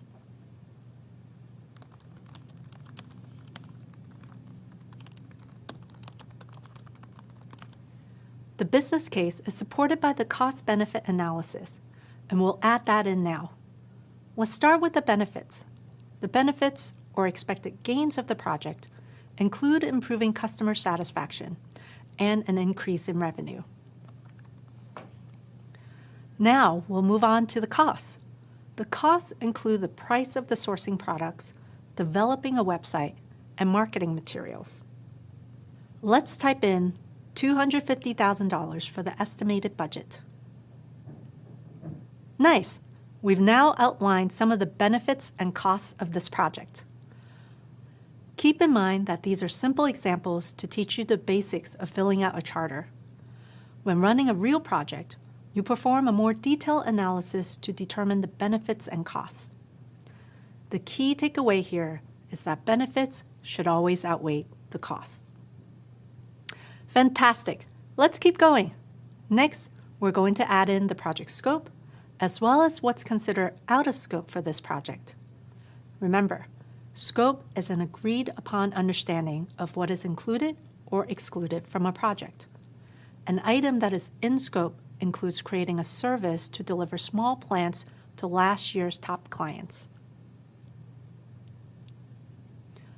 An item that is out of scope and therefore not available to customers includes plant care after they're delivered. Amazing! Hopefully you can see how stating what's in scope and what's out of scope helps everyone working on the project understand where they should focus their efforts. Great! Now let's add in your project team. Let's see here. The project sponsor is Office Green's Director of Product, so let's add that in.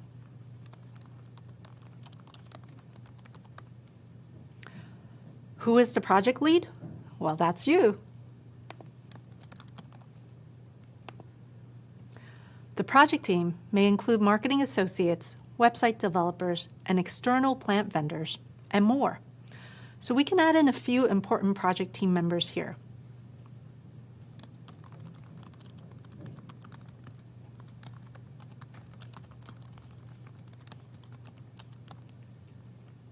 Awesome. Let's move on to additional stakeholders. Additional stakeholders may include the Vice President of Customer Success, who is accountable for customer feedback and corresponding product requests. We can also add in the account manager, who will leverage their existing relationships with top clients. And let's also add in the fulfillment manager, who will help acquire the plants needed to launch this service. We're almost done.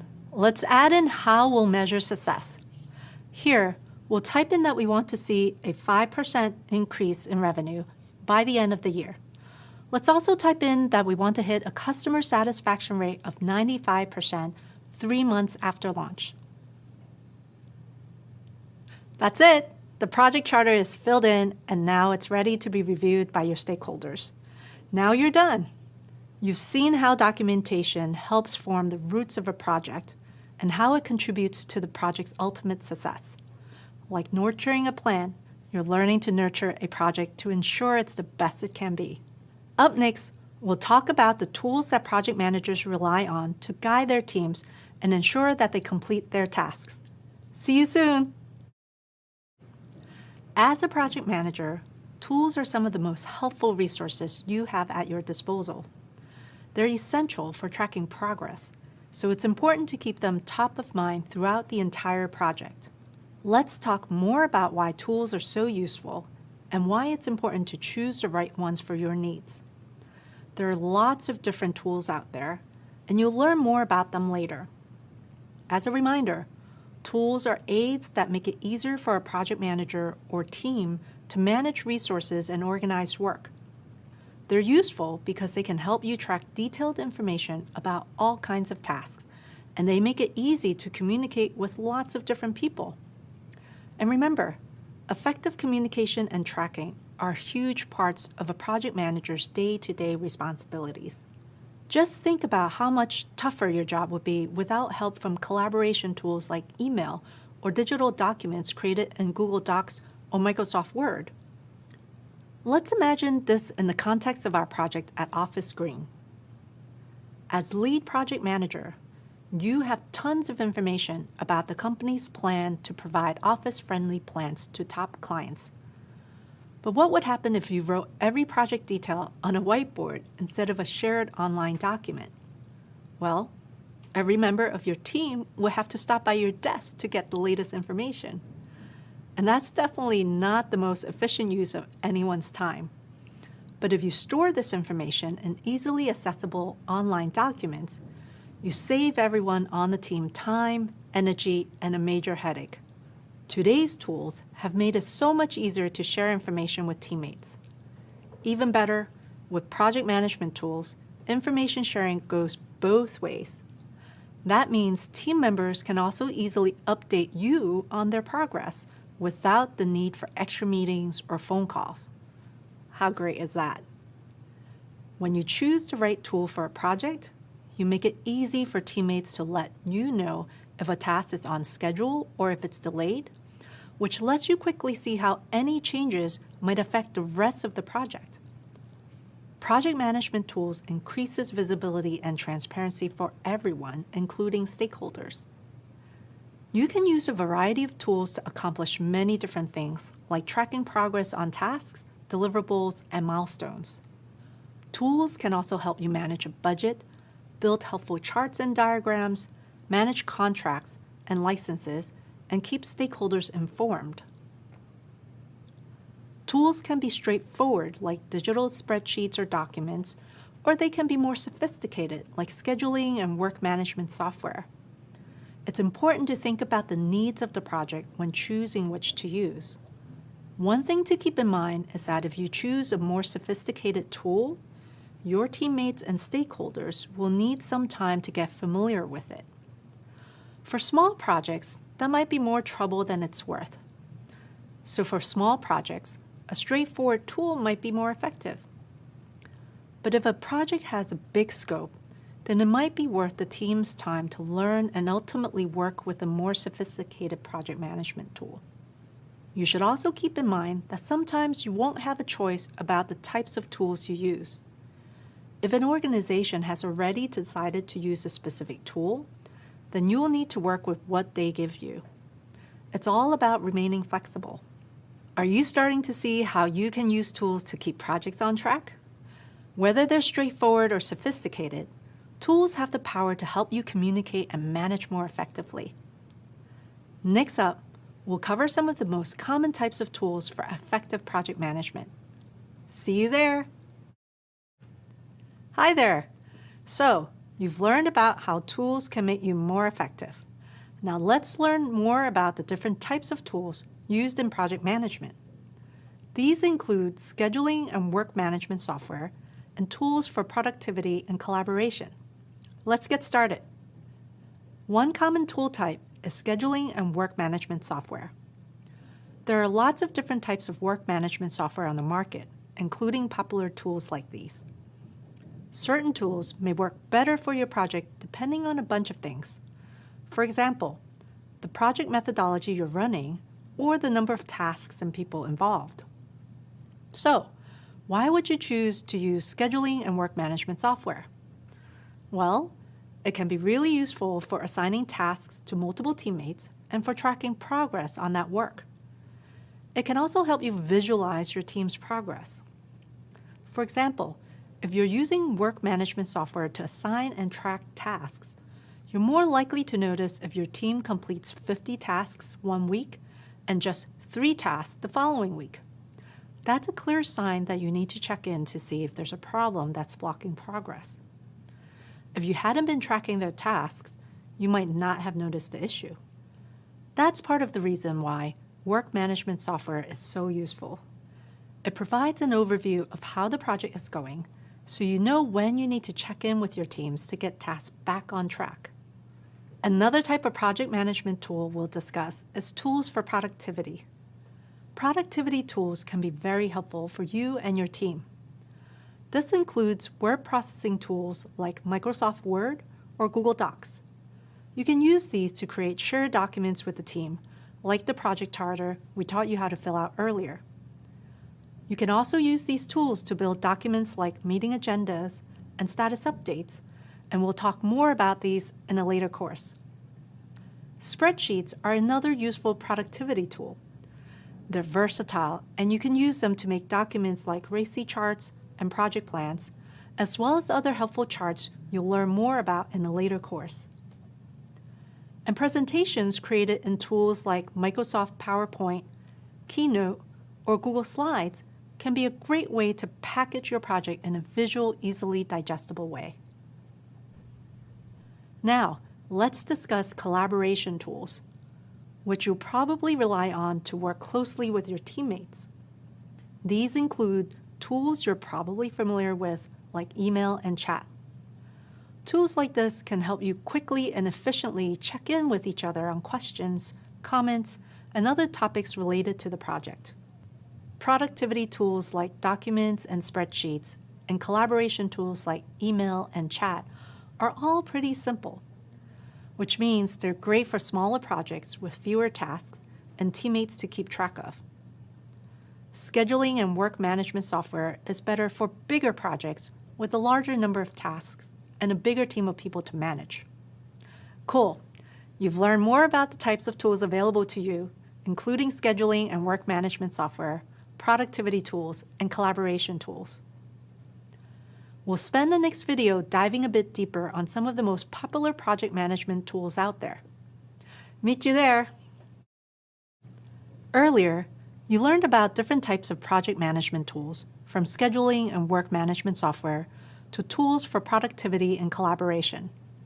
Now let's discuss a few popular tools you might be expected to use or at least be familiar with.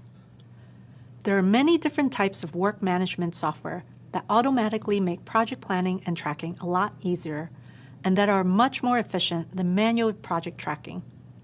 One tool that we'll focus on in this program is Asana. Asana is a work management platform that helps teams plan and coordinate their work, from daily tasks to strategic initiatives. Asana provides a living system and a source of truth where everyone's work lives. With Asana, everyone can see, discuss, and manage team priorities, giving teams clarity on who is doing what by when. It's great for building project plans, assigning tasks, automating workflows, tracking progress, and communicating with stakeholders. As a project manager, you can use Asana to create a log of tasks, like gathering cost estimates from external vendors, and assign a task to people on the team. All tasks are visible and organized in the format of the project manager's choice, like in a list or on a calendar, and designed to drive transparency and connection with all the tasks related to the overall goal. It's easy to use with external stakeholders as well, because within Asana, you can share status updates and other communications with people outside your company. Another great tool we'll focus on throughout this program is the spreadsheet. Spreadsheets are extremely versatile, and you can use them for a wide range of tasks, from creating timelines and building charts to managing budgets and tracking tasks. You can add and view project information in a variety of formats depending on what you need in the moment. For example, let's say you enter a list of tasks, due dates, completion statuses, and task owners into a spreadsheet. From there, it's very simple to sort the list by due date to see what's due next.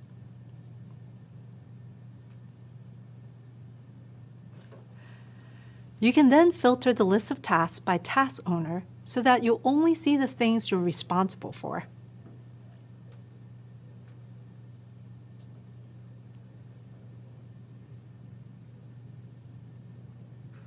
You can also highlight the rows of the sheet in different colors to visually illustrate the tasks with the least progress. With spreadsheets, you can easily transform, visualize, and manipulate information.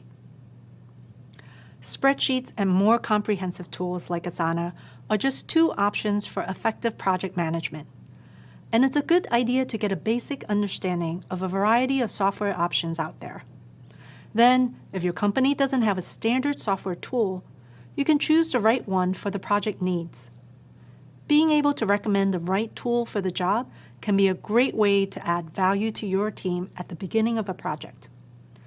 Keep in mind, however, that software options are constantly changing, from the addition of new features to the launch of new tools. There's no way for you to know every software available, and no company would expect that of you. Many of these tools have similar functionality like task tracking and task assignment. So if you understand one tool deeply, you should be able to easily adapt to a new tool on the job.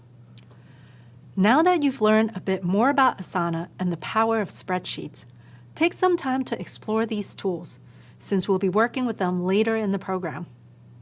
Coming up, you'll hear from a project manager who will tell you all about their experience using tools during their day-to-day role at Google. Stay tuned.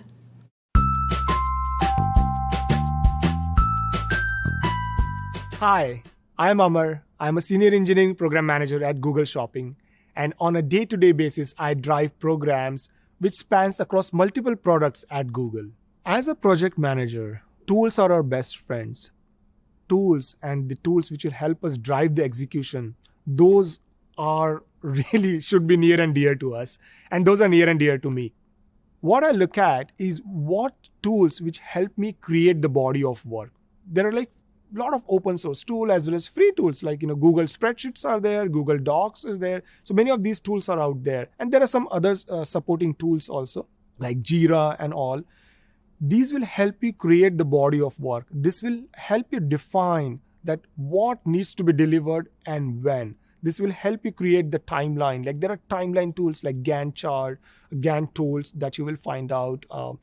And then there are tools which will help you drive the visibility across the board and drive the dependent ecosystem. We want to make sure when we are starting at the project, we look at the available tool set so that we are not defragging the system that much. We are not really kind of adding too many complexities or new tools in the ecosystems. We want to make sure that, okay, what are the current tools which are out there? Have a look at those tool set.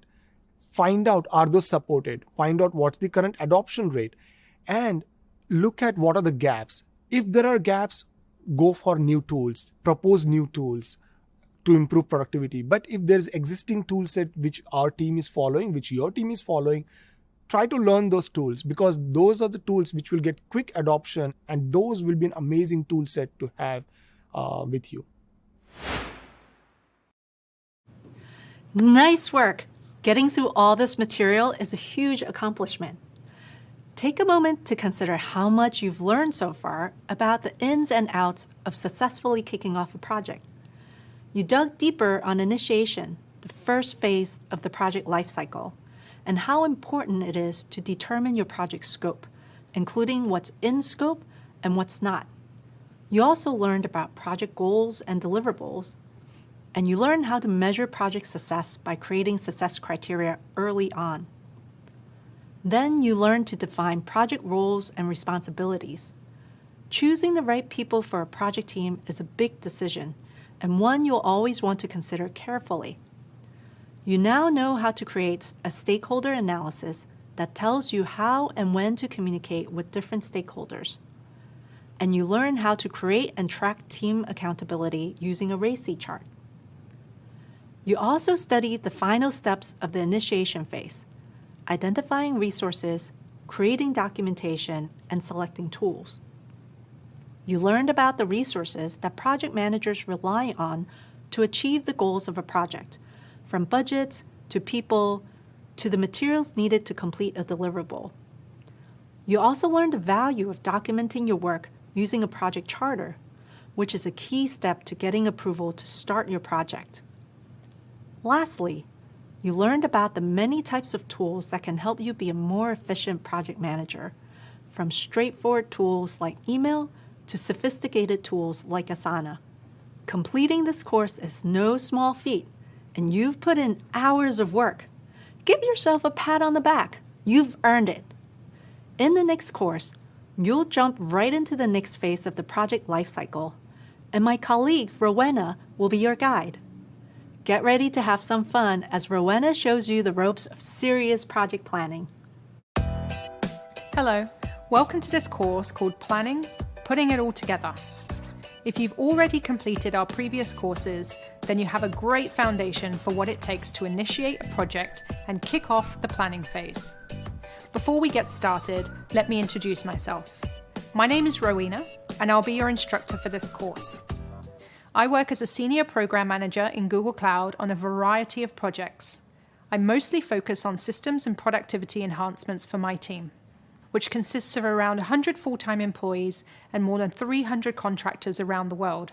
Some of the larger scale projects that I work on impact Google Cloud sales and global sales support teams, which are made up of thousands of people. But I didn't start out building solutions for thousands of people at a global company. I left school at the age of 17 with no college degree and no real plan. Before Google, I worked in retail, hospitality, and even in the airline industry as a crew member. When I joined the corporate world, I noticed something. The processes were just as messy as the stockrooms of the retail stores where I'd worked. There was so much room to improve. I came to realize that every business is complicated and that there's always room to create order.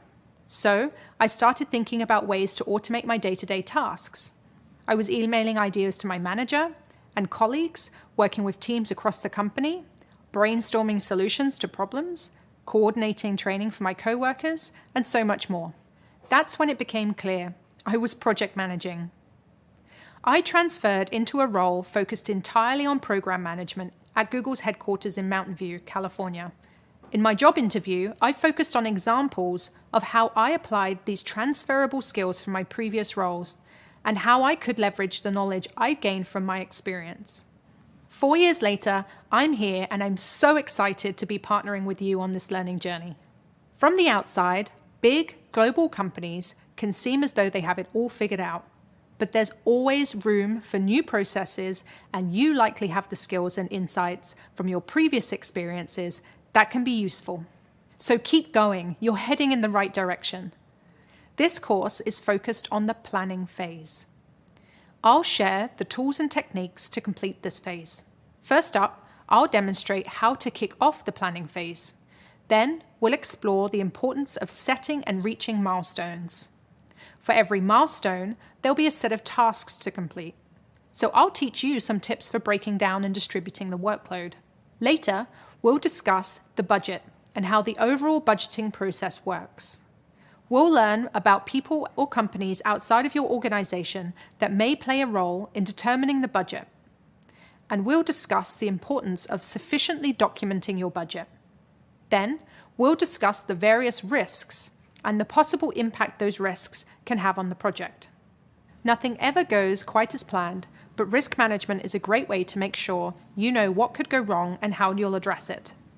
This includes communicating possible risks to your stakeholders, creating a mitigation plan, and then keeping an eye on those risks to make sure they don't stall your projects. Last but not least, documentation ties it all together. Keeping all your project plans documented and organized not only helps you, but it also helps those involved knowing their responsibilities. Documentation also provides stakeholders with a window into the development of the project. It has always been important to the success of my own projects at Google, and I'm excited to explore this topic with you. Ready to get started? Meet you in the next video. Hi again. In the previous course, you learned about the initiation phase. During the initiation phase, the project manager is gathering all of the necessary preliminary information needed to get stakeholder approval and plan the project. A few key things need to happen during this time. First, the project manager gets assigned. That's you. Then, the goals of the project have to be approved, as well as the scope of the project and its deliverables. A number of people will need to be assigned to the project, and you'll have a good sense of their individual roles and responsibilities. You'll also need stakeholder sign-off on your project charter. If all of these criteria have been met, then you're set to begin planning. Planning is a significant part of ensuring a project's success. So let's take some time to discuss why it's so important. Planning is important for any project, large or small. While planning your project, you and other members of the team will determine the processes and workflows needed to meet your goals and put together ideas about how to make the project a success. While planning, you might draw from previous project experience, but don't be afraid to think of new ways to get results. Every project is different, so new and different approaches may be just the thing you need. Planning has many benefits. As we've discussed, planning helps you map out the full project. It helps you understand the work needed to achieve your goals. Planning also helps coordinate efforts and timelines with other teams, contractors, and vendors. Another huge benefit of planning is that it gives you time to identify and prepare for risks that could impact your project. Those might include things like a delay in the timeline, the departure of a critical team member, or a change in project direction from a primary stakeholder. Planning also gives you the chance to brainstorm ways to mitigate or address those risks. There are less obvious benefits too. For example, the planning phase can help you get buy-in from key members of the project team. Getting buy-in means that you've gained their support for your plans. Planning also demonstrates to stakeholders that the team is taking care to start the project with a detailed plan. But one of the most significant benefits of planning is teamwork, which will help you push your project across the finish line. By working together in the planning phase, individuals assigned to the project can become a strong team by the time the planning is done and the work is about to start. Planning together creates a shared understanding among all parties involved in the project. So, to recap, planning has many benefits, from helping the team to understand the work needed to achieve their goals to providing project plans to the stakeholders. Now that you know a bit more about planning, we'll learn how to launch the planning phase. Meet you in the next video. Hello again. In the last video, we discussed the importance of planning. Now, let's get into the details of how to launch the planning phase. As you learned earlier, the planning phase is the second phase of a project's life cycle. This can be a challenging time for a project manager because there's so much to consider. But it's important to know that project plans don't have to be perfect the very first time. And even if you do a great job with your plans the first time around, it's likely that the plan will change as the project evolves. The planning phase may differ from project to project, but generally 3 big things are worked out during this stage: the schedule, the budget, and the risk management plan. We'll discuss each of these in greater detail later on in the course. But for now, here's some general information so you can understand why these 3 elements are so crucial to planning. Let's start with the schedule. The schedule is basically a timeline of the project. It includes the start date, the end date, and the dates for things that will happen in between. You'll use time estimation techniques to determine these dates. Let's imagine scheduling in our example project at Office Green. As a reminder, you're the lead project manager for Project Plant Pals, a new service that will provide top clients with desk-friendly plants. You want to launch the service by the end of the year, so the planning phase for this effort should include a number of key dates. Those dates might include when you'll request proposals from plant vendors. They might also include the date you'll kick off with the web designers and developers who are creating a new website for the service. It should also include important dates during the project execution phase, like when the plants need to be ready for delivery, or when the new web page design needs to be approved. And you'll need to include the target date for the launch of the service. Another part of the planning phase is setting the budget. The budget will account for the total cost to complete the project. The total cost needs to be broken down to determine how much has to be spent on different elements of the project. For Project Plant Pals, the budget will need to include items like the cost of designing and launching a web page, the cost of hiring your plant vendor, and much more. The third component of the planning phase is risk management, which means searching for possible problems and planning ahead to mitigate these risks. Let's face it, risk is inevitable in every project. What's not inevitable is how the risk impacts your project. Good project planning means searching for places where trouble might occur. Where might the schedule get off track? Where might the budgets exceed your estimates? You'll work with your team to consider answers to these questions and prepare a risk management plan based on whatever you discover. Let's go back to the Office Green example. While putting together the initial schedule, you may realize that your estimates from your developers put you way beyond your launch date.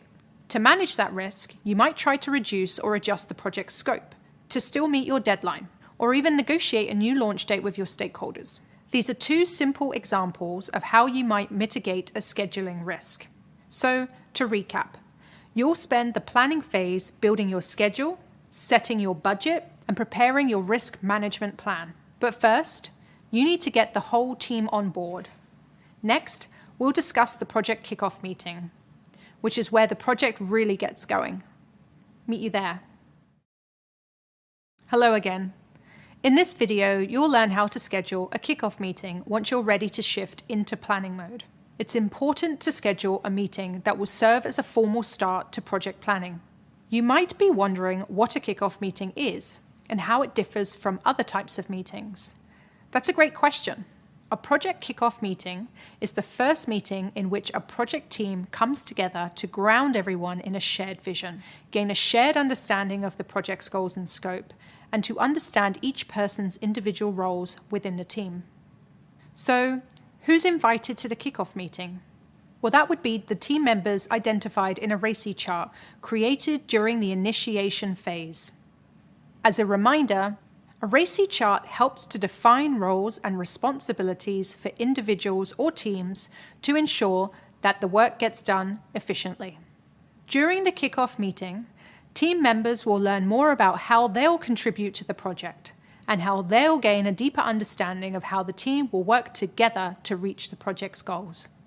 You should also invite your stakeholders and your sponsor to the meeting so that they have a chance to understand the high-level plan for the project, can share their perspective, and you can ensure that everyone is on the same page.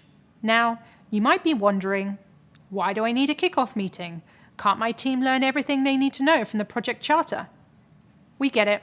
Meetings can be time-consuming, and there are definitely situations when a quick email or a chat to a teammate will suffice.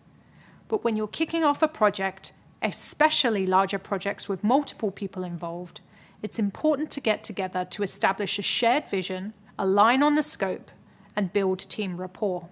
This is also an opportunity for teammates to ask questions and offer insights. And it's a great time for you to set expectations with the team about how each person will individually contribute to the project. Now, let's discuss how to plan and run a kickoff meeting. There are lots of templates for kickoff meeting agendas online, but most follow a similar structure and last about an hour. Keep in mind that this is just a suggestion, and you should feel free to schedule as much or as little time for each agenda item according to the needs of your project and the team. Most meetings start with brief introductions. You can allocate about 10 minutes for everyone in the group to introduce themselves and their roles, and if time allows, share a fun fact to help build team rapport. Then you'll spend about 5 minutes giving an overview of the background of the project. This covers details like how the project came to be and why the project matters. You'll also use this time to set a shared vision. Next, spend about 5 minutes sharing the goals and the scope, which refers to the boundaries around a project. That includes making it clear what work is considered in scope and what work is considered out of scope. This is also a good place to share the target launch date and highlight any important milestones the team need to be aware of. Once you've covered goals and scope, it's time to discuss everyone's roles. It's a good idea to spend about 5 minutes making sure that everyone is clear on what work they'll be responsible for throughout the duration of the project. Next, it's time to address collaboration, which is how the team will work together on the project. This is a great time to go over tools that will serve as a communal source of information for the team, like a project plan created in a spreadsheet or a work management software tool like Asana. It's also a great time to determine how the team will communicate with one another, like through daily email updates, a team chat room, and weekly team check-in meetings. You should spend about 10 minutes on this topic. When that's all set, it's time to discuss what comes next. Now that you've discussed the details of the project thus far, you should spend about 10 minutes setting expectations with your teammates for what's coming up. You'll also use this time to make clear to each teammate what actions they'll need to take next. Finally, it's really important to set aside about 15 minutes for questions from the group. This is your team's chance to gain clarity on any of the topics you've discussed so far. It's also your chance to hear from the team and ensure that the project is benefiting from diversity of thoughts, experiences, and ideas. For example, in addition to fielding questions out loud in the meeting, I might invite teammates to input their questions or feedback in a shared document.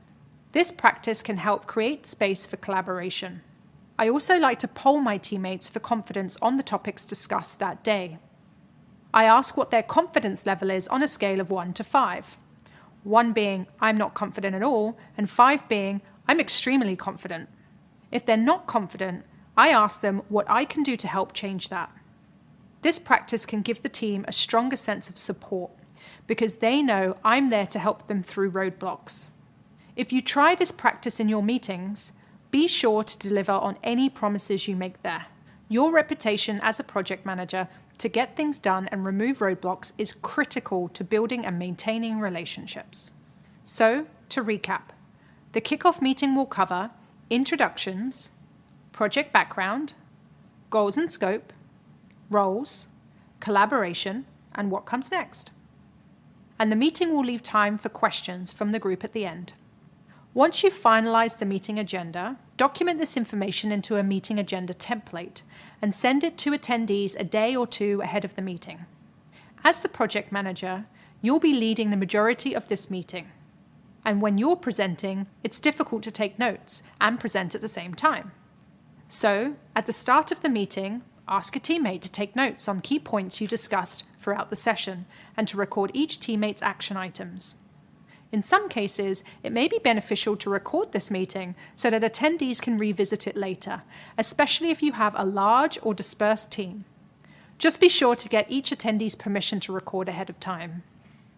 After the meeting, don't forget to send a follow-up email to the group summarizing key points and outcomes from the meeting, as well as any action items to the attendees.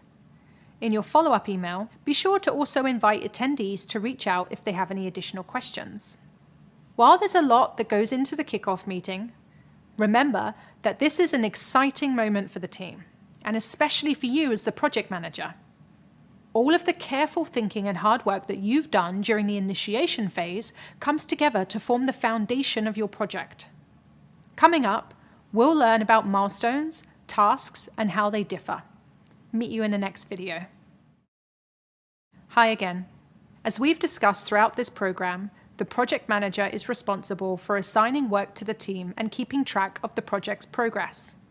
When we discuss assigning work, we'll use a few key terms: project milestones and project tasks. Let's break these down. A project milestone is an important point within the project schedule that indicates progress and usually signifies the completion of a deliverable or phase of the project. These are significant checkpoints in your project, and keeping track of them helps ensure that your project is on schedule to meet its goals. For example, a milestone might include completing the first draft of a report, and the goal may be to ultimately publish the report. Another example of a milestone is receiving sign-off or approval from your customer on a major deliverable. Let's discuss how milestones differ from project tasks. A project task is an activity that needs to be accomplished within a set period of time. The work of a project is broken down into many different tasks. In order to reach a milestone, you and your team must complete multiple tasks. For example, if a milestone is completing the first draft of a report, the tasks required to get to that milestone might include hiring a writer, conducting research, and drafting different sections of the report. Let's imagine milestones and tasks in the context of Project Plant Pals at Office Green. One of your project deliverables is to launch a website for your new service, where customers will be able to place orders and get customer support. Some of the milestones leading up to that launch will include securing approval on the website design and implementing feedback from user testing. To achieve those milestones, your team needs to complete multiple project tasks. For example, in order to reach the design milestone, your website designer will need to create initial mock-ups of the proposed website design. You'll need to review those mock-ups, and the designer will need to implement your feedback. Each of these items is a project task, and you won't reach your milestone until they're complete. To review, milestones are important points within the project schedule, and project tasks are activities that need to be accomplished within a set period of time to help reach those milestones. Milestones and project tasks are interconnected. Tasks ladder up to milestones, which are crucial for project tracking. Now that you know more about milestones, project tasks, and how the two differ, we'll learn more about the importance of milestones in the next video. I'll meet you there. Great to see you again. So you've learned that a milestone is an important point within the project schedule that highlights progress and usually marks the completion of a deliverable or phase in the project. But now, let's talk about why setting milestones within your project is so important.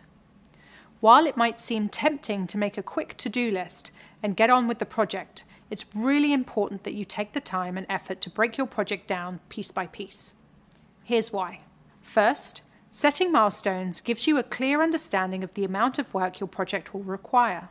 The act of setting milestones forces you to break your project down into more manageable chunks. The further you go, the better you'll be able to see how much work will be needed to meet the project goals. At first glance, it might seem simple to launch a new website, but it might be more work than you think. And if you break that deliverable down into milestones, and those milestones into tasks, you'll have a better sense of the true amount of work that needs to be done. This will help you better manage the project workload. Another reason milestones are so great is that they can help keep your project on track. When you set a milestone, you assign clear deadlines for when certain project deliverables need to be completed. Then, as you work through the execution phase, you can look back at these deadlines to make sure that the project is progressing at the right pace. A third reason you'll want to set milestones is that they help you uncover areas where you might need to adjust scope, timelines, or resources to meet your goals.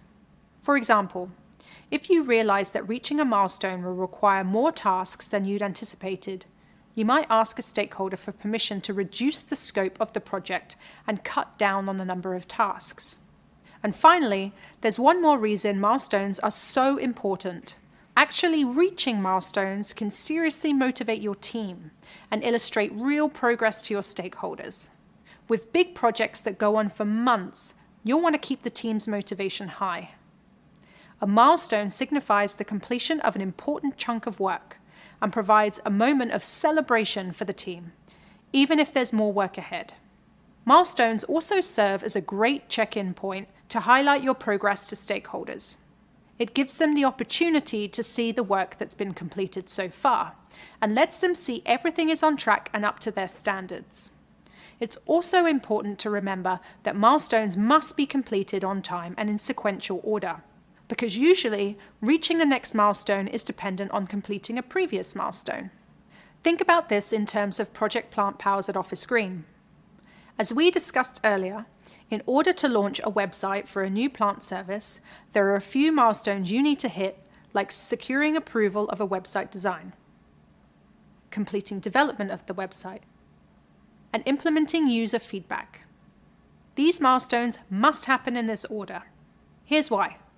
The web developer can't build the website if the design hasn't been approved by stakeholders, and you can't implement feedback from user testing if there's no website to test. So we know it's important to reach milestones in sequential order, but it's just as important that you reach them on time. If the team misses the mark to complete a deliverable tied to a specific milestone, it could set back your project schedule, meaning your team might need to work overtime or add additional resources to catch up. For example, if you need to secure stakeholder approval on a website design by Friday, but the web designer hasn't completed the design yet, you might have to wait until after the weekend to secure stakeholder approval. This will delay the start of the development phase, giving your team less time to build the website. Even worse, this delay could affect the project budget if completing this deliverable directly ties to a payment from the client. If you miss the deadline, you'll likely delay receipt of that payment. You might even risk losing the payment altogether. Though deadlines are sometimes flexible, it's important to be extra mindful of milestones where the deadline is non-negotiable. And that's that. Hopefully you understand why milestones are important to any project. Coming up, we'll discuss how to set milestones for your project. See you there. Hi again. Okay, so you know that milestones are pretty important. They help give you a clear picture of the amount of work required. They help your project stay on track, uncover areas where you might need additional resources, motivate your teammates, and show progress to your stakeholders. So now, let's talk about identifying milestones within your project and how you can set deadlines for each one. The first step to setting a milestone is to evaluate your project as a whole. It helps to refer back to your project charter to remind yourself of the project goal. Then, make a list of what your team needs to do to achieve that goal. The big items that indicate progress are your milestones. These are the key points within the project schedule that signify the completion of a project deliverable or a phase in the project. Smaller items, like any item that a stakeholder wouldn't need to review, for example, are tasks. You'll plan for these once you've separated them out from the milestones. So let's go back to our Office Green example. One of the project deliverables is a new website. And as we determined earlier, some milestones for our Office Green website scenario include securing approval of website design, completing development of the website, and implementing user feedback. Mocking up initial designs or building a landing page are smaller items on your list, so those are marked as tasks. Try to keep in mind that some projects might have many milestones, while others might just have 2 or 3. There's no one right number of milestones to set. The number will vary from project to project. Once you've determined your milestones, the next step is to assign each one a deadline. Reaching each of your milestones is dependent on the completion of multiple project tasks. So to make sure you give your team a fair amount of time to complete each of those tasks, you'll need to space your milestones out accordingly. For a larger, months-long project like Project Plant Pals, you shouldn't expect to meet multiple milestones in the span of a week. Mocking up website designs and collecting insights from user testing are big tasks that take time. You need to space milestones out to give your team room to complete their work. To get a good sense of timing, you can connect with teammates to discuss the tasks required to reach each milestone and get their estimates for how long these tasks will take. With those estimates in mind, you can make an informed decision about reasonable deadlines for each milestone. When you set deadlines for milestones, you'll also want to consider the needs of your stakeholders. Ask yourself when they'll expect to see a certain project deliverable, and consider the answer when choosing a deadline. Your stakeholders will want to see regular indications that the team is making progress, and milestones are a great way to show that progress. So to recap, you set milestones by looking at your project as a whole and pulling out important checkpoints that show progress. Then you assign deadlines to each milestone while keeping the needs of your stakeholders top of mind. Next up, we'll discuss a helpful tool for breaking down the tasks that ladder up to each milestone. See you there. So we've discussed how to set milestones. Now we'll learn how to account for the many tasks that ladder up to each milestone. You can do this by creating a work breakdown structure.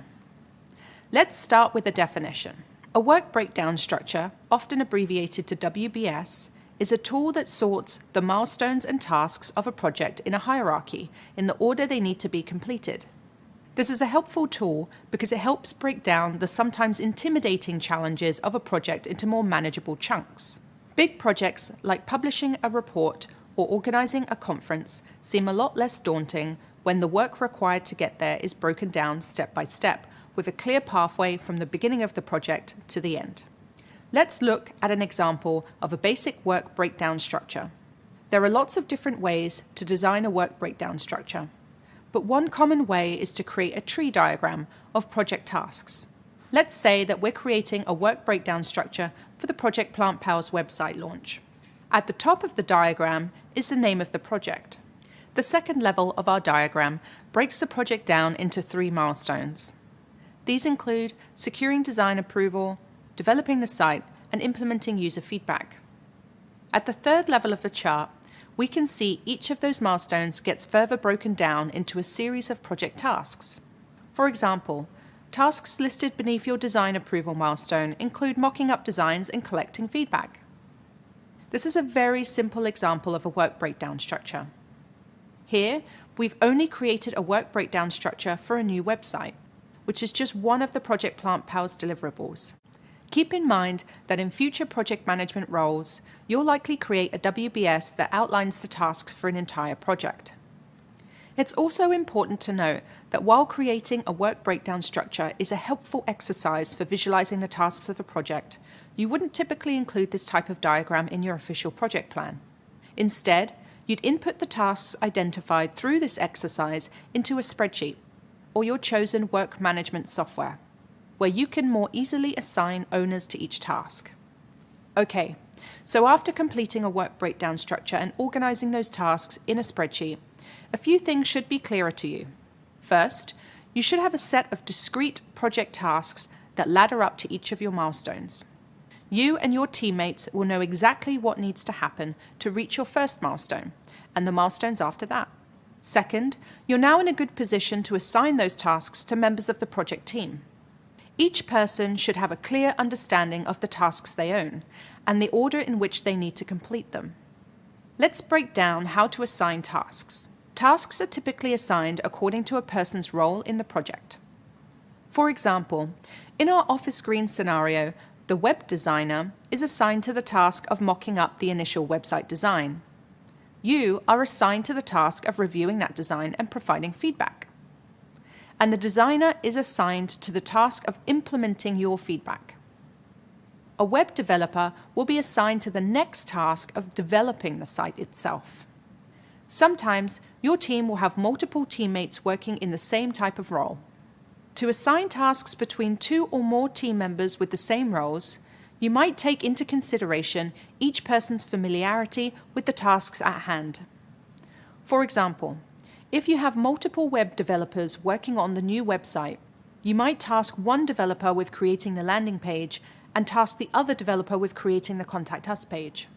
When assigning tasks, you should also consider each teammate's workload. Think about how much time they're meant to be spending on the project, compared to work outside the project that they might also be responsible for. It's important to keep everyone's workloads balanced. You'll want to make sure that a single teammate isn't assigned more work than others. You'll also want to make sure that no one is assigned more work than they can handle. When people feel overloaded, the quality of their work may suffer, or they might need more time to complete the number of tasks, putting the timeline and the overall project schedule at risk. As the project manager, you'll ensure that your teammates are clear on their assigned tasks. You can do this by assigning tasks with help from project management tools, like Asana, which I use a lot in my day-to-day role at Google. When you manage a project in Asana, you'll add tasks to represent actionable pieces of work needed to complete the project. As a best practice, it's good to start each task with a verb. For example, instead of just typing website, make clear the task is to mock up the website or add images to the website. Another thing to think about when assigning tasks is timeline.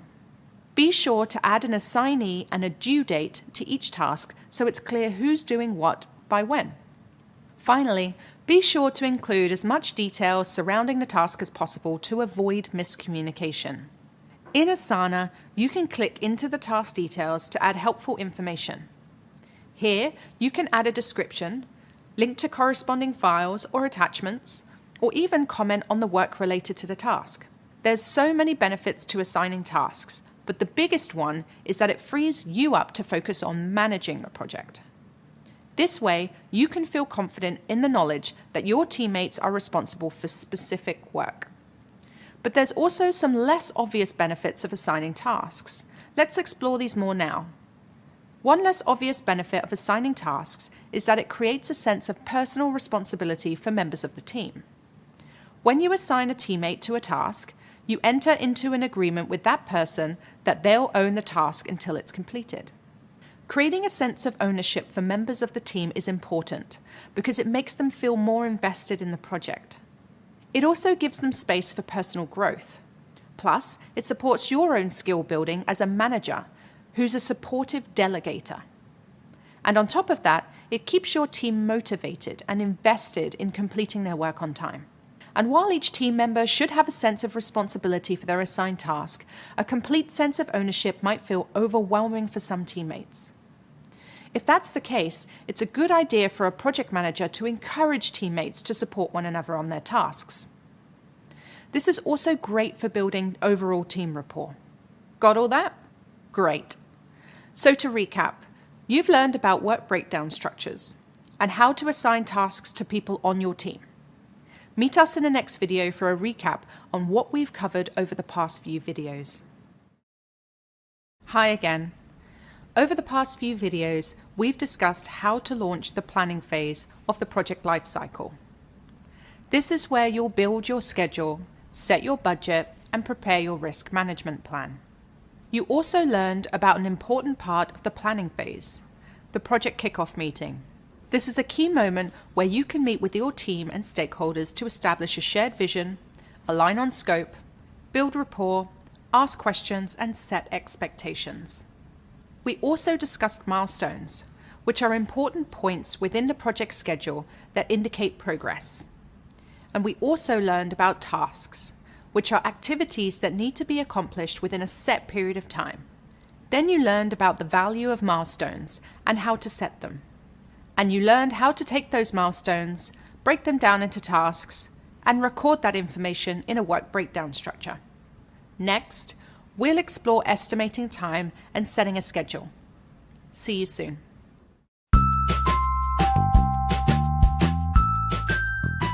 Hi, my name's Clenita, and I'm a Senior Engineering Program Manager at Google. So the planning phase of project management is essentially the time where you take a step back and you reflect on what's the scope of the project. So what are the problems that we need to solve? When you look at planning for projects, it's critical to understanding what you're building, who you're building for, and how long you have to build it.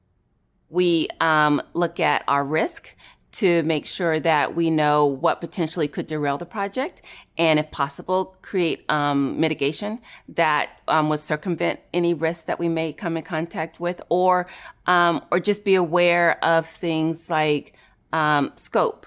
We also look at timing. Is there a deadline that we need to hit? And if so, do we have enough time to hit that deadline? We assess the work that needs to be done to understand if the work that needs to be done in order to meet the requirements fits into the timeline that we have.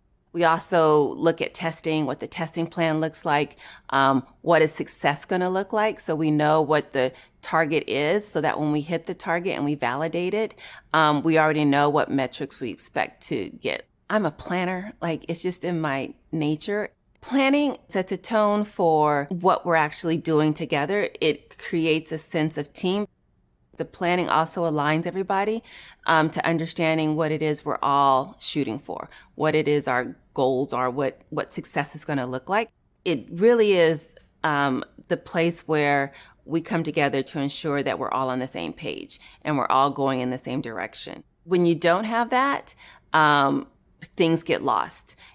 You're not talking to the right people. You have miscommunications. Things get delayed and you don't really understand why. People aren't comfortable communicating what progress is happening. They really aren't comfortable in communicating when their problem comes up. So you want to just set a tone of like, we're all in this together. We're all going to be successful together. And we are going to run into roadblocks. We are going to run into problems, but we're going to work it out and figure it out as a team. Hi, welcome back. In the previous section, we learned more about the planning phase, which is the second phase of the project lifecycle. We introduced you to kickoff meetings, which is the first meeting for the project team. We also discussed milestones, tasks, and how to set these within a project. Coming up, we'll explain why it is necessary to create and manage a project plan. We'll discuss the definition of a project plan, and we'll learn what typically goes into one. This includes the project schedule, which will help guide your team to the finish line. We'll also share how to use time estimation methods to prevent project failure. We'll introduce you to a few time estimation techniques which can help you build an accurate project schedule. And finally, we'll examine tools and best practices you can use to build out a project plan. Ready to get started? Meet me in the next video. A project plan can be useful for any project, big or small, since it helps you document the scope, tasks, milestones, and overall activities of the project. At the center of the project plan is the project schedule. The project schedule can help you estimate the amount of time it'll take to complete the project, and it can provide the team with a way to track the project's progress against your goals. What goes into a project plan may vary from company to company, but most plans contain these 5 basic elements. These are tasks, milestones, people, documentation, and time. Let's break those down. A project plan will include tasks and milestones. 2 topics we discussed before. Tasks are activities that need to be accomplished within a set period of time. They're assigned to different members of the team according to their roles and skills. And milestones are important points within the schedule that indicate progress. They usually signify the completion of a deliverable or phase of the project. A project plan will also include the people working on your team and their roles. It's important that each team member understands their role and the tasks they're responsible for completing.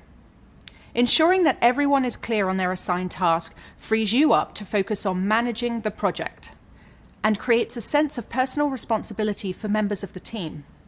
A project plan is a good place to link to relevant documentation. This includes documents like your RACI chart, which helps to define roles and responsibilities for individuals on your team. You can also link to your charter, which clearly defines the project and outlines the details needed to reach your goals. Relevant documentation can also include documents like your budget and risk management plan. We'll discuss more about those later on in the course. Lastly, A project plan should include the estimated time that will be spent on the project. This forms the basis of the schedule, which is the anchor of your project plan. The estimated time includes dates on which tasks should be started and completed, and the dates when you hope to reach various milestones. It also includes the start and end dates of the project, which are important in determining which resources you'll need and when you'll need them. So, how exactly do you estimate how long these things will take? Meet me in the next video to find out. As the project manager, you aren't responsible for completing every task. What you are responsible for is identifying and helping assign those tasks, and then estimating how long they'll take to complete. These estimates come together to determine the overall project schedule. So, how do you estimate the amount of time a given task will take? You do this with the help of your team. Time estimation is a prediction of the total amount of time required to complete a task. Effort estimation is a prediction of the amount and difficulty of active work required to complete a task.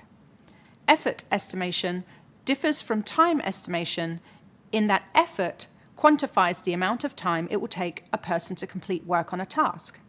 On the flip side, time refers to the overall duration of the task, from start to finish.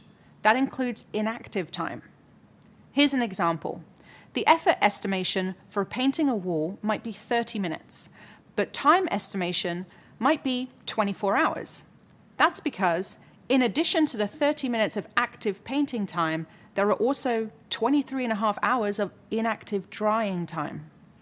It's important to understand the difference between time estimation and effort estimation, because it can help you be more efficient with your available resources.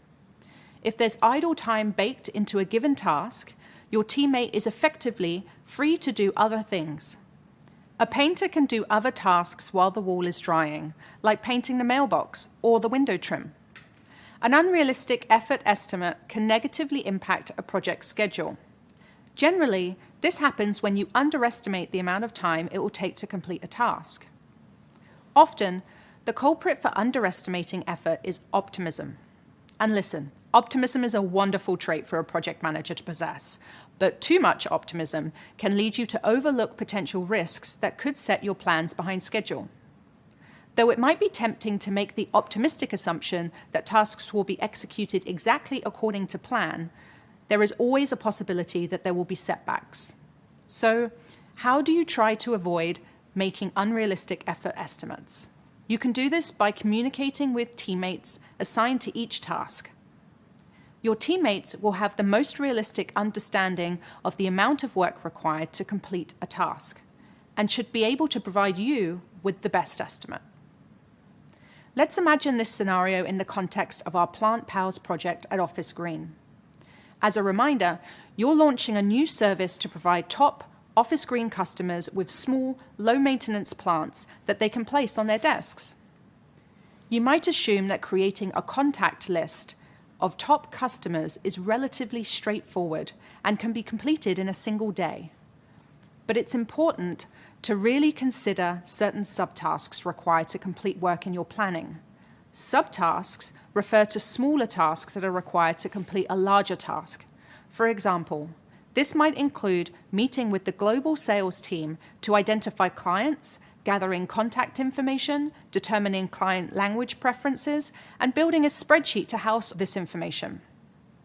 Asking the teammate assigned to the task for their estimate is likely to yield a more accurate estimation, since they'll have a deeper understanding of the work and the nuances of what's required to complete the task. You might learn that creating the contact list may take 2 days to complete, which could be double the time you originally expected. Of course, you can usually ask follow-up questions, or even gently push back on their estimate as needed. Later on, we'll discuss more of the techniques you can use to get more accurate estimates from your teammates. Now, even though task owners tend to have the strongest sense of how much time they'll need to complete a task, the fact is that effort estimates are just that, estimates, meaning that sometimes those estimates won't be accurate. For example, In our plant pals scenario, your teammate estimates that it will take 2 days to create a contact list of top customers.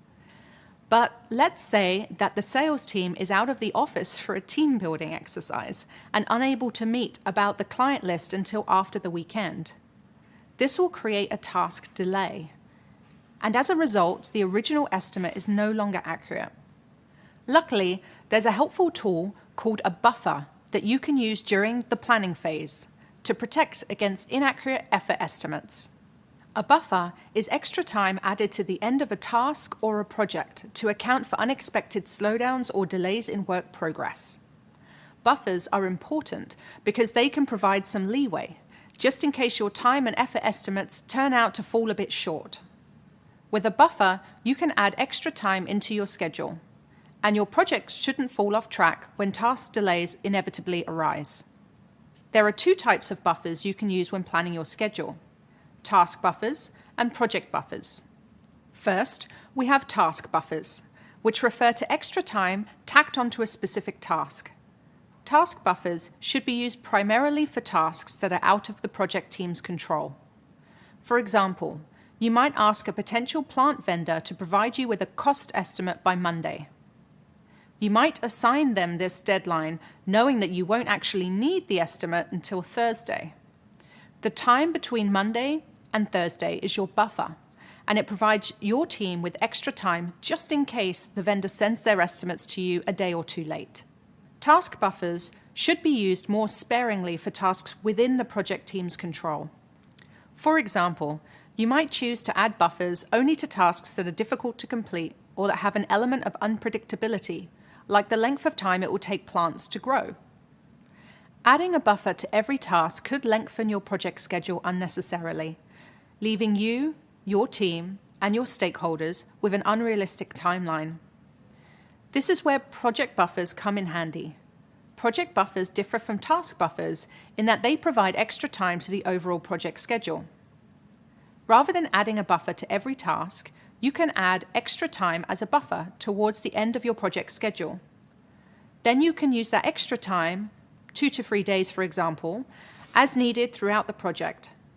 For instance, if a teammate misses a deadline here and there, the project buffer gives you space in the overall schedule to make up for lost time. I use buffers often in my day-to-day role at Google. For example, on a recent project at Google, I was working with a new hire who was great at coding, but kept missing deadlines. I realized they weren't giving themselves enough buffer time to do testing. I started to ask questions about their current workload and the complexity of their tasks. And based on their answers to those questions, I was able to gather insights about their work and determine where I needed to add buffer to their tasks. Ultimately, my goal is to ensure that I'm setting a realistic timeline for the project. After all, if you hit your project goal 2 months later than expected, your organization may not consider the project a success. Time estimation, effort estimation, and buffers can help you build realistic plans for reaching the project goal. Hi again. Okay, so we've discussed time estimation, which is a prediction of the total amount of time that will be required to complete a task. And we've also discussed effort estimation, which is a prediction of the amount and difficulty of active work required to complete a task. These techniques can help you estimate the length of time it will take to complete a task. Once you have that information, you'll need to determine if you have the right number of people to get the work done. To figure this out, you can use a technique called capacity planning. First, let's define capacity. Capacity refers to the amount of work that the people or resources assigned to the project can reasonably complete in a set period of time. A person can only do so much, and it's important to keep in mind each person's capacity when assigning work. This is where capacity planning comes in. Capacity planning refers to the act of allocating people and resources to project tasks and determining whether or not you have the necessary resources required to complete the work on time. During this process, you might find that you need more resources to speed up the project timeline, like a second web developer or a third writer. Let's imagine capacity planning in the context of our Plant Pals project at Office Green. If you know that you'll need to deliver plants to 100 customers over a period of 5 days, then you'll need to determine if you've hired enough delivery drivers to meet that deadline. If one driver averages 4 deliveries within an 8-hour workday, then you know you'll need to hire at least 5 drivers to complete the work on time. Even if a person on your project team is spending 100% of their time at work on your project, they'll have limited capacity for the amount of work they should be expected to complete each day. Between meetings, unexpected urgent tasks, and other elements of a typical workday, there's only so much each person can complete. So, how do you decide where a teammate should focus their priorities and make the most of their capacity? You can prioritize their time by plotting the critical path of your project timeline. The critical path refers to the list of project milestones that you must reach in order to meet the project goal on schedule, as well as the mandatory tasks that contribute to the completion of each milestone. Anything else is considered off the critical path. For example, tasks on the critical path for launching Project Plant Pals might include hiring plant vendors, developing a new website, and fulfilling deliveries. A task like adding flowers to your product lineup is nice to have, but might not have much impact on the overall success of your project, because this task isn't crucial to your launch. These tasks aren't part of the critical path.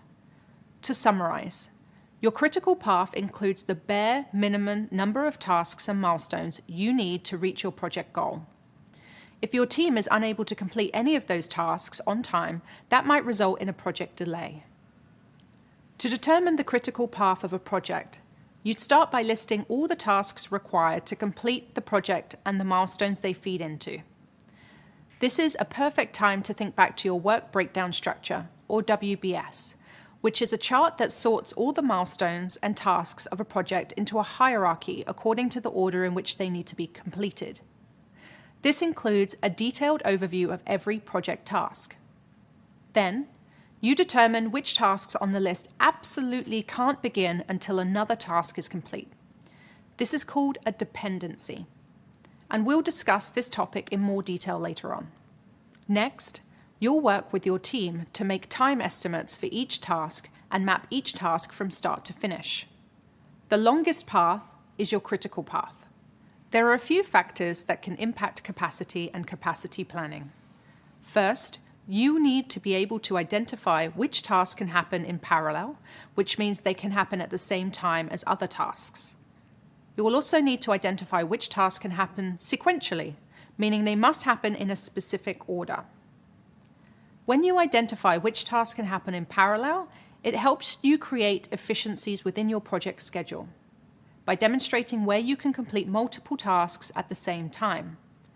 Identifying sequential tasks help you identify the tasks that you need to prioritize early on in the project. For example, a sequential task for your Plant Pals project may include needing budget approval before hiring a vendor. And 2 parallel tasks might include hiring delivery drivers and the development of a website.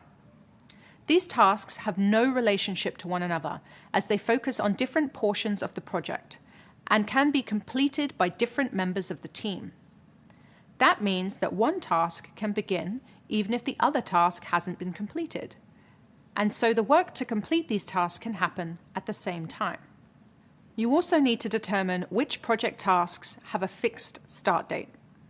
A fixed start date refers to the date on which you must start work on your task in order to achieve your goal. Identifying whether or not your tasks have a fixed start dates can help with capacity planning because it helps ensure that you'll have the right number of people available to complete tasks on time. For example, let's imagine that your contract says you'll need to deliver 100 plants on a specific date. That means that the task of picking up those plants has a fixed start date of 1 day prior to delivery. Alternatively, some tasks might have an earliest start date. An earliest start date refers to the earliest date in which you can begin working on a task. Identifying an earliest start date can set accurate expectations for when vendors and team members will be up and running on the project. This can help you plan your work and prioritize your work accordingly. For example, If you're working with a new vendor, you need to wait until contracts are signed and the purchase order is approved and created before the vendor can start. Let's say that, at Office Green, this process can take about 3 weeks. Based on this information, you can determine that the earliest start date for your vendor will be 3 weeks from the kickoff meeting with your vendor. Another best practice for capacity planning and creating the critical path includes identifying if a task has float, also sometimes known as slack. Float refers to the amount of time you can wait to begin a task before it impacts the project schedule and threatens the project outcome. These are high priority tasks that have low to no wiggle room. This helps reinforce what is and what is not on your critical path. For instance, tasks on the critical path should have 0 float, meaning there is no room for delays, and tasks that do have float are not a part of the critical path. For example, the shipment of plants to a priority customer who's requested their delivery on a specific date is a task that has 0 float. Great. You've now learned a bit more about how to define capacity, capacity planning, and critical path. We also discussed the techniques used to identify critical path in a project and the various factors that can impact capacity and capacity planning. In the next video, we'll continue learning how to create viable estimates in a project plan. You'll also find out how your soft skills can help the effectiveness of your team. Meet you there. Hi again. Ready to get back into it? Let's go. Time estimation, effort estimation, and capacity planning are all helpful techniques for creating your project schedule. And at the center of all this planning is your team. Throughout the schedule planning process, you're working with teammates to gather estimates, and you're taking into account each person's capacity when building the project schedule. It makes sense to involve your teammates at this stage. After all, the person assigned to the given task is likely to have the best sense of how long it will take to complete that task. They'll also have the best sense of their own capacity for taking on the work. But these conversations are a two-way discussion, and you'll need to tap into your soft skills to get the most accurate estimate from your team. Soft skills are personal characteristics that help people work effectively with others. These include crucial communication and interpersonal skills we've discussed over the course of this program. Soft skills can be important when trying to understand what might be blocking someone's ability to do their best work. Let's go over 3 ways to use soft skills and gather accurate estimates from your teammates. These are asking the right questions, negotiating effectively, and practicing empathy. Let's start with asking the right questions. Think of conversations around the time estimation as a kind of interview. You're connecting with your teammates to learn more about how they work on specific tasks, and you'll use this information to build your schedule. To aim to get the most relevant information from these conversations, you'll want to be certain that you're asking effective, open-ended questions that lead to the answers you're seeking. An open-ended question is a question that cannot be answered with a yes or a no. The answer provides the relevant details of what you need to know. Let's imagine this in the context of your project at Office Green. You've discussed the design of a new website with your web designer, and you'd like to know how long it will take them to mock up designs for your review. Now let's say you start the conversation by asking a question like, can you complete the mock-ups in 1 week? This is a closed-ended question and might elicit a simple yes or no answer, which doesn't tell you much about the task of designing a website or about your teammates' working style. Now, imagine if you had started this conversation with an open-ended question. For example, you might ask the web designer something like, how long does it typically take you to mock up a website design like this one? This is an open-ended question and is more likely to elicit a more detailed response. From there, you can ask follow-up questions like, how complex are the steps to complete this task? What are the risks associated with this task? And when do you think you can have this ready? By asking your teammates effective, open-ended questions about their assigned tasks, you can learn more about how they work and what they do. As you have more of these conversations, you'll develop a better sense of your teammates' roles and their tasks, and you'll be able to rely less on your team to make accurate estimates.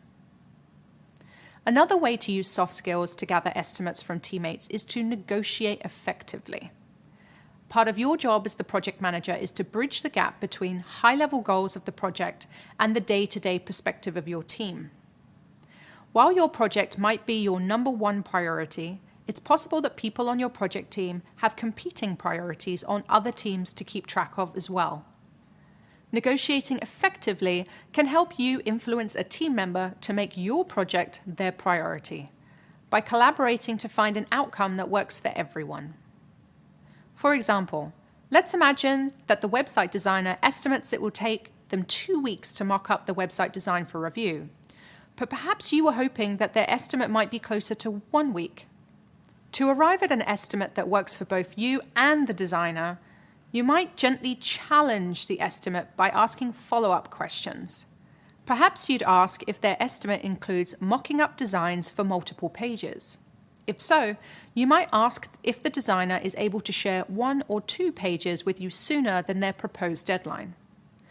By asking questions, you can determine if their estimate is flexible, or if you need to bring in an additional designer to support the schedule. By negotiating effectively with your teammates, you can create a sense of shared ownership over the project outcomes and create a schedule that aligns with everyone's workload. Now let's discuss the value of practicing empathy. Empathy refers to a person's ability to relate to the thoughts and feelings of others. Practicing empathy at work can be a very effective way to build trust with your team. Your teammates are humans, and each person can only do so much. When you're discussing estimates with the team, you might practice empathy by asking each person about their workload, including work outside of your project and the overall work-life balance. You might also ask if they've scheduled vacation or leave during the duration of the project, or if there are crucial holidays in which they won't be working. This can help you avoid assigning tasks when teammates are unable to complete them on time. For example, the web designer might tell you that they're also designing a website for another team at Office Green, and that the timeline for both projects overlap. So, to avoid overloading your designer with work, you might work with the other project manager to balance workloads across the teams. People like to feel their work is valued, so part of empathy is remembering to always be appreciative of the work, collaboration, and support that you're getting from the team. So, to recap, asking the right questions, negotiating effectively, and practicing empathy can help you get viable, accurate estimates from your teammates about project tasks. Coming up, we'll discuss putting these estimates to good use in the project plan.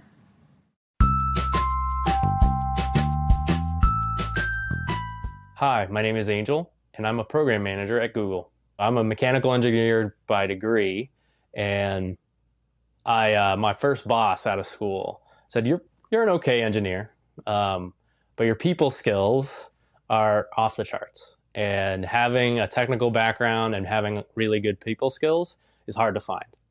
Soft skills, to me, have a lot to do with emotional intelligence. So being able to read other people, and then ultimately really knowing yourself and being able to read the team, read what they need, but then at the same time, what am I doing?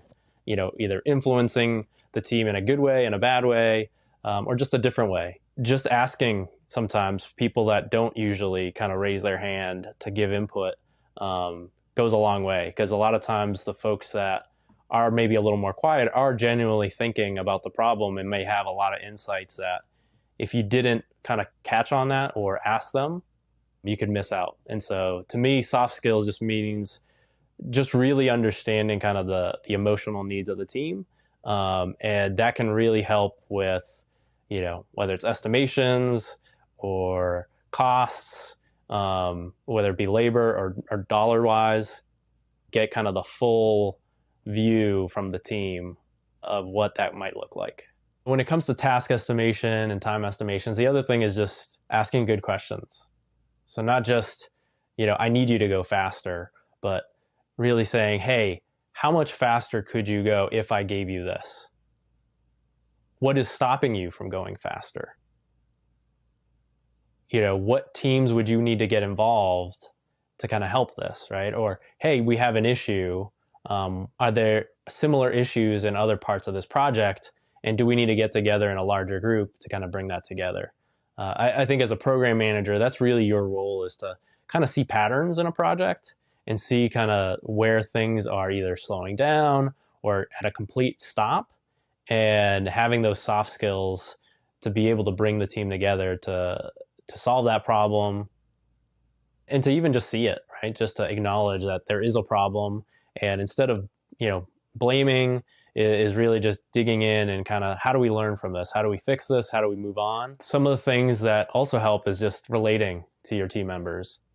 And if you've either been in a similar situation or just trying to understand what their process is. Sometimes just having people walk through the estimate out loud can sometimes come up with realizations of, oh, we could save more time or could improve this just by talking it out. I've been a project manager, for machines that make labels, to locomotive engines, to how you make plywood. So project management skills, don't necessarily need to be all about kind of the field that you're in. It's really more about kind of the method and the process and kind of how you structure a team and get people to work together. Hi again. In the previous videos, we took you through a few different time estimation methods. Now you can relate how to use time estimation methods to prevent project failure. Let's discuss how to pull all of this information into a project plan to help you and your team stay on track to meet your goals. Even the simplest projects can benefit from a clear plan, and an anchor of a good project plan is a clear schedule containing all the tasks of a project, their owners, and when they need to be completed. Once you have your project schedule, you can build a solid plan around that schedule using tools like spreadsheets and Asana. We'll explain these tools in a few moments. But first, let's discuss building a project schedule. There are many helpful tools that you can use to create a project schedule, but let's focus on one that we sometimes use here at Google called a Gantt chart. A Gantt chart is a horizontal bar chart that maps out a project schedule. Fun fact, the chart gets its name from American engineer Henry Gantt, who helped popularize the chart in the early 1900s. So, why did people working in project management find this chart useful? Well, it's a highly visual representation of a project's tasks, with clear breakdowns of who's responsible for the work and when those tasks are due. For many people, a visual aid that builds upon written directions can be a helpful way to understand and synthesize the work they need to do, when they need to complete it, and how their individual tasks connect to the other tasks in a project. Gantt charts are almost like calendars. They feature the start and end dates of each task, and the bars align with how much time is devoted to each of those tasks. For example, let's say that your teammate Leon is tasked with creating a project charter, and another teammate, Kylie, is tasked with reviewing and editing the charter when Leon is finished. Using a Gantt chart, you'll use colored bars to illustrate the days that they'll be working on these tasks. With this method, you and the rest of your team can determine that Leon has Friday, Monday, and Tuesday to work on the chart, and Kylie has Wednesday to complete any revisions. The bars cascade down the chart to illustrate the passing of time and the blocks of time in which the tasks are completed. Gantt charts can be a helpful tool for tracking schedules. But what kinds of tools can you use to make a Gantt chart? There are a few options, but we're going to focus on the straightforward spreadsheet. Creating a Gantt chart in a spreadsheet is pretty simple. You can organize your left columns by items like task title, task owner, start date, due date, duration, and percent of task complete. This is a great place to list the tasks and milestones previously identified in a work breakdown structure. you'll include relevant information in the rows below, organized by start date. On the right side of your sheet, you'll order your columns by the weeks estimated to complete the project from start to finish. In the rows below that, you'll include bars representing the dates when certain tasks will take place. Kind of neat, right? Spreadsheets are helpful here because they can hold more information than just the Gantt chart. Though the project schedule serves as the central component of the project plan, you can use separate tabs on your spreadsheet to house or link to other documents you'll want to include in your plan, like a RACI chart or a project charter. You may also opt to include your plans for risk management and communication here too. With a spreadsheet, you can simply add a tab for your documents. Keeping every document for the project in one spreadsheet saves time, helps everyone stay organized, and reduces the burden of having to search through emails for information. Alternatively, you can also opt to use a digital document to link out all the relevant documents. While Gantt charts are a useful tool, they are far from the only option for your project plan, and there are plenty of reasons why this form of documentation might not work for you or your project team. For a simple project, you might find that your team responds better to a digital document that features a list of tables or tasks, their owners, due dates, and links to other relevant planning documents. Or perhaps your team works best with Kanban boards, which uses cards to track and visualize the progress of your tasks. Regardless of your chosen tool, if your plan includes the project's goals, its tasks, owners, start and end dates, and relevant planning documentation, then you'll be able to keep everyone on the same page. Now you know a bit more about the tools that can be used to create a project schedule. Up next, we'll discuss best practices for building a project plan. Meet you in the next video. Hi again. Earlier, you learned about creating a project plan based on a project schedule that lists all of the milestones, tasks, and deadlines of a project, and that clearly outlines the people responsible for each task. You also learned about Gantt charts, which are simple visual ways to create your schedule. So, how can you help make sure that your plan works for you and your team? Let's discuss 5 best practices for building a great project plan that will remain useful throughout the execution and closing phases of your project. Those include ensuring careful review of project deliverables, milestones, and tasks, giving yourself time to plan, recognizing and planning for the inevitable, things will go wrong, staying curious, and championing your plan. First, you'll want to ensure that you've carefully reviewed the project's deliverables, milestones, and tasks.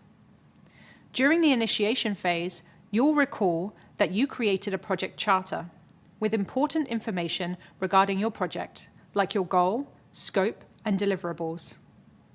When a project enters the planning phase, your plans become more granular. Let's discuss this in the context of your project at Office Green. In your plan, you need to break this information down further. You're creating a new website for this service, so you'll need to break that deliverable down into smaller milestones, like kicking off a meeting with the web developer and gaining stakeholder approval. And those milestones will break down into smaller tasks, like mocking up a design of the new website and developing a landing page. Each of these tasks will be assigned to a teammate and given a start and end date. Now, a new website isn't the only Project Plant Pals deliverable. You will need to break down every deliverable into milestones and tasks to ensure that you and your team have a clear picture of what needs to be done to meet your project's goals. Your plan revolves around completing each and every tiny task, so you should take your time to get this piece right. This brings me to my second tip. Give yourself time to plan. Outside the project, there's a reason that planning is its own phase of the project lifecycle. It's a time-intensive process, especially for larger projects with multiple deliverables. Planning gives you and your team some time to think realistically about what your team can and cannot accomplish within a certain time frame. You're not a machine, and neither are your teammates. There are limits to the amount of work any one person can do in a given time frame. Using the strategies that we've shared earlier, like effort estimation and capacity planning, can help you and your team get a realistic sense of how long the project will take and when you'll be able to hit your milestones. It's also important to allow for buffer time since projects rarely go exactly as planned. Later in the project, you'll be grateful that you initially planned for some built-in flexibility around timing. That leads nicely into my third tip. Recognize and plan for the inevitable. Things will go wrong. Even with thorough planning, your projects will still experience unexpected setbacks and bumps in the road. You can't plan for every problem, but the team can identify the risks that will most likely occur and create plans to prevent or mitigate those risks. As we mentioned before, buffers are a helpful tool for mitigating issues related to slowdowns in progress.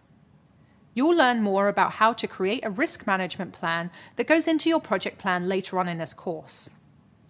On to my fourth tip. Stay curious. Though you may be the sole expert on your project overall, it's extremely unlikely that you're an expert on every task of the project. That's why it's so important to sit down with your teammates during the planning phase and ask lots and lots of questions. As we mentioned earlier, asking your teammates questions about their work can give you deeper insights into their tasks for the project. Their input will help you build a stronger plan, and the back and forth dialogue will help you build trust between you and your teammates. To keep the project running smoothly, it's also important to understand the expectations, priorities, risk assessments, and communication styles of your stakeholders and vendors. For example, you might ask stakeholders how to best keep them in the loop on the project's plans. And you might ask your vendors about their availability to complete work for the project. Now, on to my fifth tip. Champion your plan. While deciding how to organize your plan, you'll want to ask yourself a few questions like, can your teammates use the tool you used to build your plan? Is the information clear enough for your stakeholders? Will using this plan as a single source of truth save your team and stakeholders the time and energy when they need to find information on the project? If the answer to each of these questions is a strong yes, then you're on the right track. To achieve buy-in from your teammates and stakeholders on your project plan, champion it. Tell your team why it benefits them to stay on top of the plan. By doing so, you may influence your teammates to stay on track and update the plan regularly. So to recap, you can set your project plan up for success if you review your deliverables, milestones, and tasks. Give yourself time to plan, prepare for things to go wrong, stay curious, and champion your plan once it's finalized. Coming up, we'll recap what you've learned over the past few videos. See you there. Nice work. Let's recap what we've just covered. First, we took you through why it's necessary to create and manage a project plan. At the center of the project plan is a project schedule, and we discussed methods for determining realistic time and effort estimates for each task. You also learned more about the power of soft skills to help you gather time and effort estimates from members of your team.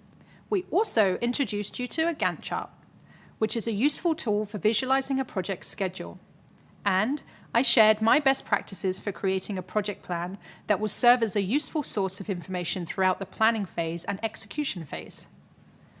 Coming up, we'll take you through managing costs and budgets. See you soon. Welcome back. Previously, we learned about creating and managing a project plan and using time estimation to prevent project failure. Coming up, we're going to shift the discussion to the inner workings of a project budget. So let's discuss money. As mentioned before, a lot of project management skills may overlap with common skills that you already use in your everyday life. And you may already have some kind of budgeting experience. Budgeting in the project management world is a complex process involving many different parties and documentation. I'm going to teach you how to create and manage a real-world project budget. We'll discuss the many components of a budget and how stakeholders play a role in the budgeting process. You'll learn about the importance of procurement in project management. If you don't know what that means yet, sit tight. You'll understand that concept soon enough. You'll also learn about vendor management and procurement in both the agile and the traditional methodology settings. There will be several new concepts around legal and contractual documentation introduced throughout. such as NDAs, RFPs, and SOWs. You'll learn that project managers are fluent in acronyms, and soon you will be too. I will explain each of these acronyms coming up. We'll also teach you about the role that legal teams and ethics play in procurement. I'll give you a hint. It's a big one. Starting a new project and sourcing materials and vendors without considering the ethical implications can get project managers into hot water. So you'll learn more about legal teams and ethics to help you avoid these tricky situations. The best part? You'll get pretty hands-on here, since you'll create your own documentation using our templates. Are you ready? We'll get started in the next video. Let's get back to budgeting. You may already set a budget to help you stay on track with your monthly expenses in your personal life. Many people do, because it allows them to feel prepared and in control of their finances. The same is true about project budgeting. Project budgeting is a little more complex than your personal budget.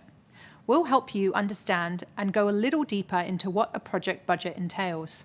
A project budget is the estimated monetary resources needed to achieve the project's goals and objectives.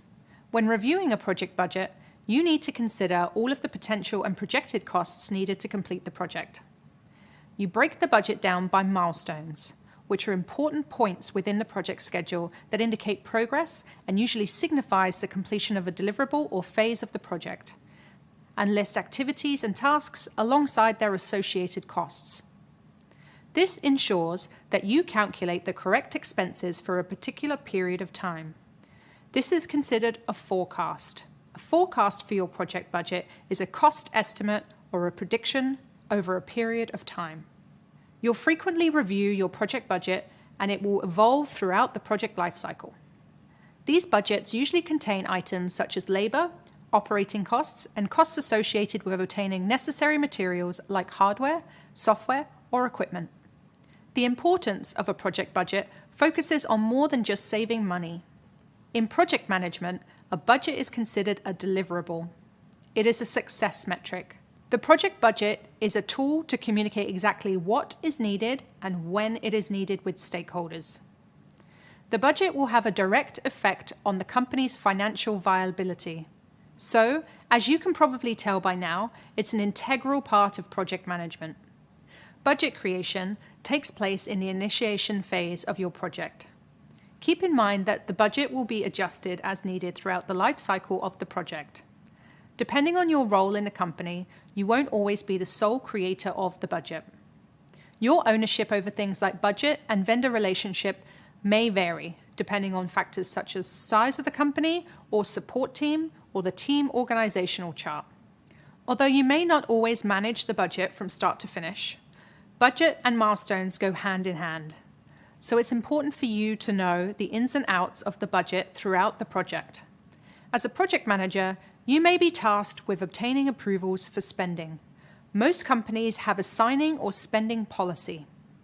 This usually outlines who has the authority to commit resources or incur costs or other obligations on behalf of the company. This is important because you won't be able to continue with some of your deliverables or action items if you don't know how much certain activities will cost and whether you have the necessary funds available. It wouldn't make any sense to rent a property without checking on the rental cost first, right? That's especially true if the rental price is higher than your budget. The same thinking is applicable for your project budgeting. The budgeting process usually happens in conjunction with the scheduling process, because the steps of the scheduling process are highly dependent on the costs. The project manager will collaborate with people on the project to create their estimations. For the most part, after the cost estimating process has been completed, it's common for the project sponsor or another key stakeholder to review and approve estimation costs and, if necessary, adjust and reallocate funds for the project. This could mean that either the CEO or the COO are the ones giving the okay or the final sign-off. For example, in our Office Green project, the Director of Product has sign-off approval. As we mentioned before, the project manager will most likely need some kind of sign-off from the finance department. This may vary from company to company, so just make sure you're aware of your company's processes. Project budgeting is never a one-size-fits-all operation, As the project manager, you'll have to prioritize where you allocate funds within the project to ensure maximum output. Ultimately, most projects are created to improve workforce productivity, increase revenue, or attempt to save costs within an organization. Budgeting is one of the most important aspects of project management, and when you start, to stay on budget is one of the trickiest tasks. It's important not to go over budget and cost the company extra money. And it's equally important not to be under budget either, since that might affect the company's budget for the next year. When it comes to high-profile businesses, such as publicly traded companies like Google, or public sector organizations such as your local education department, they may have a requirement to report on their financial performance to shareholders or auditors.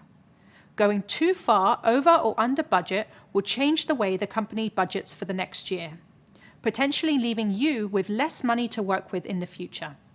In other words, a project manager must show the requested amount of money was used in order to secure enough budget for future projects.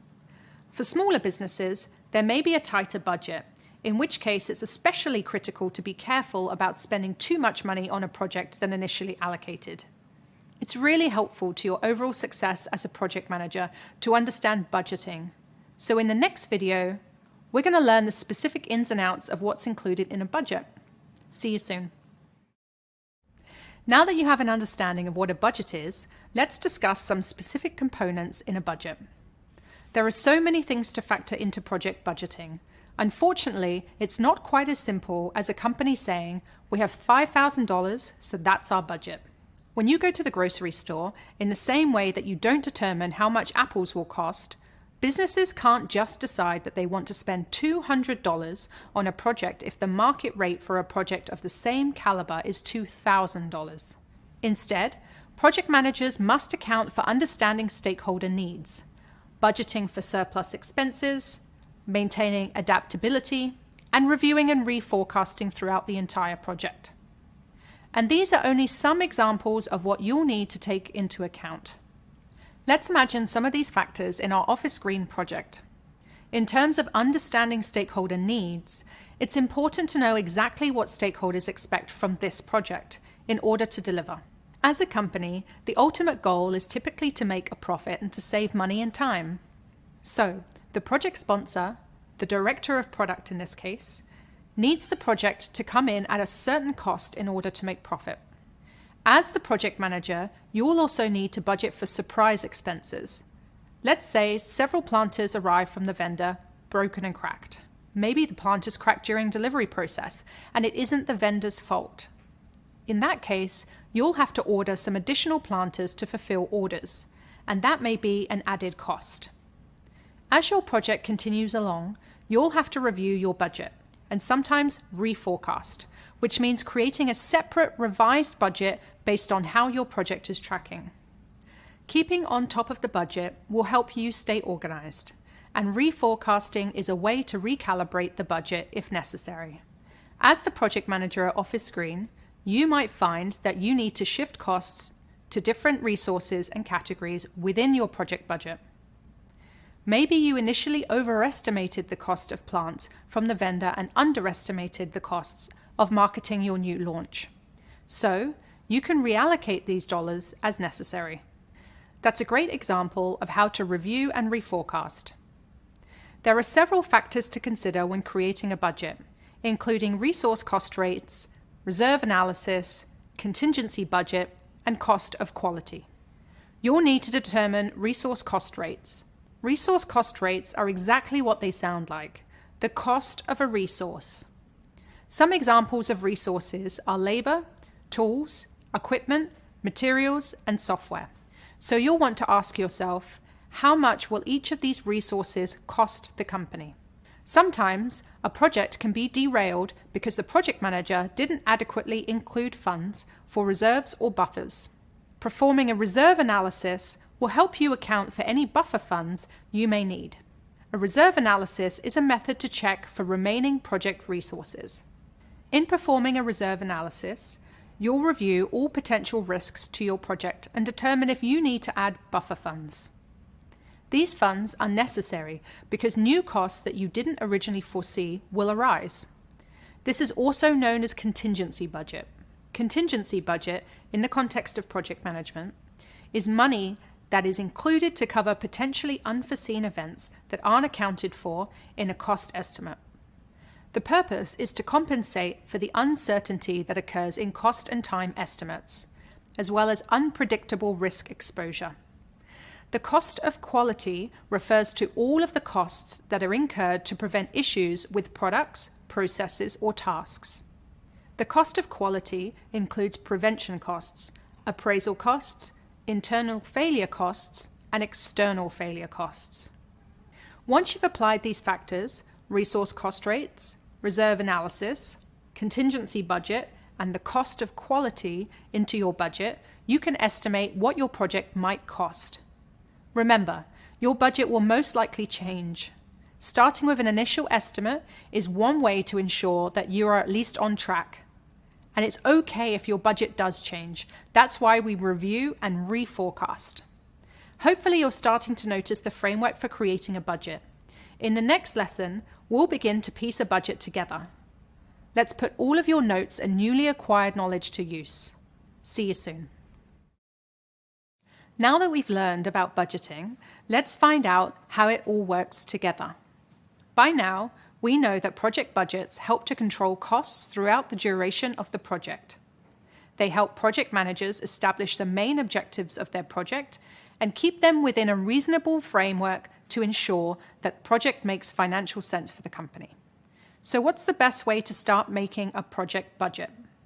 You'll find that as you get further along in the process, there are various resources and tactics that you can use to make sure you aren't overestimating or underestimating.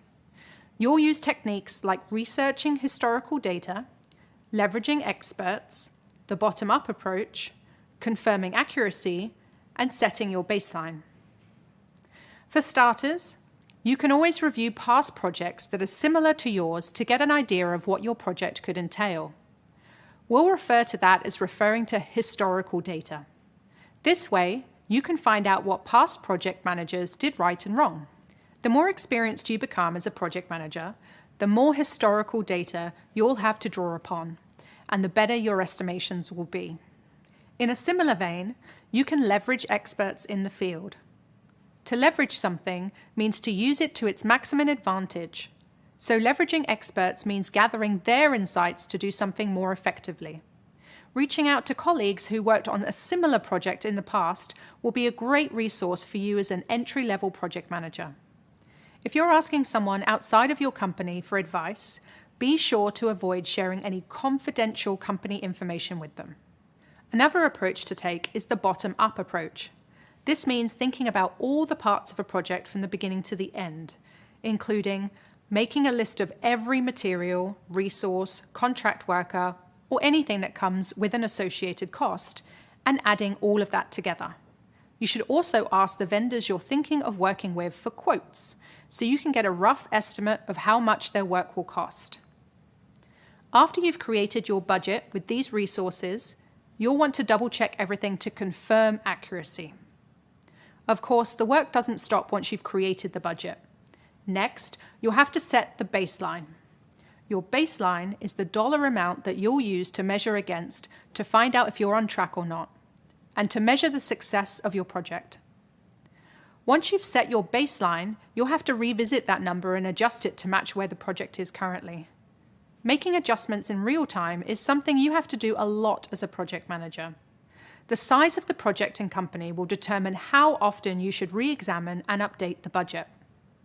Creating a thorough budget is important to the success of your project.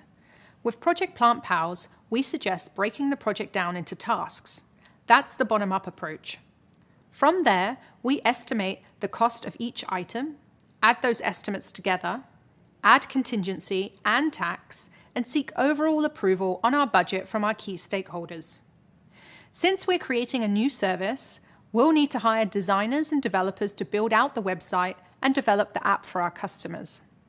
Once these tasks are laid out, you'll have to negotiate employee allocations, contractor rates, and shop around for vendors and delivery services. This will help you assign cost estimates to each task. Now that the tasks have been broken down and assigned, you'll need to account for material costs. Do your team members and stakeholders need equipment? Maybe an employee with a disability requires modifications to accommodate or enhance their workplace. Maybe some remote workers need the hardware and accessories necessary to work from home. This is where you'll include everything from computers to software related to the launch. Will you need storage space for miscellaneous plants or supplies? Miscellaneous is a term that we use to represent additional items that are not included in any of the other areas. Usually they are minor items or items where there are only one or two of them and that they are not a major budget line.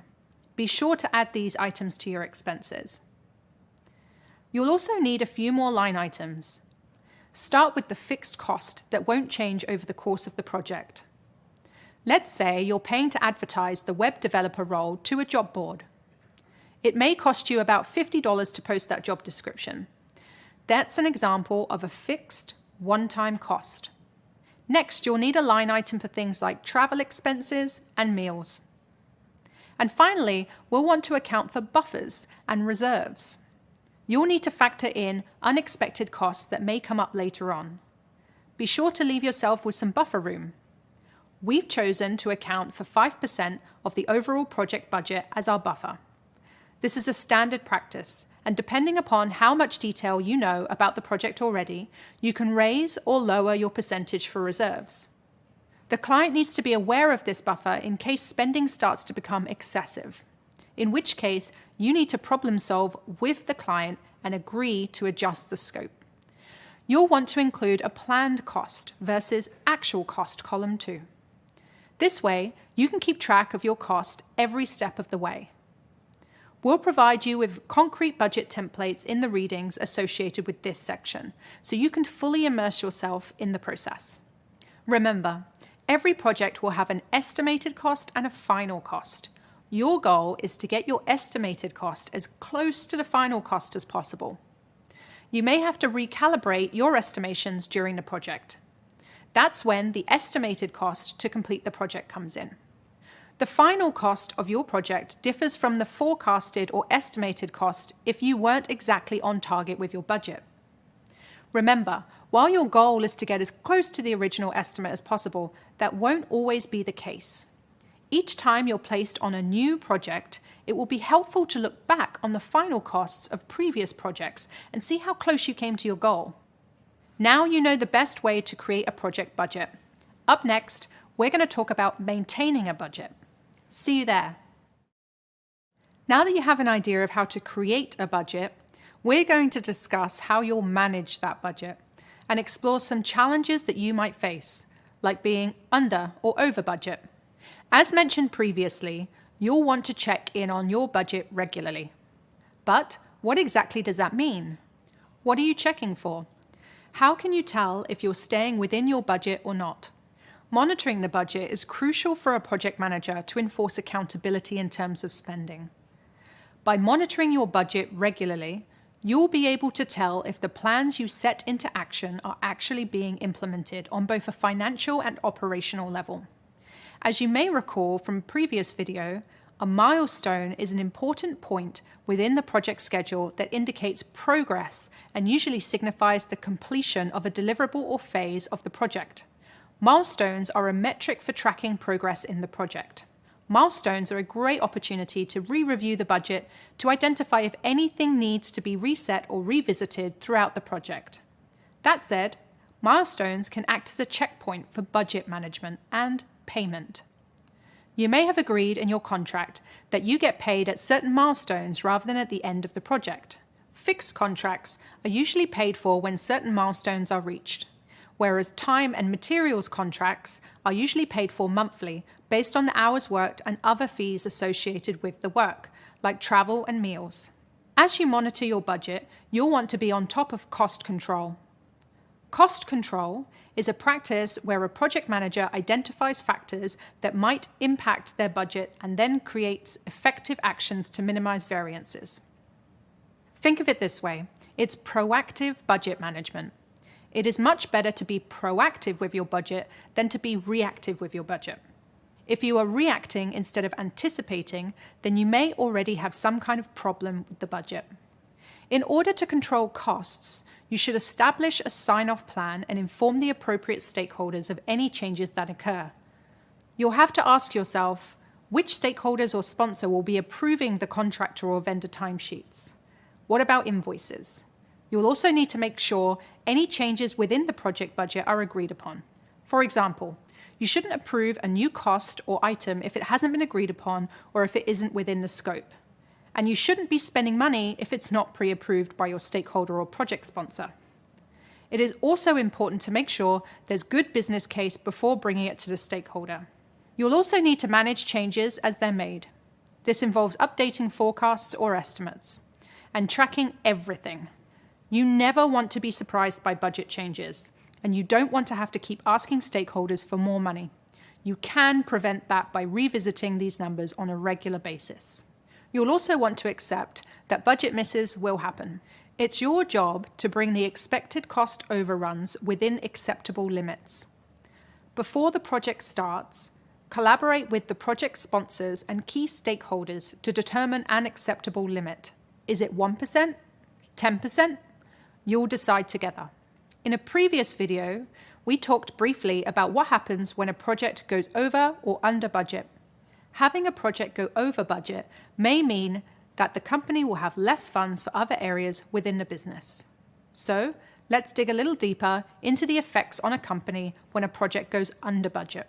Even though it seems like going under budget would be a project manager's dream, it actually isn't.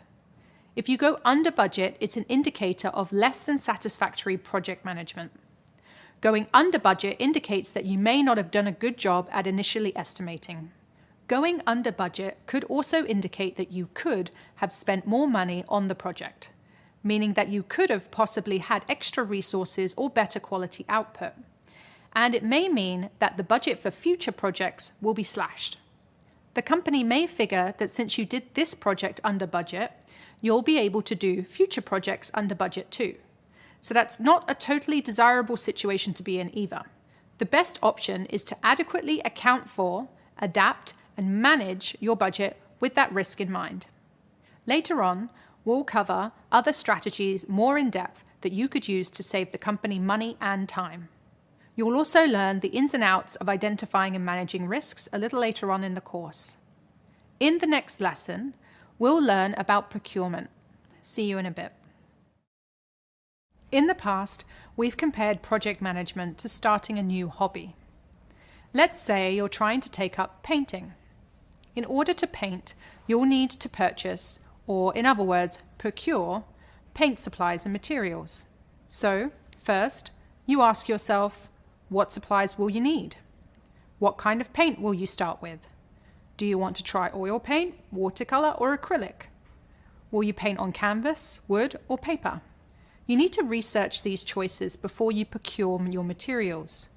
Once your research is done, you can start procuring materials, scheduling courses, watching tutorials, and voila, you're on your way to becoming the next Frida Kahlo. So, as you may have guessed by now, procurement means obtaining all of the materials, services, and supplies required to complete the project. You'll need to procure vendors as well.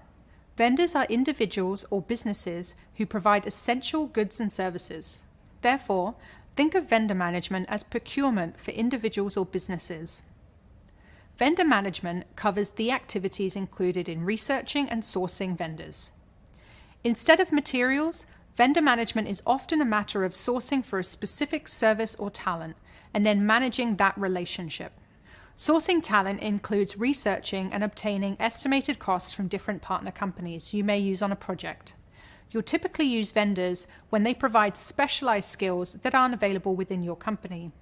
Vendor management entails sourcing vendors, getting quotes for their work, deciphering which vendors will best fulfill your needs, negotiating their contracts, setting deadlines for them, evaluating performance, and ensuring payments are made. It also entails familiarizing yourself with regulations like the Americans with Disabilities Act, if you're working in the US, for example. And if you're somewhere else, being aware of similar regulations in that country. Keep in mind that not every project will require vendors or contractors, and so every project won't require vendor management. Let's revisit the example of contract workers in the context of Project Plant Pals at Office Green. Like many companies, Office Green doesn't have a copywriting department. So for the launch of Project Plant Pals, you'll need to use external resources to supply a contracted copywriter. This person is a necessary team member on the project because Office Green doesn't have copywriters or internal employee resources required to finish this task. This contractor, or team of contractors, will draft copy for the website for a slated amount of time, and then their work on this particular project will be complete. Awesome. Now that you know about procurement, in the next video, we'll discuss the different phases of the procurement process and how procurement differs depending on your approach to project management. See you then. While not every single project will require procurement, it's important to be prepared for it if and when procurement does come up. So, how do you get started? There are typically 5 steps that make up the procurement process. Let's go over them. First is initiating, which is the planning process of defining what help you may need outside of your current resources to hit the project goals. In this step, you'll also make a case for getting extra resources via the procurement process. Second is selecting, which entails deciding what supplies you need and which vendors you'll go through. The third step is contract writing, which is where the contracts are developed, reviewed, and signed. The fourth step is control, which is when you make payments, set up logistics and requirements to maintain quality, and ensure the service agreement is being met. The fifth and final step is completing, which is where you'll measure the success of the procurement. That's a quick overview of the procurement process.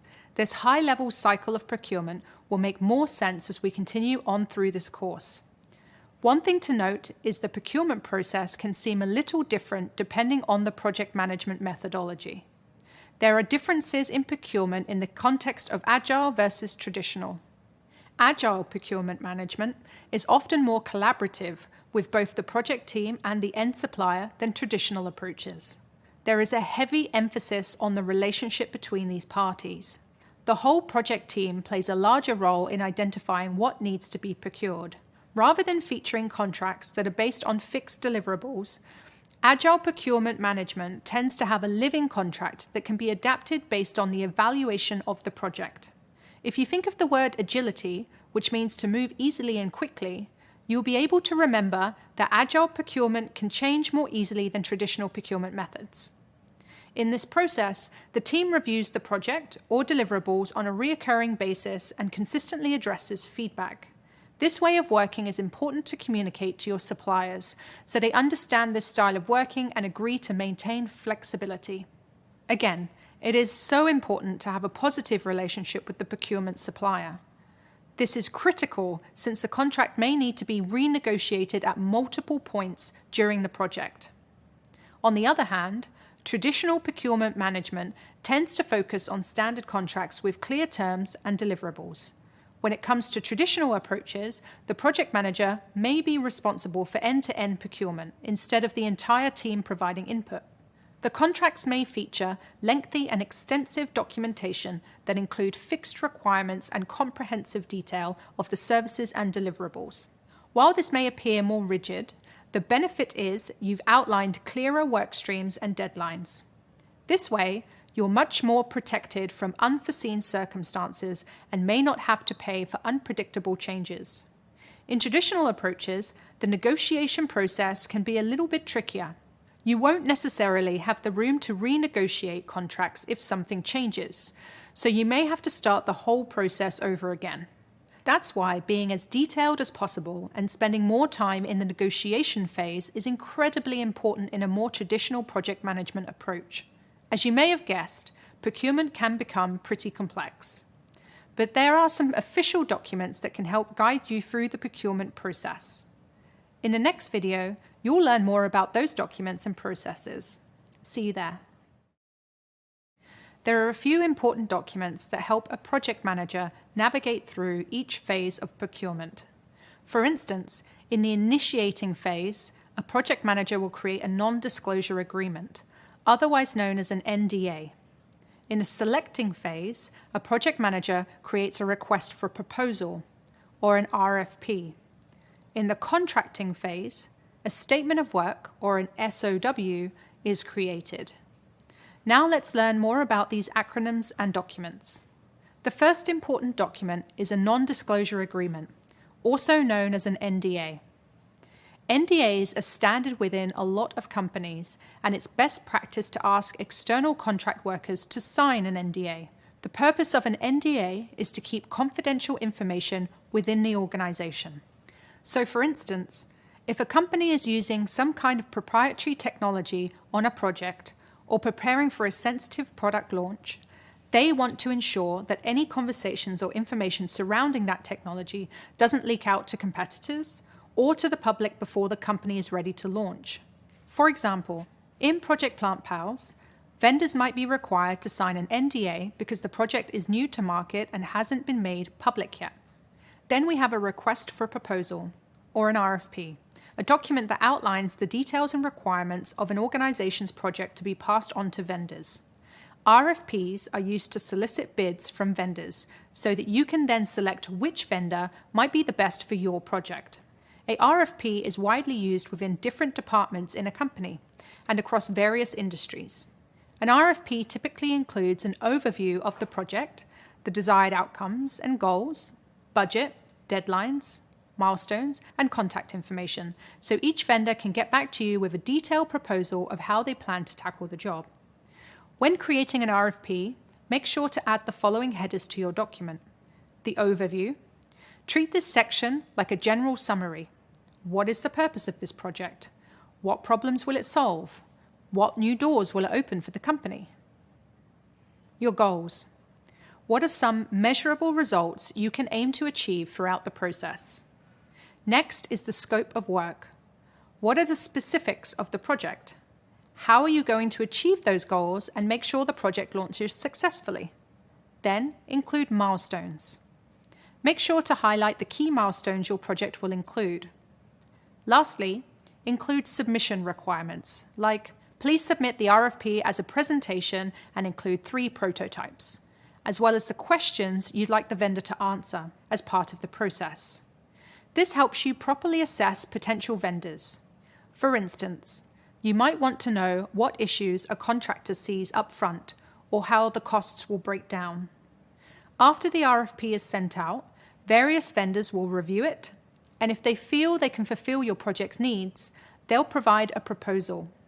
For example, you may create an RFP for Project Plant Pals to source plant providers. In this case, you'll want to send out RFPs to all possible plant providers to ensure that you're getting the best price, quality, and overall value. You may hear RFP being used as a verb, as in, has this been RFP'd yet? That's really a way of asking if an RFP has been sent out to vendors yet. It's important to note that both the NDA and the RFP are fixed and remain the same throughout the process. This means that there's not a lot of room for customization, and it won't be changed once it's submitted. Lastly, there's a third important document called a statement of work, or an SOW. An SOW is sent after the vendor is selected and evolves as the project goes on. We'll continue discussing these concepts and further explore the importance of a statement of work in the next video. I'll see you there. Let's continue learning about the necessary documents required for a successful project. After you've sent a request for proposal to clients and you've selected the vendor, client, or contractor you want to work with, you'll also send them an SOW, or a statement of work. A statement of work is a document that clearly lays out the products and services a vendor or contractor will provide for the organization. An SOW also provides a description of the contractor's needs and requirements to properly perform the agreed-upon services. Although the SOW covers the customer's needs, it's equally as important to include the organization's needs and the vendor's needs too. It's critical that all parties involved understand what is expected from each of them in order to deliver the best possible products or services. The project manager is tasked with developing the SOW, but often asks for input from subject matter experts, or SMEs, for technical expertise that the project manager may not have. Your organization's legal advisors will review this document with you and may even be crafting it alongside you. Let's discuss how to create an SOW in the example of Project PlantPals. You'll want to start by including page headers with your company name, project, and creation date on them. At the top of the page, make sure to include important stakeholders like yourself as the project manager, and the name of the sponsor, which in this case is the director of product. Next, you'll construct a table for revisions. The SOW will likely go through a few rounds of revisions because several stakeholders may review it and suggest changes. You'll detail those changes in this box here. Next, you'll create a purpose section where you'll go into detail about exactly what the desired outcomes are. Make sure to include a section regarding your target audience and make sure it's inclusive of everyone. For instance, in this case, the purpose of the project is to launch a new service that provides desk plants to offices and commercial businesses. If you have more specific goals, you can list them here too. Next is the scope section, where you'll include what the service entails. You may write that the service includes providing customers with small, low-maintenance plants that they can place on their desks. Customers can order plants online or from a print catalogue. Office Green will ship the plants to the customer's work address. The types of plants in scope include 6-inch leafy ferns, small cacti, and 5-inch bonsai trees. Keeping this vendor in mind, some major activities may be storing the plants in a warehouse, maintaining the health of the plants by providing them with water and light, sourcing the vases and ensuring that the vases are in near perfect condition upon delivery. You will also want to mention what's out of scope, or, in other words, what the project doesn't include. This will eliminate any potential room for confusion and help set expectations with the vendor. For instance, you may write that the project doesn't include annual reporting or custom plant orders that are not mentioned in the scope. This helps draw clear lines and sets the right expectations with the vendor. For deliverables, you'll want a concise statement about what your project will deliver. For example, your Office Green project deliverables could include the vendor providing maintenance guides on how to take care of the plants, or that the vendor will be responsible for developing a support page on Office Green's website to address any questions or concerns. Since milestones are such an integral part of tracking progress, budget, and scope, they'll need to be included here too. Examples of milestones in Project PlantPals could be to fulfill the first quarter of plant orders, deliver to all of the top customers, launch customer satisfaction surveys, collect and report on any insights from customer feedback. You'll want to make it really clear on how many hours are needed for the completion of this project here, and you will want to designate a particular date that you need their services performed by here. At the bottom, you'll typically add terms and conditions and any other disclaimers. It's good to have a disclaimer stating that revisions may take place as the project goes on. This is important to include, just in case the scope changes because of unforeseen issues.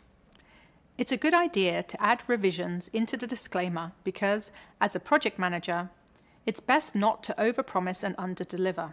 You always want to be clear that you intend to stick to the schedule unless circumstances outside of your control intervene. Another part of your SOW is payment terms. This outlines when your suppliers need to be paid. Ensuring that suppliers are paid on time will promote strong relationships. Generally, good procurement practice would be to pay your vendors and contractors upon delivery of goods and service, not before, unless a circumstantial agreement has been made. For instance, if Office Green's plant provider requested to be paid when each milestone was completed instead of after the entire project is finished. Great job. Now you know more about SOWs. Next up, we'll discuss the importance of partnering with your legal team during the procurement process. See you there. Now that you have a better understanding about NDAs, RFPs, and SOWs, let's discuss how you can get support from other departments and team members as procurement goes forward. The procurement process doesn't end after you've selected vendors and signed contracts. You'll use performance trackers and meetings like quarterly business reviews to track and evaluate overall performance to ensure that both parties are living up to their initial agreement. And when there are contracts and paperwork with terminology that you may not be familiar with, you'll enlist the help of a legal team. Depending on the company's size, the legal situation may vary. Some companies, usually well-established and larger businesses, will have a legal team. Some businesses may outsource their legal team. Some startups or smaller companies may not have a legal team, but they might reach out to legal advisors as needed. Again, this all depends on the company where you work. Laws surrounding manufacturing products and consumerism will vary from country to country. But there will nearly always be laws in place that you'll need to follow around topics like fair and ethical trade. Most companies have a mission or values statement. Sometimes, a team of people in the ethics and compliance departments are tasked with ensuring that the day-to-day operations are adhering to their value statement and governmental policies. These team members will also be tasked with duties like working to prevent discrimination and making sure that the company is practicing adequate corporate social responsibility. Also, as a project manager, you'll need to ensure that the various stakeholders who are representing the business are adhering to these policies and processes too.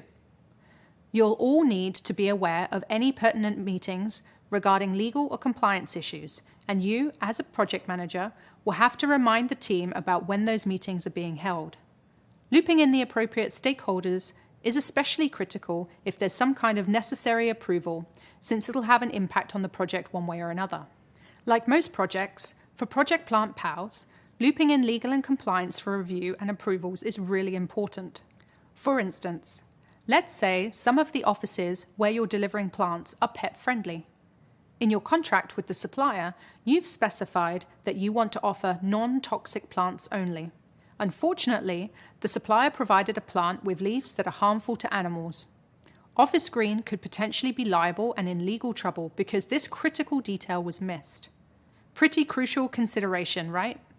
So, regardless of your future company's legal team or advisory, having contracts reviewed in some capacity make good business sense and should be a priority for you as a project manager. Now you're on your way to becoming your own lawyer. Only kidding. But you hopefully have a better grasp of the importance of your legal team and having them review your contracts. Next up, we'll discuss the importance of checking in with your vendors. And we'll find out what compliance has to do with the procurement process. I'll see you soon. Welcome back. We've learned a bit about the ins and outs of contracting with vendors, so let's learn more about the importance of ethics when partnering with vendors. Failing to be mindful when choosing vendors can lead to significant consequences.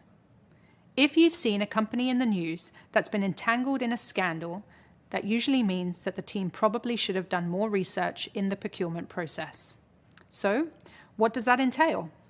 There's a lot that can be done to ensure that businesses are operating in an ethical way.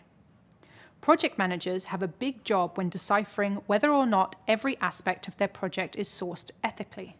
It helps if the project manager thoroughly oversees the project to make sure the safety, economic, and environmental ethical risks are mitigated. In other words, doing a lot of research, monitoring, and evaluating throughout the project is a project manager's job. There are a couple of steps to safeguard ethical procurement. The first is knowing your business's legal requirements. You'll want to have a deep understanding of what is required of you legally as a project manager for your business.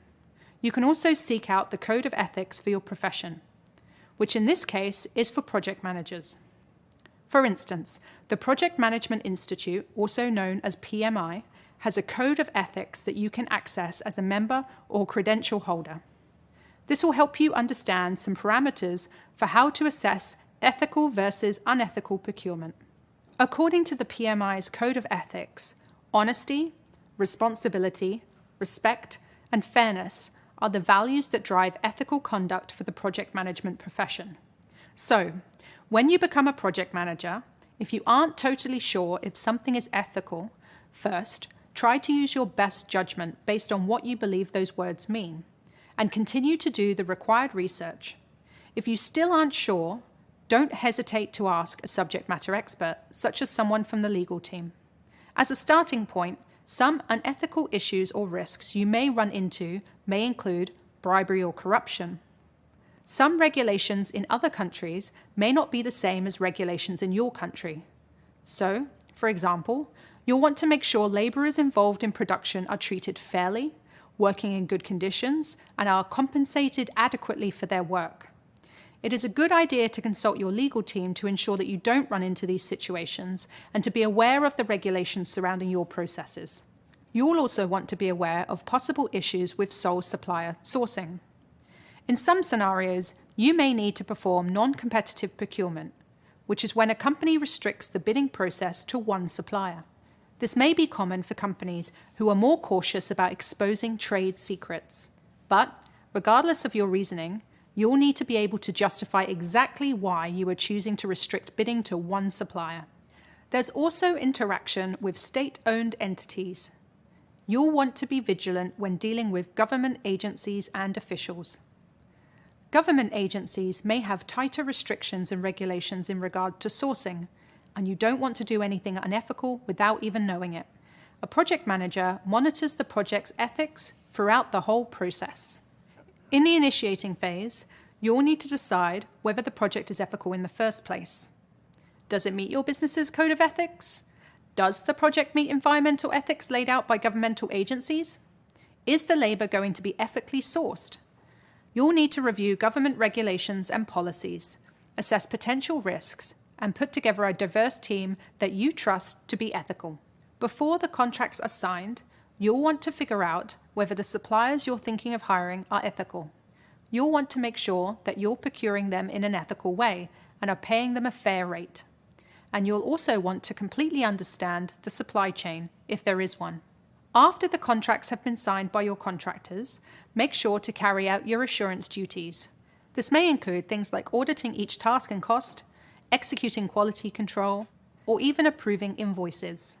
During the production of your service or product, focus on the day-to-day relationships with vendors to make sure they're aware of and meeting your deliverables and keeping you informed of any potential roadblocks.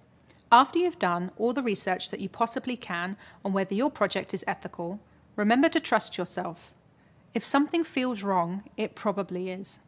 As you know, there's a lot to keep track of as a project manager. By keeping these ethical principles in mind as you begin your project, you'll save yourself and the company from a lot of headaches later on. Of course, you can usually go to your legal team or key stakeholders if you ever have a question or need a second opinion. In the next video, we're going to review and wrap up everything we've just covered. I'll see you there. Wow, we really covered a lot here. We learned all about managing costs and budget. We learned that a project budget is the estimated monetary resources needed to achieve outlined goals and objectives. We learned that a project budget is much more nuanced than just aiming to save money. It's a success metric that's used to track project performance. And remember, it's not desirable to be over budget or under budget. We also learned that cost control involves several stakeholders, sign-off from key stakeholders, and actively managing changes. And we definitely went in-depth on procurement and vendor management, which involves obtaining the necessary supplies, materials, and external resources for your project's success. We learned the important steps initiating, selecting, contract writing, control, and completing. We now know that procurement will be different depending on which methodology you're using. An agile procurement approach differs from a traditional procurement approach. It's more relationship-based because the negotiation stays open the whole time. An agile procurement requires more frequent communication with vendors because the contracts may be reviewed and adjusted regularly. The traditional approach is typically done during the procurement stage and ends there. We learned about NDAs, RFPs, and SOWs, and we created an SOW together. Finally, you learned a bit about how to think critically when it comes to ethics in procurement. You learned how to adhere to a code of ethics, when to use your own judgment, and the importance of researching the ethics of procurement. Nice job. Next up, you're going to learn about different types of risks, how to identify risk, and how to mitigate risk. See you there. Welcome back. Earlier, we covered managing costs and a project budget. We discussed what the components of a project budget are, how the budget process works, and how to track and estimate a budget. You also learned about the procurement process. Coming up, we will discuss risk management and why it's important to help prevent project failure.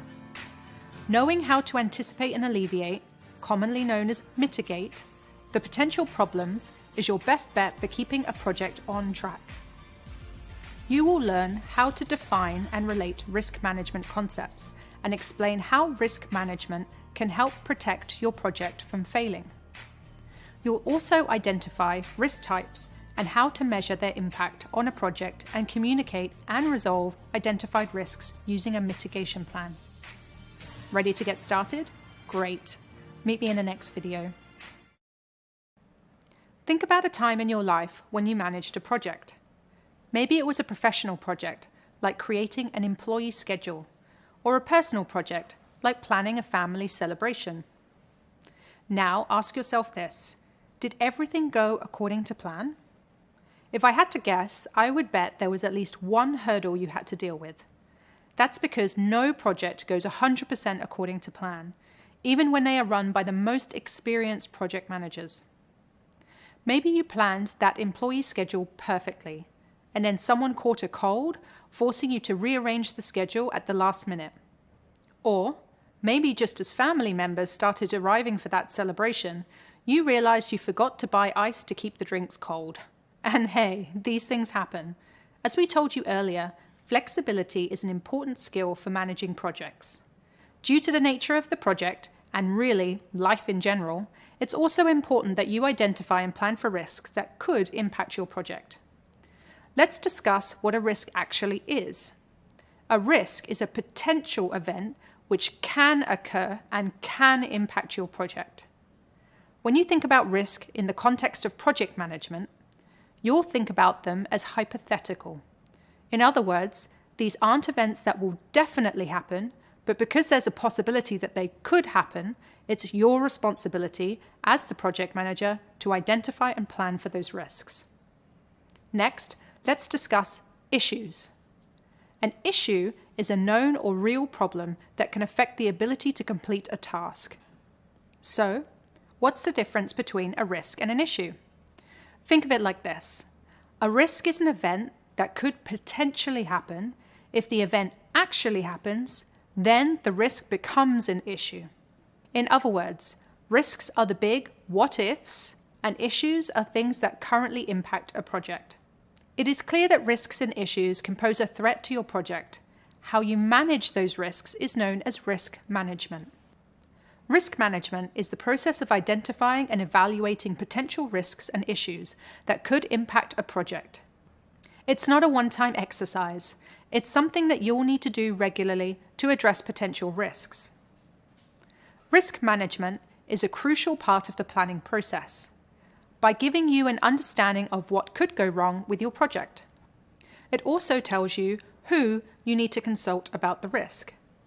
It helps you determine how the potential risk could be mitigated. This way, if or when something goes wrong, you'll have a plan prepared and ready to go. Part of being proactive and planning ahead is identifying potential risks and how to solve for them. This way, you'll set up your project with better chances for success. Failing to engage in meaningful risk management can have a few big consequences for your project. First, if you don't plan ahead, you may put your project at risk of not meeting its project goal, its timelines, or its success criteria. For example, if your goal is to publish a research report and your research analyst quits halfway through the project, you'll likely miss the deadline if you don't have a backup plan ready to go. Additionally, by failing to plan for risks, you also fail to think through the many different ways that your project could pivot and still meet its goals, even if an issue does arise. There often isn't just one way to meet your project goals, and success can come in many forms. Risk management helps you determine how flexible or rigid your plan is. and then make necessary adjustments. For example, if your project requires a large product shipment, having a backup supplier ready means you could quickly pivot if our main supplier is unable to fulfill your order. Finally, risks can affect projects in a variety of ways that are difficult to foresee. For example, a supplier you've hired may not have adequate stock to cover your purchasing needs, or the budget for your project could be cut unexpectedly.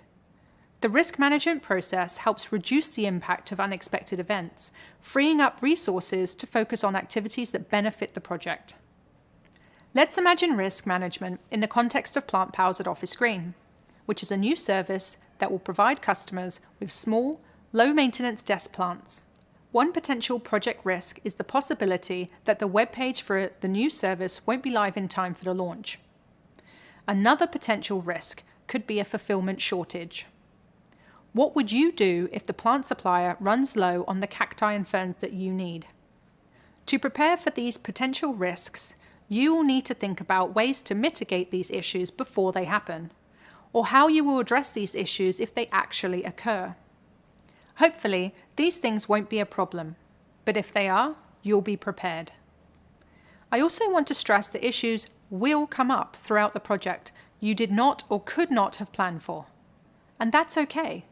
When these moments arise, it is important to keep calm, figure out the root cause of the problem, and come up with a solution. Risk management is a really important topic for project managers to understand. Identifying risks and issues prepares you for the unknown. It also positively impacts you as the project manager because you'll feel more prepared, less stressed, and more confident in your approach if an issue does occur. Up next, we will discuss ways that you can identify risks. I'll meet you there.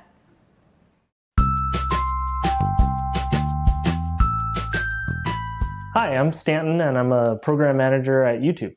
Thinking back to one of the first projects I ever worked on, we were actually in charge of building this sports highlight app. But it wasn't just an app, it was an iOS app, it was an Android app, it was a website. And I remember the very first meeting I went to, I was just fiercely taking down notes and trying to understand what the heck was going on. And immediately after, I thought, okay, this is my first project. I have to get all the details right. I have to make sure we know every little thing that was going to happen. The launch date needed to be perfect. We had to get all the bugs down to zero. I was just totally consumed with getting everything right the first time. I think what I've realized since then is you're probably not going to get your first project plan correct because there's just so many things that can change. You might find a bug last minute before launch. Your client might come in and say they want a different requirement, like the screen needs to be blue instead of red. And then you find out that it's not really that easy to change from blue to red. If I could go back and tell myself what to do at that point or what I could have done differently, I would have just told myself, don't worry so much. Changes happen. It's how you react and respond to those changes that's more important. I think one of the best compliments I've gotten is, even throughout all this mess, you're cool, you're calm, and you're collected. You think through what are the issues that have happened, how do we resolve them, and you do your program management thing. You're not always going to have the right answer the very first time. Things can change at the last minute. If you're able to stay cool and calm, make sure you understand everything else that's going on the project. All these years have taught me that you can always reuse some things. You're always going to have to react to some things, but no matter what, try to think proactively, try to figure out what those issues are going to be, and you'll be the better for it. Hello, and welcome back. Hopefully you're beginning to notice how important it is to plan for risks. Even the simplest projects can carry some kind of risks.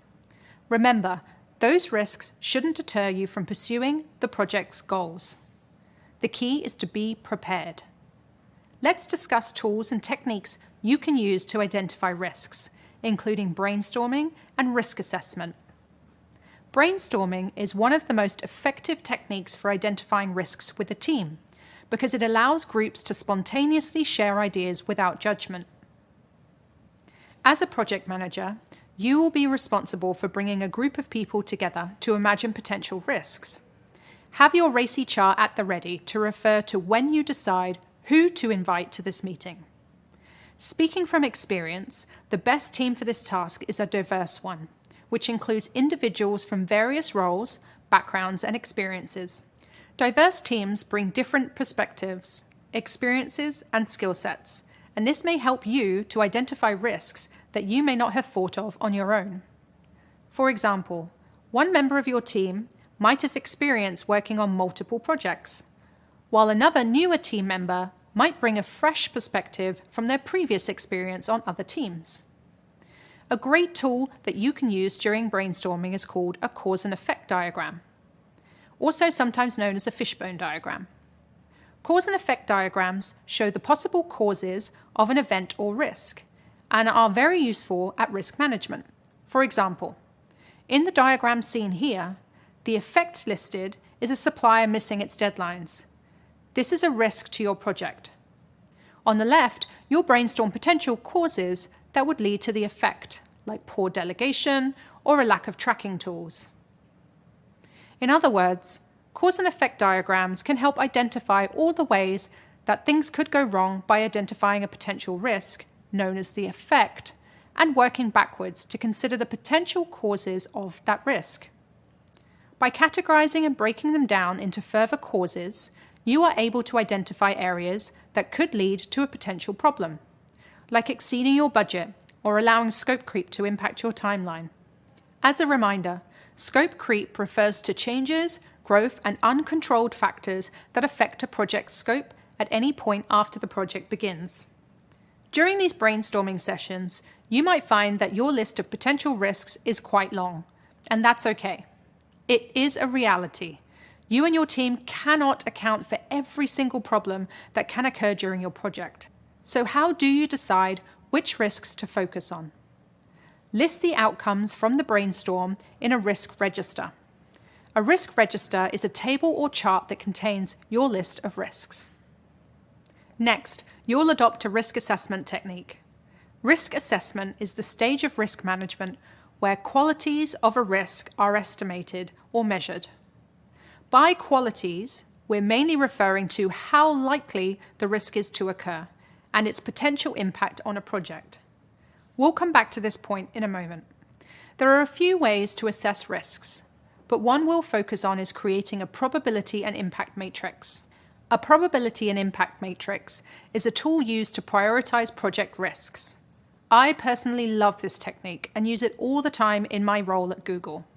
Earlier I mentioned that you'll need to assess the likelihood that a risk will happen and its potential impact. This matrix will help you do just that. To create a probability and impact matrix, you'll need to think about the level of impact. Impact refers to the damage a risk could cause if it occurs. Impact is also determined on a scale of high, medium, and low. High means that if the risk occurs, it will substantially alter the project. Low means if the risk occurs, it will have a slight impact, but it's not likely to derail the project. You'll also need to think about probability. Probability is the likelihood that a risk will occur. We also determine probability on a scale of high, medium, and low. In this case, high probability means there's a high likelihood of this happening. Low probability means you've identified a risk that could happen, but it isn't likely that the risk will occur. These two considerations come together to determine the inherent risk rating.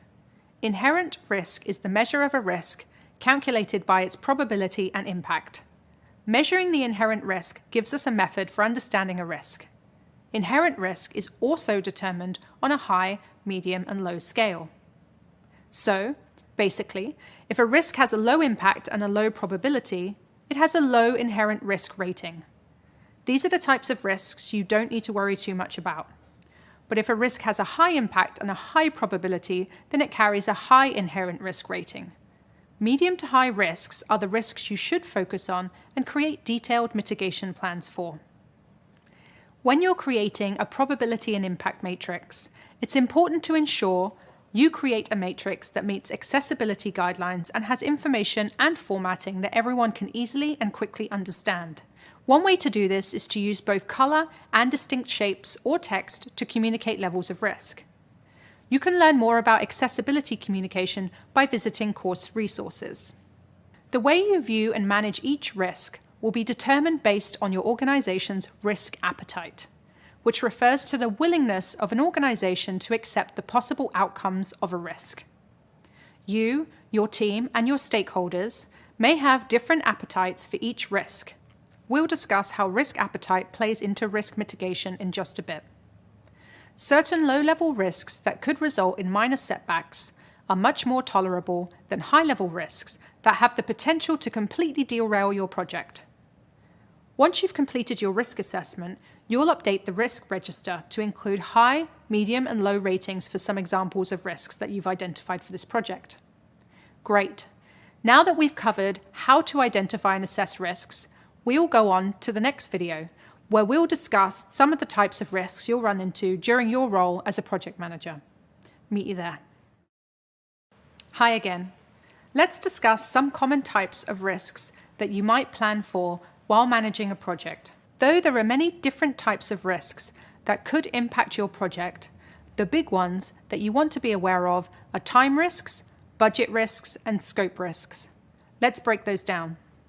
First, we have time risks. Time risk refers to the possibility that project tasks will take longer than anticipated to complete. You'll need to be aware of time risks because time is money. Poor time management may deplete your budget and upset your stakeholders by causing delays. Next, we have budget risk. Budget risk refers to the possibility that the cost of a project will increase due to poor planning or expanding the project's scope. You need to be aware of budget risk since budgeting provides the basis for project costs control. For example, if you overspend, you might not be able to pay your suppliers. This could also result in some reputational damage for the company. Then we have scope risk. Scope risk refers to the possibility that a project won't produce the results outlined in the project goals. You need to be aware of scope risks because the deliverables of your project might not be acceptable to your stakeholders or customers, and that may defeat the purpose of the entire project. While time, budget, and scope risks are very common, there are other types of external risks that you should be aware of. By external risks, we're referring to risks that result from factors outside of the company that you have little to no control over. For example, your project could be impacted by an environmental risk, like a major storm, or a legal risk, like a change in regulatory requirements. And it's also important to know that there are endless types of risks. There will never be a prescription for how to identify and manage every single possible risk. But if you have a plan, you'll be better set up to deal with whatever comes your way. Okay, now let's discuss a certain type of risk known as a single point of failure. A single point of failure is a risk that has the potential to be catastrophic and halt work across a project. These are risks that have the power to stop an entire team in its tracks, meaning that no one can make progress on their tasks until the issue is resolved. For example, in our Office Green scenario, a single point of failure might be a power outage that takes down the internal database where every piece of information about the project is stored. Until the database is back up and running, your team won't have access to any of the information they need to do their jobs. As a result, your team won't be able to complete any of their assigned tasks. To mitigate this risk, you might budget for a separate cloud service to serve as your backup for all of your project documentation and information. As the project manager, you will need to identify and monitor potential single points of failure in your project, since they can be detrimental to the project timeline, budget, and scope. Another source of risk to be aware of are dependencies. A dependency is a relationship between two project tasks, where the start or completion of one depends on the start or completion of the other. In other words, dependencies are like links that connect one project task to another. A dependency must be addressed before the task can be completed or before another task can begin. Because dependencies are the links that connect one project task to another, they are often a huge source of risk to a project. For example, imagine that you've tasked a teammate with hiring a local plant supplier. Until they've signed a contract with the supplier, your team can't place any orders. That's a dependency. Now here's where the risk comes in. If your teammate doesn't meet the hiring deadline and then goes on vacation for a week, this could delay your project timeline. Not great, right? If you don't plan for dependencies, you might risk an impact to your budget, schedule, or project outcome. To prevent something like this from happening, you might ask a teammate to share their out-of-office plans with you at the start of the project. This helps you to stay aware of everyone's schedules, ensuring that there are backup plans in place to maintain your project schedule. There are two types of dependencies, internal and external. Internal dependencies refer to dependencies within the project that you and your team have control over. For example, you'll need to secure approval on a website design before development can begin. On the other hand, external dependencies are dependencies that you have no control over. For example, the farm that your plant vendor works at might have experienced a lighter rain season this year, meaning that they'll have fewer plants to sell. There are many different risks that can impact your project, from time risks to budget risks to scope risks. But remember, no project is risk-free. And with careful upfront planning, you can do your best to prevent risks from occurring. In the next video, we'll discuss how to mitigate risks. I'll meet you there. Hi, and welcome back.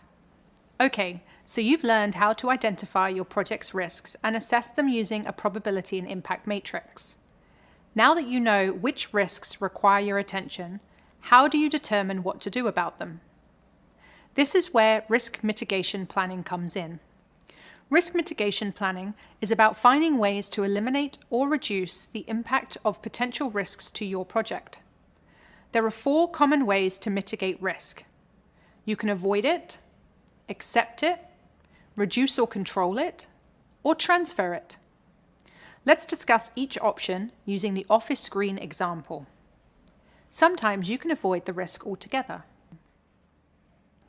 For example, if you learn that a certain contractor you've considered working with on your office green project has a poor reputation for meeting deadlines, then you might choose to avoid that risk by hiring a different contractor. You can also accept the risk, especially ones that you deem low in probability and impact.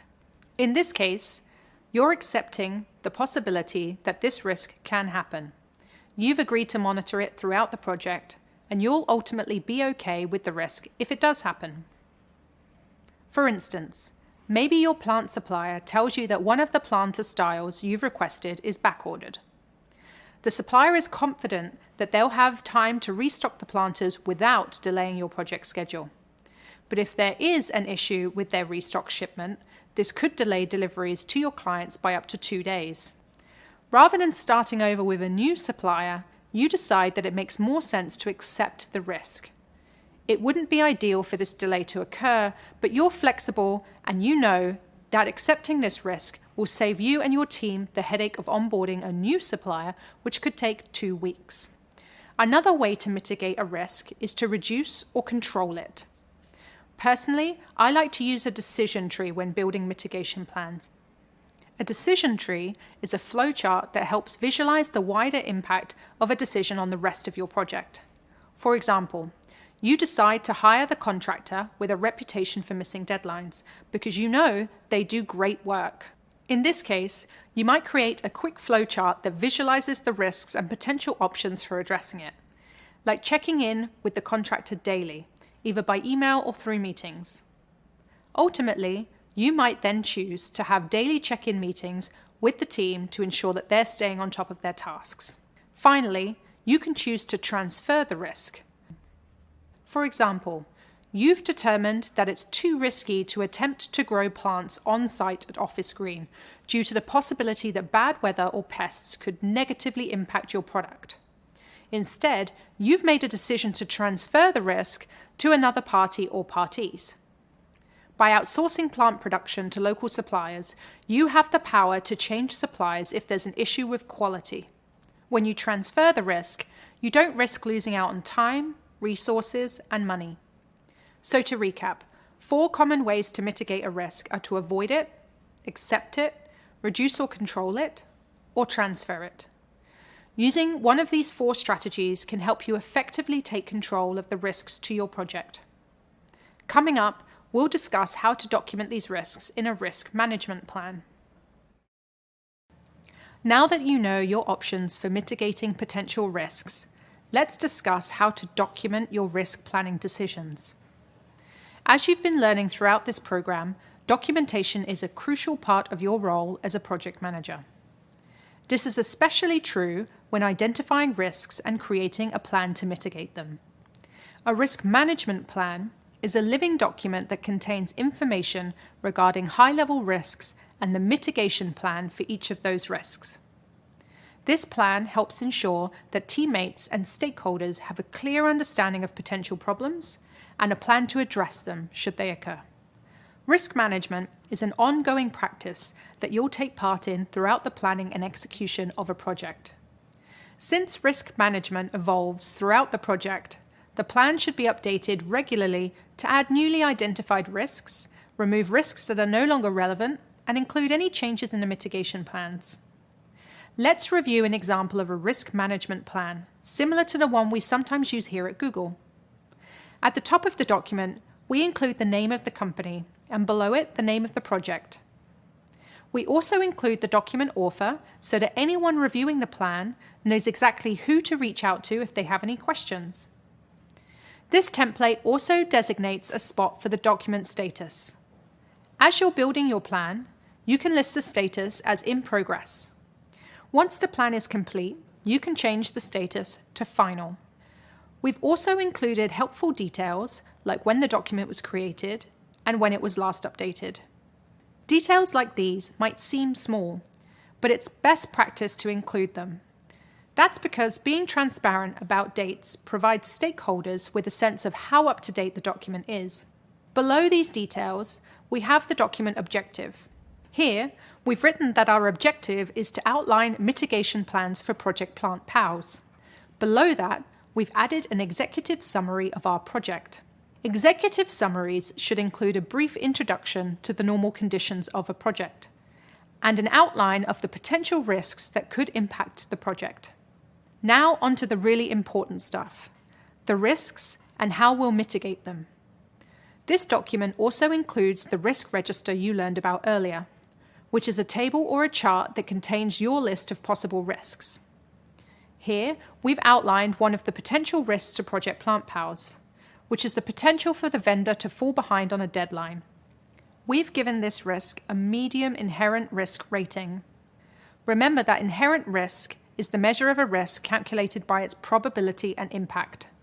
A mitigation plan has also been included for this risk, which is to hold daily meetings with the vendor to help them stay on task. Down in the appendix of the document, you'll find the probability and impact charts, as well as the probability and impact matrix that we use to assess our risks. Once you've filled out the risk management plan, you'll share it with your team and stakeholders to get their input and to ensure that they are aligned with your plans. Coming up, we'll dig deeper into the topic of communicating risks to stakeholders. See you there. Hello. As you've learned in the past few videos, identifying and assessing risks is a crucial part of the project planning process. These exercises help clarify the most important risks for you and your team and ensure that everyone agrees on which risks to plan for. But it's not enough for you and your teammates to simply be aware of the biggest risks to a project. You also need to communicate these risks to your project stakeholders, whether through documentation, email, meetings, or other forms of communication you've deemed appropriate. Your stakeholders need to be aware of the risks facing a project because if you don't tell your stakeholders about important risks, they may be less equipped to help you if an issue does arise. For example, they might not be able to provide you with more budget should you need it, or with more resources should you require them. Even worse, your stakeholder might be caught off guard by an issue. Unpleasant surprises like these can erode their trust in you as a leader of the project. They'll likely want to know if you were aware of the possibility that this risk could occur, and they might wonder why you didn't share this information with them sooner. That's why it's important to communicate early and often with stakeholders about medium and high-level risks. It sets expectations with stakeholders about what to potentially expect during the project execution phase, and demonstrates that you've taken steps to mitigate and plan for those risks should they come up. It also gives you the opportunity to suggest ways they might be able to help you if a risk does arise. So how do you communicate risks to stakeholders during the planning phase? Well, that depends on the severity of the identified risk. For low-level risks, something as simple as an email might suffice. For example, when sending out weekly planning updates to a project stakeholder, you might list a few low-level risks that are relevant to their interests, and briefly explain how you'll address these risks if they arise. For medium-level risks, you might increase your level of communication to a direct email between yourself and the stakeholder, in which you outline the risk with more specifics and provide a detailed explanation of your plan to mitigate the risk. You might also link to your risk management plan to provide them with more information. And you might write urgent in the subject line to stress the email's importance. The serious nature of high-level risks requires a thorough and direct level of communication. When you're meeting with stakeholders to go over the project plan, you might add an agenda item to present serious risks and your plans to mitigate these risks. You can also use this time to collect feedback on your risk management plan and ask for insights from stakeholders on how they suggest handling these high-level risks. Your stakeholders might have prior experience planning for similar risks and strategies that you hadn't considered before. Risk communication is a big part of my role here at Google. As a program manager, I'm constantly writing emails and delivering presentations on the status of my projects, often with the goal of sharing known risks and my risk mitigation plans. And in discussing these plans with my stakeholders, we often uncover other risks that I hadn't even considered. For example, in a recent meeting, I was presenting a potential new product to a stakeholder on a different team. In the meeting, the stakeholder flagged their concerns that my solution might create time and resource risks that could have a negative impact on their team. This discussion gave me deeper insights of my colleagues' potential risks and of the product's users' needs, which made me realize that I needed to ask my project sponsors for additional budget and resources. So it's always a good idea to discuss your plans with your stakeholders. They may have a different perspective. So to recap, it's important to communicate risks to stakeholders so that they're better able to help you should one arise. And you should tailor your communication style according to the severity of the risk. Up next, we'll review and wrap up all that we've covered. Meet me there.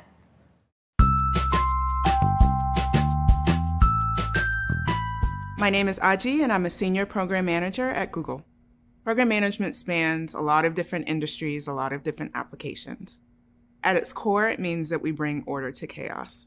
So at Google, for me, I work on product launches. I also develop new processes and procedures for teams.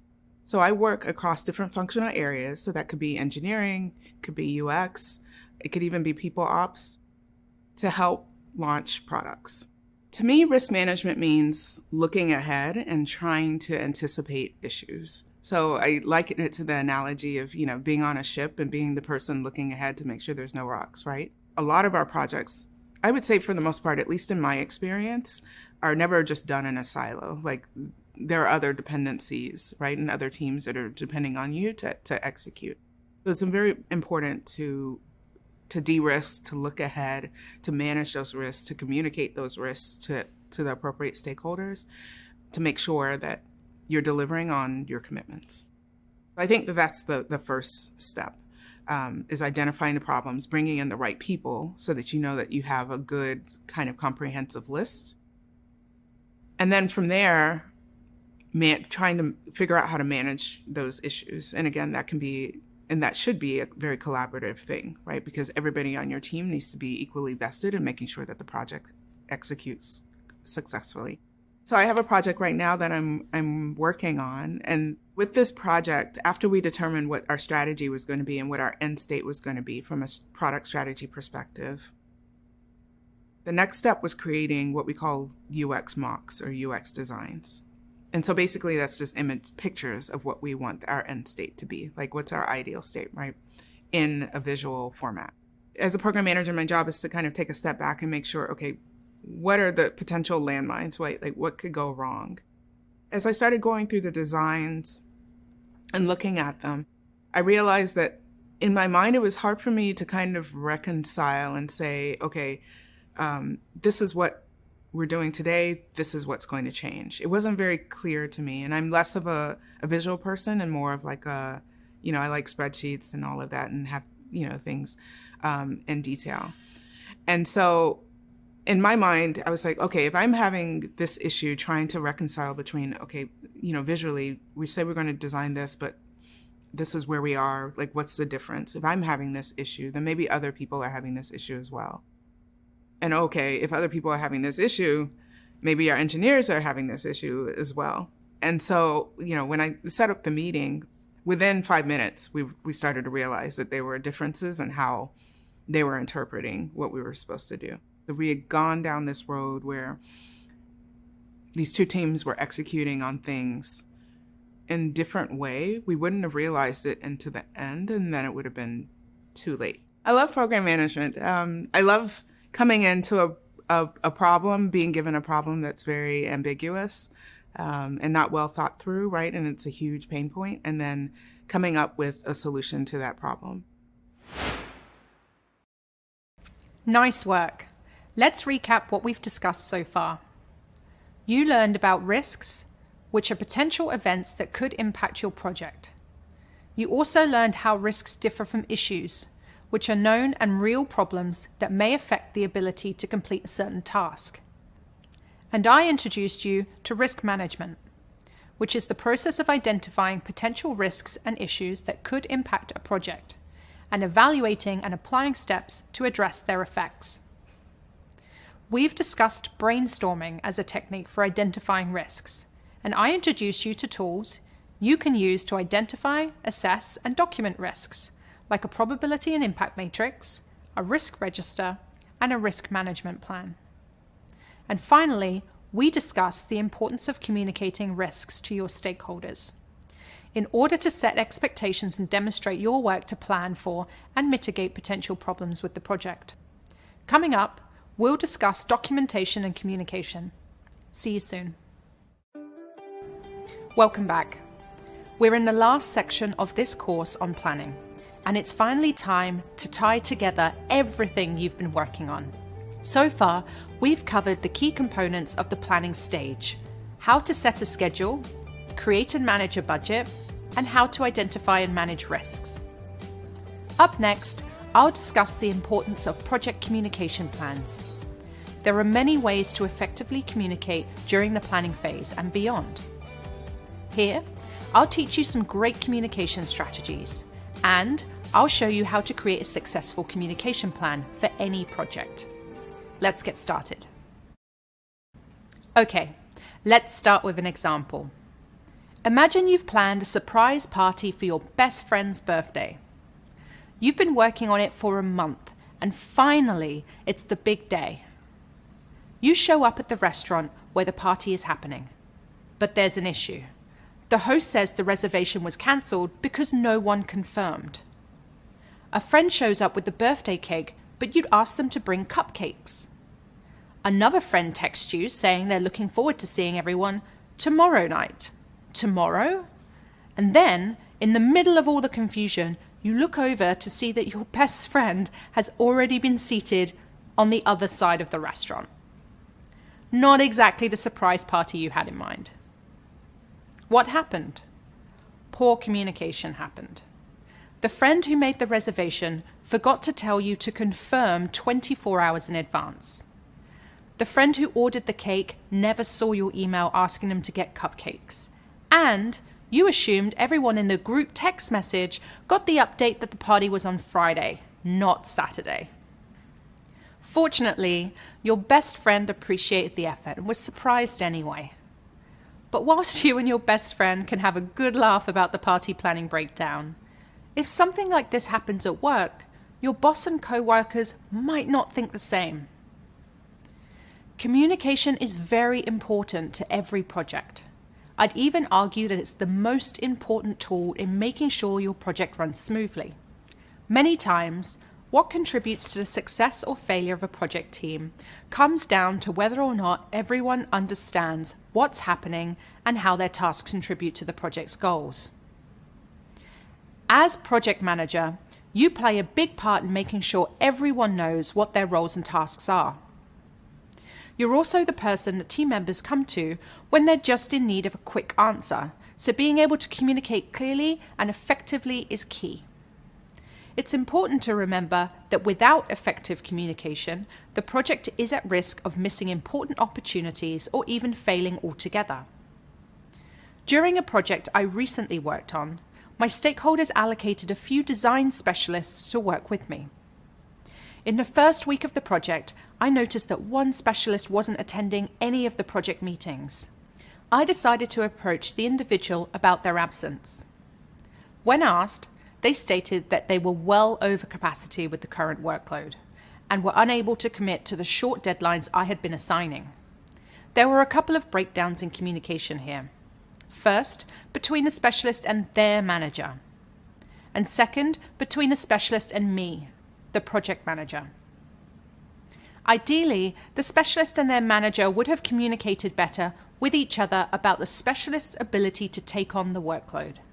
If I had not communicated with the specialist, their continued absence at meetings could have resulted in lots of lost time, the project being delayed, or not being able to deliver the project in a satisfactory way. As it turned out, we only ended up losing a week of work due to the lack of communication. However, since I followed up quickly, we were able to pivot and assign another specialist to the project. So we know communication is very important. But what is communication exactly? To put it simply, communication is the flow of information. It includes everything that's shared, how it's shared, and with whom. Good, effective communication is always clear, honest, relevant, and frequent. But not too frequent. There is such a thing as information overload. Effective communication makes it possible for your project to run on time and up to the expectations outlined in the project plan. So take full advantage of tools like meetings, emails, phone calls, written documents, and formal presentations, and make sure they are accessible by everyone. It's also important to remember that communication is not a one-time event or a one-way route. It needs to happen throughout the entire life cycle of the project, from the project team and stakeholders, as well as from you.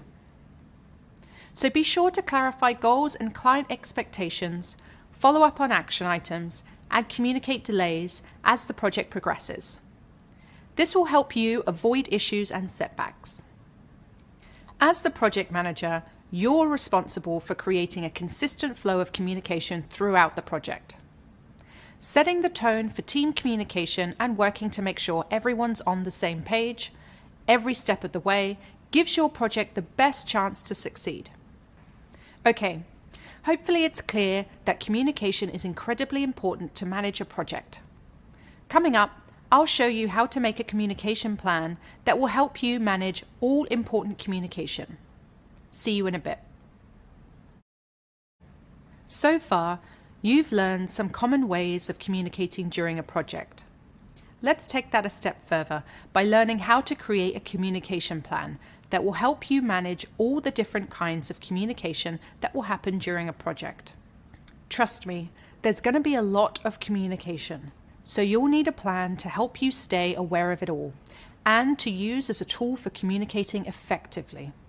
A communication plan organizes and documents the process, types, and expectations of communication for the project. The size and complexity of your communication plan will be different for every project, but it is always good to have one, especially when multiple stakeholders, different phases, and change management are involved. It will really help you, your project, and the stakeholders.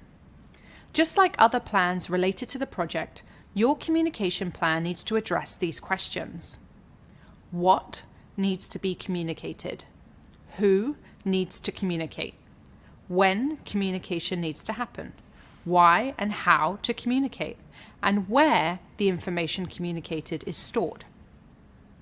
Let's break down each question with a sample communication plan that I've created for our Plant Pals project.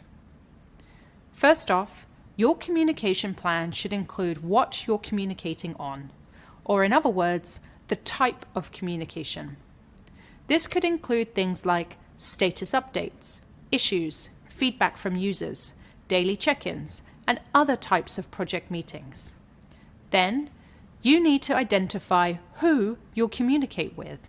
These are the recipients of the information, like key stakeholders and the core project team. For each type of communication, record when to communicate. This includes the frequency, which is how often you'll communicate, and key dates like deadlines or major meetings.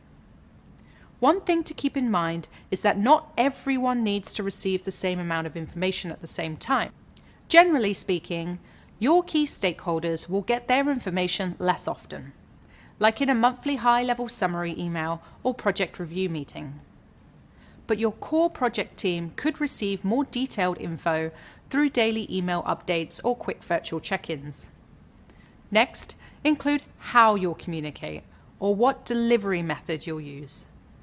This could be email, in-person or virtual meetings, or a formal presentation. Your plan also needs to include the goal of communicating. This is your why. So ask yourself, why are you communicating? Is it to give a progress update, identify a risk and address barriers? Or perhaps you need to figure out next steps, detail preparation plans, and reflect on lessons learned. The goal of communication could be a combination of any of these, or some other reason altogether. In either case, there must be a purpose for communicating, otherwise you risk wasting valuable time. Finally, include where communication resources are located, along with any other notes. I'll talk more about best practices for storing information in the next video, but for now, try to remember that relevant information should be easily accessible so that you, your stakeholders, and your team can quickly find the resources they need to make decisions, work on tasks, get caught up, or provide updates. One more benefit to an effective communication plan is that it allows for continuity of the project's operations. If a new project manager comes onto the project and sees the plan, they should be able to quickly access past meeting notes and documentation, as well as current and upcoming communications. The communication plan also helps with effective change management, the process of delivering your final project and getting it successfully implemented.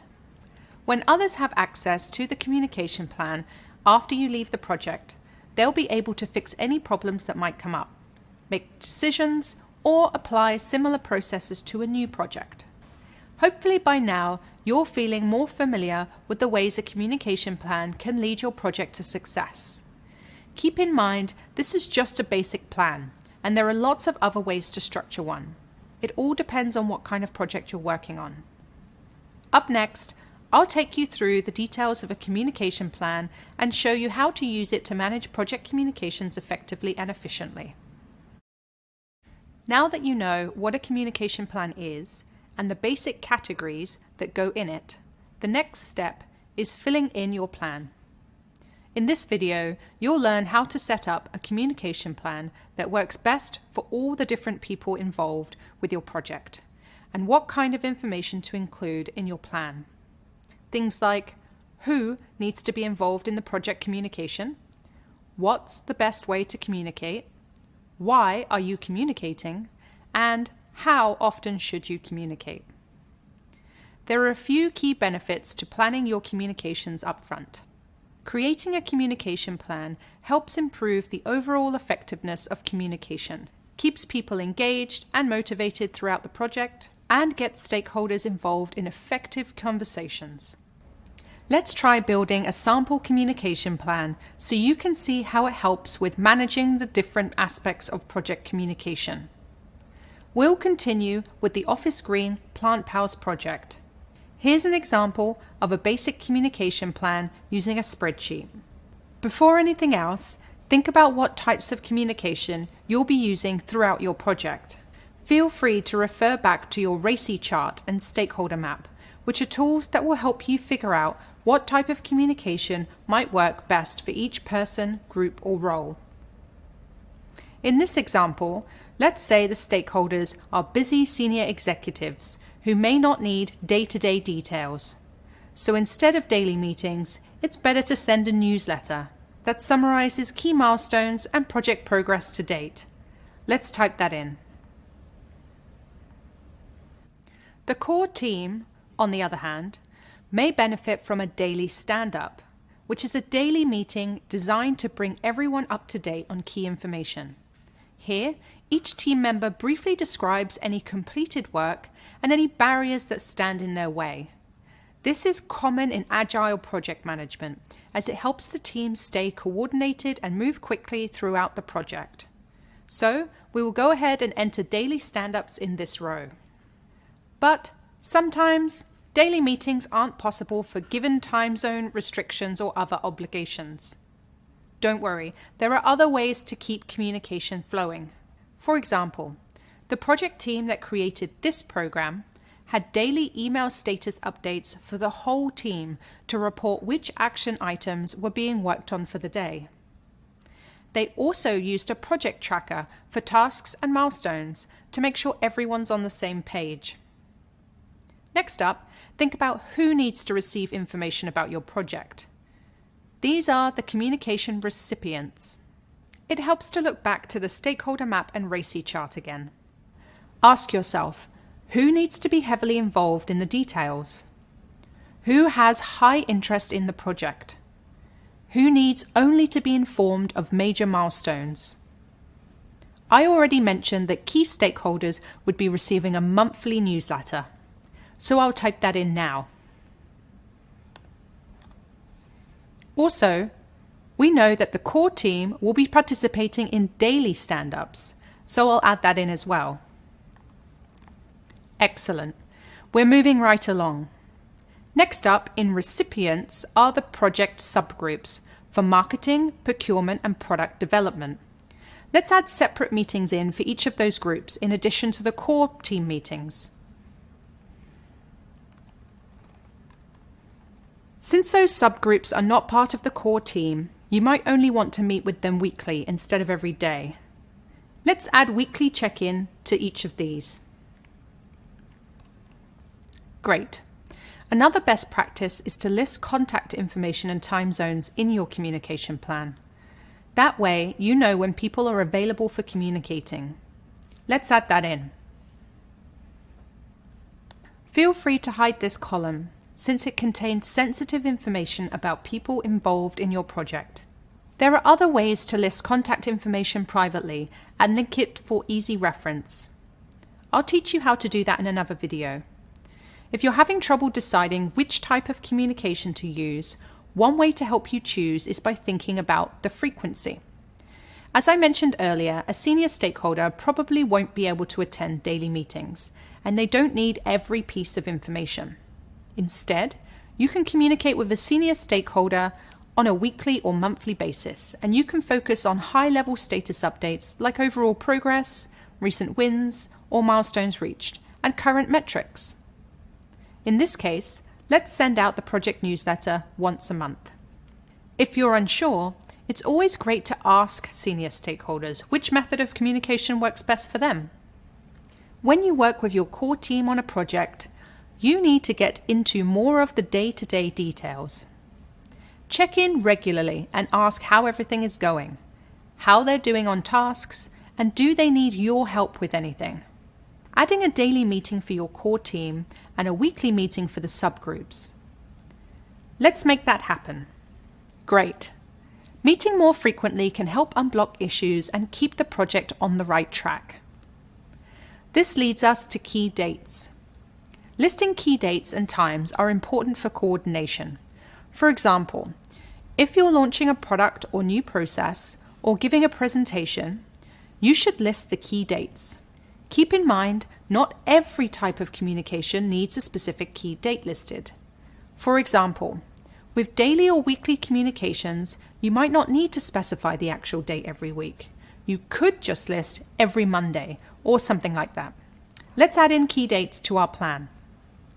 For the monthly newsletter, let's send that on the first Monday of every month. Let's schedule the daily stand-ups at noon.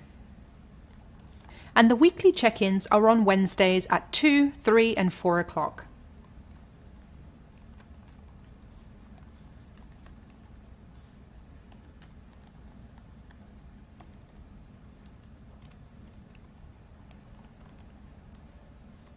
Wonderful. Now let's talk about delivery methods, like email, in-person, and virtual meetings. A shared document that gets updated regularly, or a progress report that gets presented. Deciding the best way to communicate is a skill. One thing I continuously need to adapt and work to improve in my role as project manager is communicating among different teams and levels of authority. A director or executive may only have 5 minutes, so I need to be concise and know exactly what I need from them. Likewise, I might be used to communicating via instant message and video chat with my core team. However, one of the subgroups on the project might respond better to emails and in-document comments. Let me add in these methods for our communication plan, starting with email.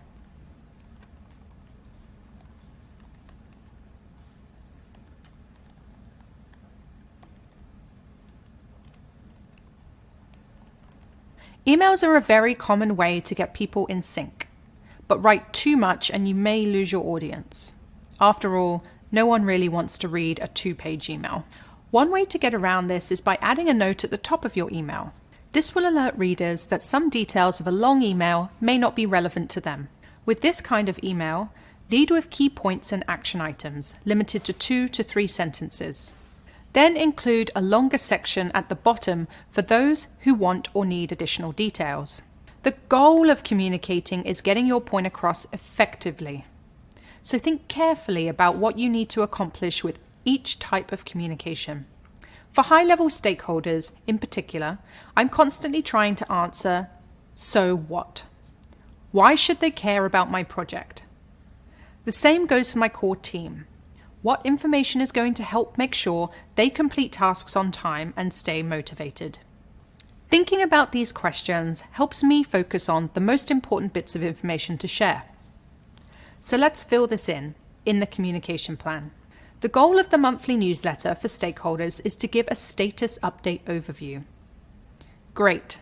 And goals for the daily stand-ups with the core team would be to report progress updates, blockers, and determining next steps. So let's add those in as well. All set. Next, you need to make sure you're able to reach everyone you need to communicate with. So it helps if communication is a team effort. Especially on more complex projects, you shouldn't be the only one communicating. You want to enable other team members to be involved in communications based on their expertise in the project. I'll add a column for sender and owner to indicate who is responsible for each communication.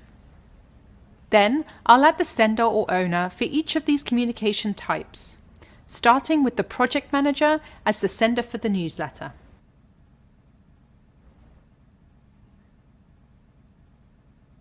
Great, and we are all done. Keep in mind, it's always a good idea to check in with everyone to make sure communications meet their needs. Everyone absorbs information differently. What works best for you doesn't always work best for others. Some people are more visual and want to see charts and graphs. Some people might prefer to listen to information through a presentation or a meeting.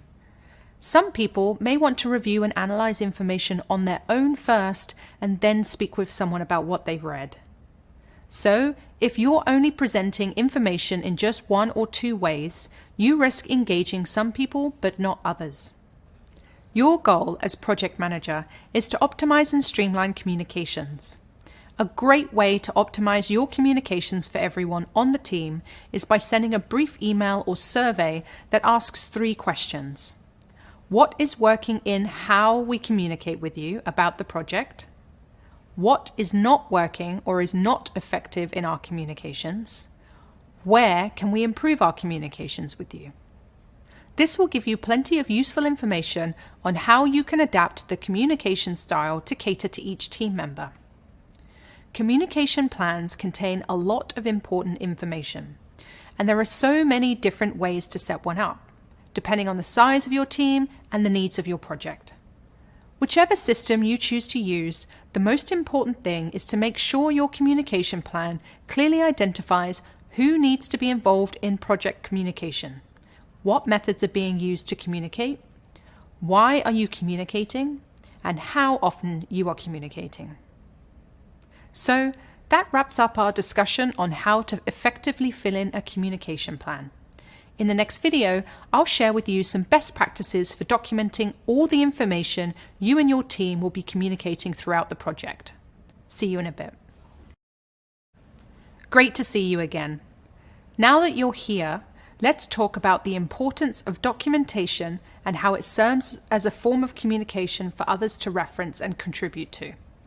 I'll share an example with you. Once I worked on a project that involved several teams, from quality assurance, testing, design, partner engineering, and program managers. Each team was responsible for their own set of deliverables.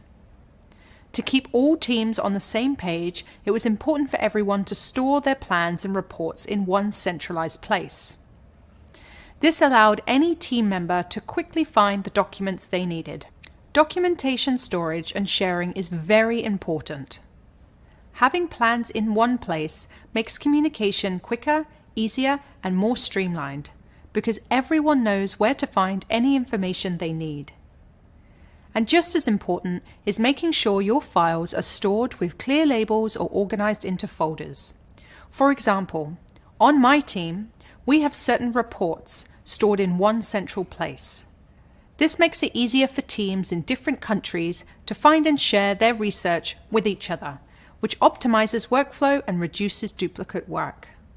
Documenting and organizing plans also provides visibility and accountability. Your project plan is a great example of this. Each task has an owner and a due date. This creates visibility for the members of the project team and accountability for the task owner. It's common for members of the team and senior stakeholders to reference your project plan and associated documents when they need a refresher on timelines or milestones.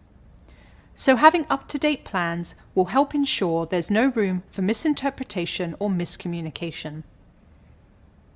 Once you've created a centralized location for your documents, it's time to think about managing permissions of your files and folders.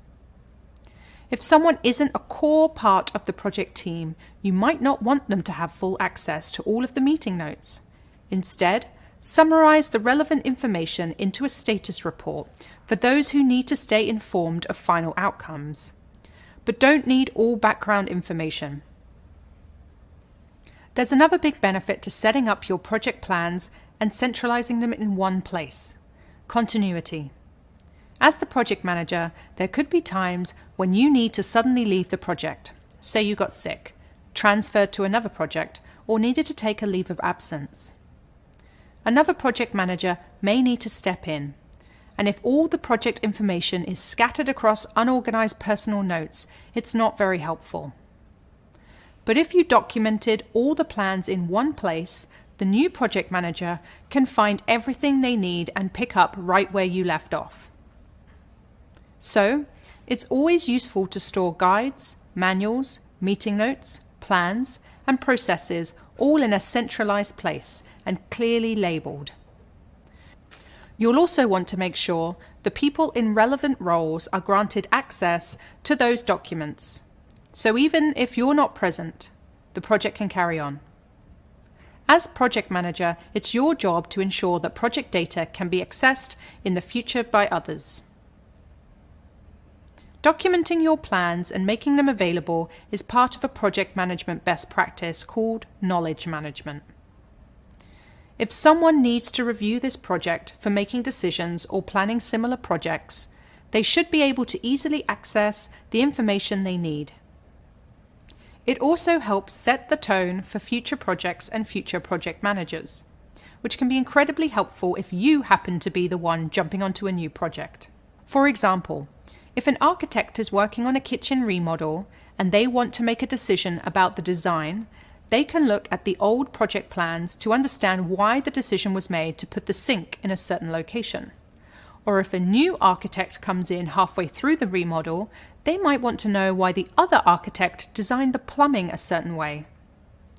By looking at the old plans, they can go back and get the information and context they need to move forward with more informed decisions. It's also important to determine what kind of information to share with whom and when. Focus on the key information related to what specific individuals need to know. Think about this scenario. A project manager who's working with all the VPs at their company decides to send out daily updates. From a communication standpoint, what could be the potential impact of the project manager's decision? Well, since VPs get lots of emails, they're not likely to read the updates. That ends up being a waste of time for you. Also, when you send a lot of unnecessary information, then it's hard to tell what's really important. Figuring out the right information to share is even more important when you're working on projects that have sensitive data. In those cases, you need to be very careful of how you share information about your project with stakeholders who do not have permissions to view sensitive data. For example, financial data or user survey results are often highly sensitive and should never be made available to unauthorized viewers. Here's another scenario. Let's say your team is working on a high-profile launch of a brand new product, say an electric car. Most people don't need to know all of the thinking behind the project or see all the draft versions, but they do need to know what the final design will look like. The project is legally sensitive, and you want to avoid leaks and oversharing classified data. If you share the entire project folder with everyone who needs to know only the end result, you risk doing just that, revealing highly sensitive and classified data. If this information gets leaked to the wrong people, project plans and company data could be made public, ruining the big launch of the electric car. You also risk violating company policy and damaging your reputation as a trustworthy and responsible project manager. Only share information on a need-to-know basis. It's your job to present the right information at the right time to the right people. Now let me show you an example. In this sample communication plan, one of the resources is user feedback surveys. This resource contains raw data collected from surveys submitted by PlantPow's test users, which means it has personally identifiable information, or PII. PII is anything that possibly reveals someone's identity, like a screen name, password, phone number, email address, first or last name, anything like that. For that reason, only share that resource with the members of the project team who are approved to access this level of information. Then, if anyone else tries to open the document, they will be alerted that they need to request permission to access it. If you need to share results of these surveys, those can be presented in a graph, chart, or summarized in a report without any PII included. Then you can share that information with the broader team. Now you have a better understanding of how important documentation is to project management. Coming up next, we'll learn the best way to put your plan together and stay organized. See you later. Hi again. So far in this course, you've filled in or created some different project planning resources, like the project plan, budget, RACI chart, risk management plan, and now a communications plan. We also discussed the importance of organizing your communications and having easy and appropriate access to project plans. Now, I'll show you one way you can organize all your project information in one centralized place. You'll be able to apply these same general techniques to almost any type of project management style or system. Organizing your project plans makes everyone's job easier and eliminates opportunity for confusion. As a project manager, your goal is to have all of your project resources documented and linked in a way to where you or anyone on the project can access what they need quickly. A couple of handy ways to get organized are using a shared file drive like Google Drive and creating one resource like a document or spreadsheet that links all of the files and resources that your project uses. Here's an example of how to organize your files in Google Drive. But it doesn't matter which shared system your project team uses. You can use the same process for pretty much all of them. First, create a new folder and label it with the name of your project. Use this folder to store all your project files.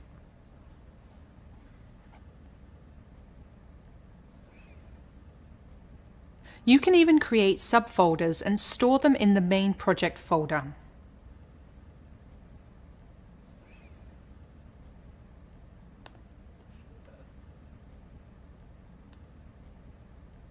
You can also stay organized by creating a centralized planning document that links everything together. This can serve as a quick reference guide that you can use to find all your frequently accessed files in one place. Here's an off-screen example that's already been started. One at a time, select a resource name, then link it.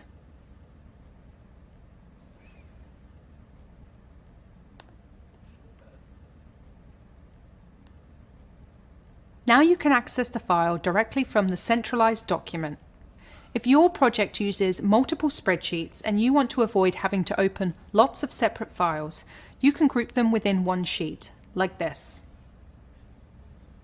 This sheet has tabs for all the other sheets that contain project information. You can add a new sheet at any time. It's helpful to include an overview sheet and link any non-spreadsheet files. This is also a good place to provide a brief description of the project, instructions for how to use the sheet, or communication expectations. In this example, the overview sheet is called the dashboard, which is the same thing. You can decide how to label yours. There you have it. Now you're organized and ready to show everyone what an awesome project manager you are.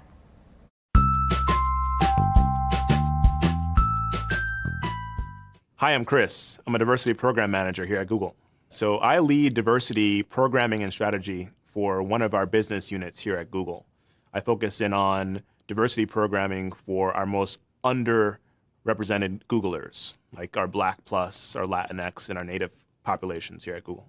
Program manager world, where every single day I'm thinking about who needs to be involved in the projects that I work on, who will care to invest in the programs that I want to roll out, right? Because I need to get buy-in for certain programs to get greenlit, right? So I'm always thinking about how I'm organizing my materials. I'm always thinking about packaging and telling a story behind all of it so I can continue to do the great work that I do. An artifact is anything that you physically put together that describes or showcases the work that you're doing. So that could be a document that is, say, an executive brief or just an overview of the work that you're doing, or it could be something as tactical as a roles and responsibilities sheet, right? So breaking down who on your team is handling what and to whom you need to present. It's really important to keep that organized because it's not just for my own use, but it's also for anyone who I engage, right? So a stakeholder or someone who needs to sign off on a project, or it might be my teammates on something. I often bring in either volunteers or full-time help to help build the programs that I run. Lastly, say we have an outside vendor. They need to understand where they fit into the larger picture, but also what they tactically need to do to make the program successful. So keeping artifacts allows you to have the best possible outcome in all program management elements. And regardless of that piece, you also want to be able to showcase your work at the end so that when it comes time to possibly get more budget for a program or to take the program to the next level, you have a good baseline to really understand from where you started and how far you've come. When you have all those artifacts, it's really important to be able to speak to how those artifacts allowed you to be successful.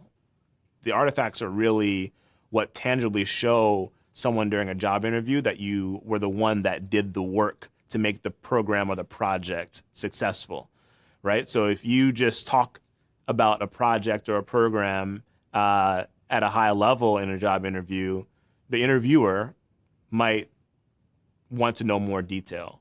And the artifacts allow you to show that detail, allow you to show not only what happened with the project and how far it came, but also your contributions to it. And it physically shows your ability to conduct the entire process from start to finish. You're the quarterback, right? And the quarterback also holds the playbook. And if you don't have the playbook, who on the team is going to know what to do other than you? You run the show. And so effectively, you want to make sure that you're able to showcase in any setting, whether it be while you're currently working on the project or later and during an interview, all that you did to make the program or project successful. Job searching, whether it's your first time or your 10th, is a common but unique experience. And whether you're looking for an entry-level position, considering a career switch, or re-entering the workforce after a hiatus, you need a resume. Your resume will be a key document throughout your job search.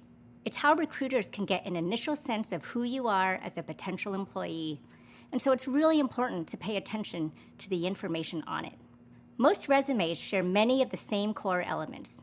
These are your contact information, previous work and educational experience, and skills. Documenting your experience in a resume gives you the opportunity to stand out to a potential employer. Not only do you get to list your past and current experiences, but you get to highlight your accomplishments as well. Let's break down the elements of a strong resume. Most resumes start with contact information. At the top of your document, you'll include your name, email address, and other relevant contact information you wish to include, like a phone number or address. Many resumes also include a brief 1 to 3 sentence summary of your experience. This summary is referred to as an objective or sometimes as a profile summary. For example, an objective might sound something like a passionate and customer-centered focused individual with 3 years of experience launching new products and managing processes. It's generally considered optional to add an objective or profile summary to your resume. Some recruiters like them, while others don't think they're necessary. An objective or profile summary can be helpful, however, if you're looking to change careers and want to highlight transferable experience to a recruiter. Next up is the central element of most resumes, your current and previous experience, whether work or education related. When listing your work experience, you'll include your current or previous employers and job titles. And for each job, you'll also include start and end dates, and 2 to 3 bullet points explaining your job responsibilities and accomplishments. Your educational experience isn't just high school or college, but can include online degrees, certificates, and other professional development you've completed. And finally, you may choose to include skills, especially those that are relevant to the project management roles you're applying to. As we've discussed earlier, some core skills that project managers possess include enabling decision-making, communicating, flexibility, and strong organizational skills. I'd add that it also includes skills like ability to manage tasks effectively, work well with others, follow through on tasks, and hold teammates accountable. It could also include industry knowledge, like experience with digital tools or work management software. You can highlight these skills and more on your resume, either listed out in a dedicated skills section or incorporated into your section on current and previous experience. Another great skill that some people forget to add are additional languages spoken. If you have a high level of fluency in another language, it's definitely worth mentioning. Another way to show off skills is to mention hobbies on your resume, like volunteer work or experience working in your community. Sometimes listing hobbies that speak to your interests and background can say a lot about you, and that can be helpful to a hiring manager. In addition to highlighting what you're passionate about, many hobbies also require skills that a project manager can use on the job. For instance, some hobbies I see on a resume, coaching a youth sports team or teaching an art class, may tell me you're able to solve problems and connect with people. Things like that really stand out to me because they show that you're someone who has interests beyond their career. Including a broad variety of items on your resume can help show that you're excited about learning new things outside of work. Personally, I think this makes for incredibly interesting candidates. And these are the kinds of qualities we look for when hiring program managers at Google. We are always looking for people who can bring new perspectives and life experiences to our teams.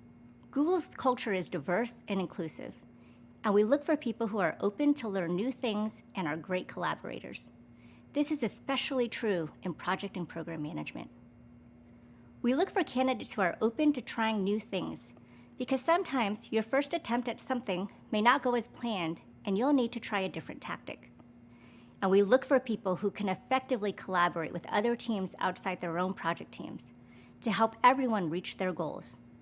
As you can see, a strong resume can really help you tell a powerful story about yourself, providing a full picture of who you are, what your strengths are, and what you're passionate about. Before I wrap up, it's important to note that a resume isn't the only way to document your abilities. You can also use online communities like LinkedIn as an additional tool to increase your opportunities. The same details on your resume should be stressed in your LinkedIn profile. Additionally, recruiters and hiring managers use LinkedIn to scout for talent, view a candidate's professional journey, and gain insights to skills, networks, professional associates, things that may not have been included in the typical resume. A recent survey showed that 90% of recruiters use LinkedIn to search for qualified job applicants. Once you document your experience, you can begin to search for and apply to jobs at companies. You want to get it right on paper before you have the next conversation. You'll have the opportunity to continue building this skill in the associated readings and activities. So take advantage of these resources and polish or create that new resume. I'll see you soon.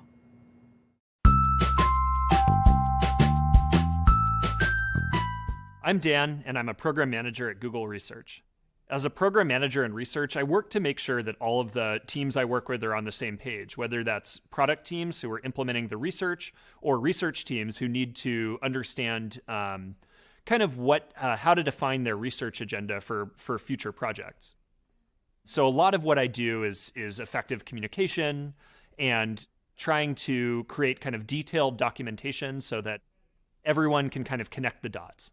One thing that I've observed as a program manager is a kind of a proliferation of documents, or what I like to call death by 1,000 documents. So it becomes really important to have one kind of master document where you centralize all the kind of sub-documents or smaller docs that you might need to execute a project.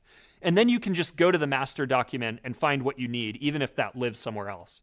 So I can go into my kind of master tracker and I can find the program charter. I can find the budget. I can find the agreed upon scope, any document that has approval matrices, which is a list of all the approvals I need, things like that. If I can link out to everything from just one place, I know that I'll always be able to start there and find what I need. There's not a one-size-fits-all approach to project or program management. So you might need a risk management plan for one project, but not another, and there might be some other type of documentation you need. So really keeping everything organized and starting from one place is the most helpful tip I can give. A broader trend in program management or project management documentation is that you don't just take one pass at a document.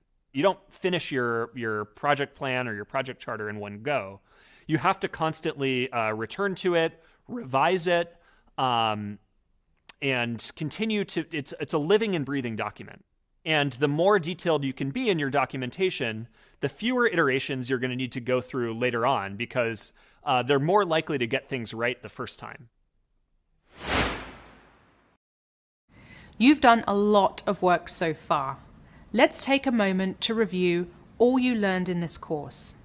First, you learned the key components of the planning phase and explored how proper planning ensures that milestones and tasks are completed.